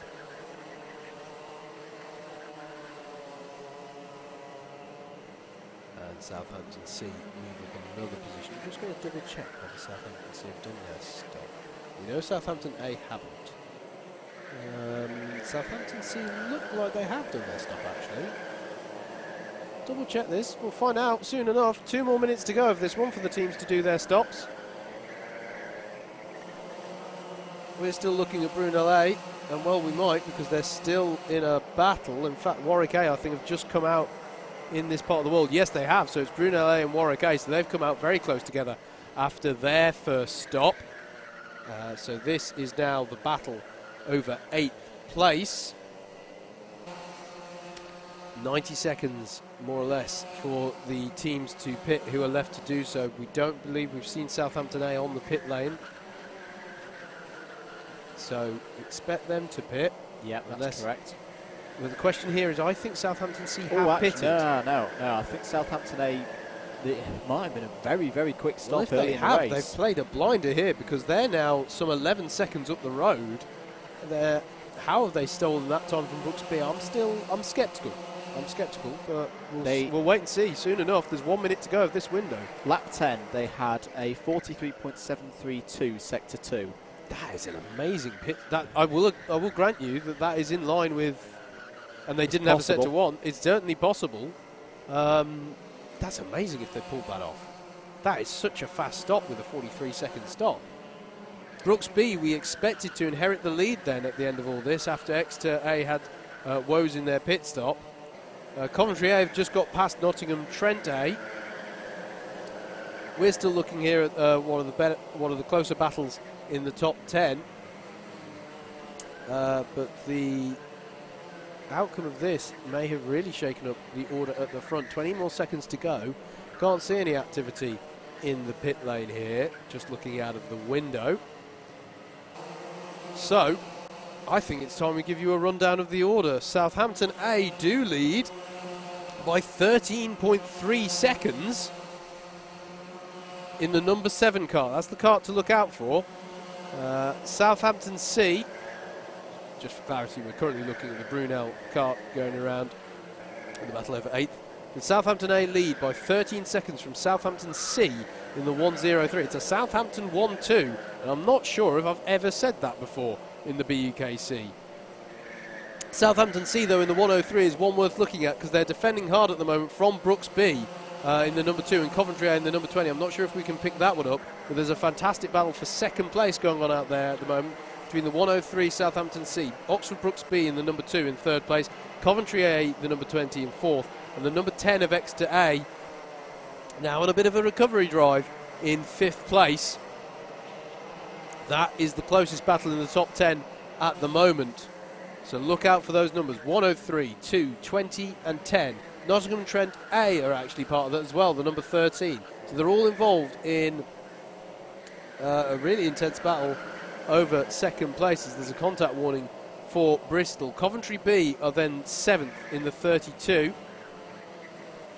And then comes the battle that we've looked at a lot in the last few minutes. Brunel A in the number 12 in 8th.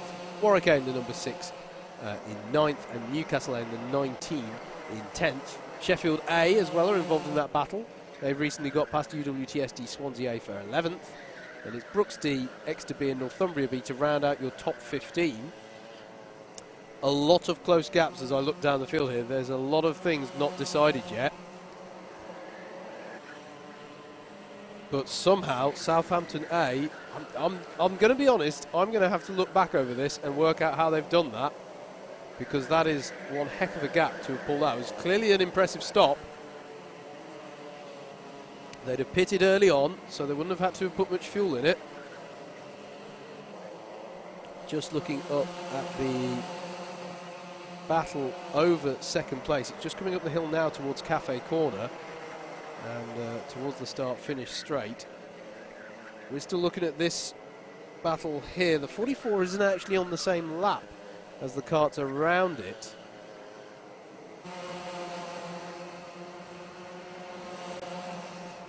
That's Leeds B.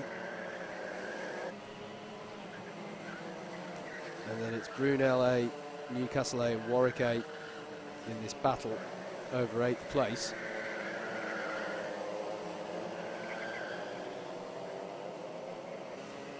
Going through hairpin 2. This is where drivers know that whoever they're around is whoever they're actually racing amidst all this pit stop. I say chaos. From the driver's perspective, it can just be a bit of a blur what happens during the pit windows. But they'll know. They go, okay, so if I come out the second stop and I'm near you, I need to take note of that, although it does become rather difficult to judge what with driver changes and all of that.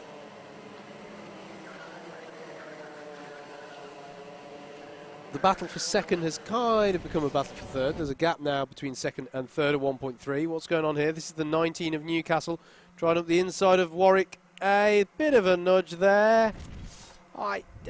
That's okay in my book. I'm not going to say that's too bad.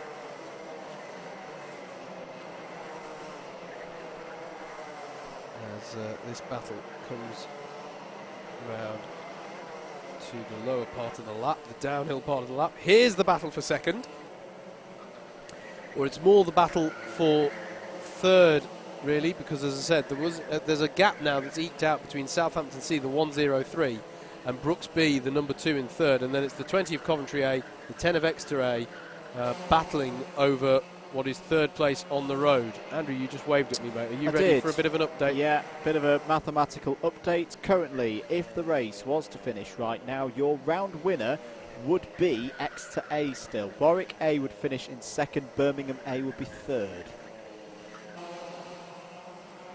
Very interesting. As there's been, sorry, I wanted to just say there's been a change of position there for third.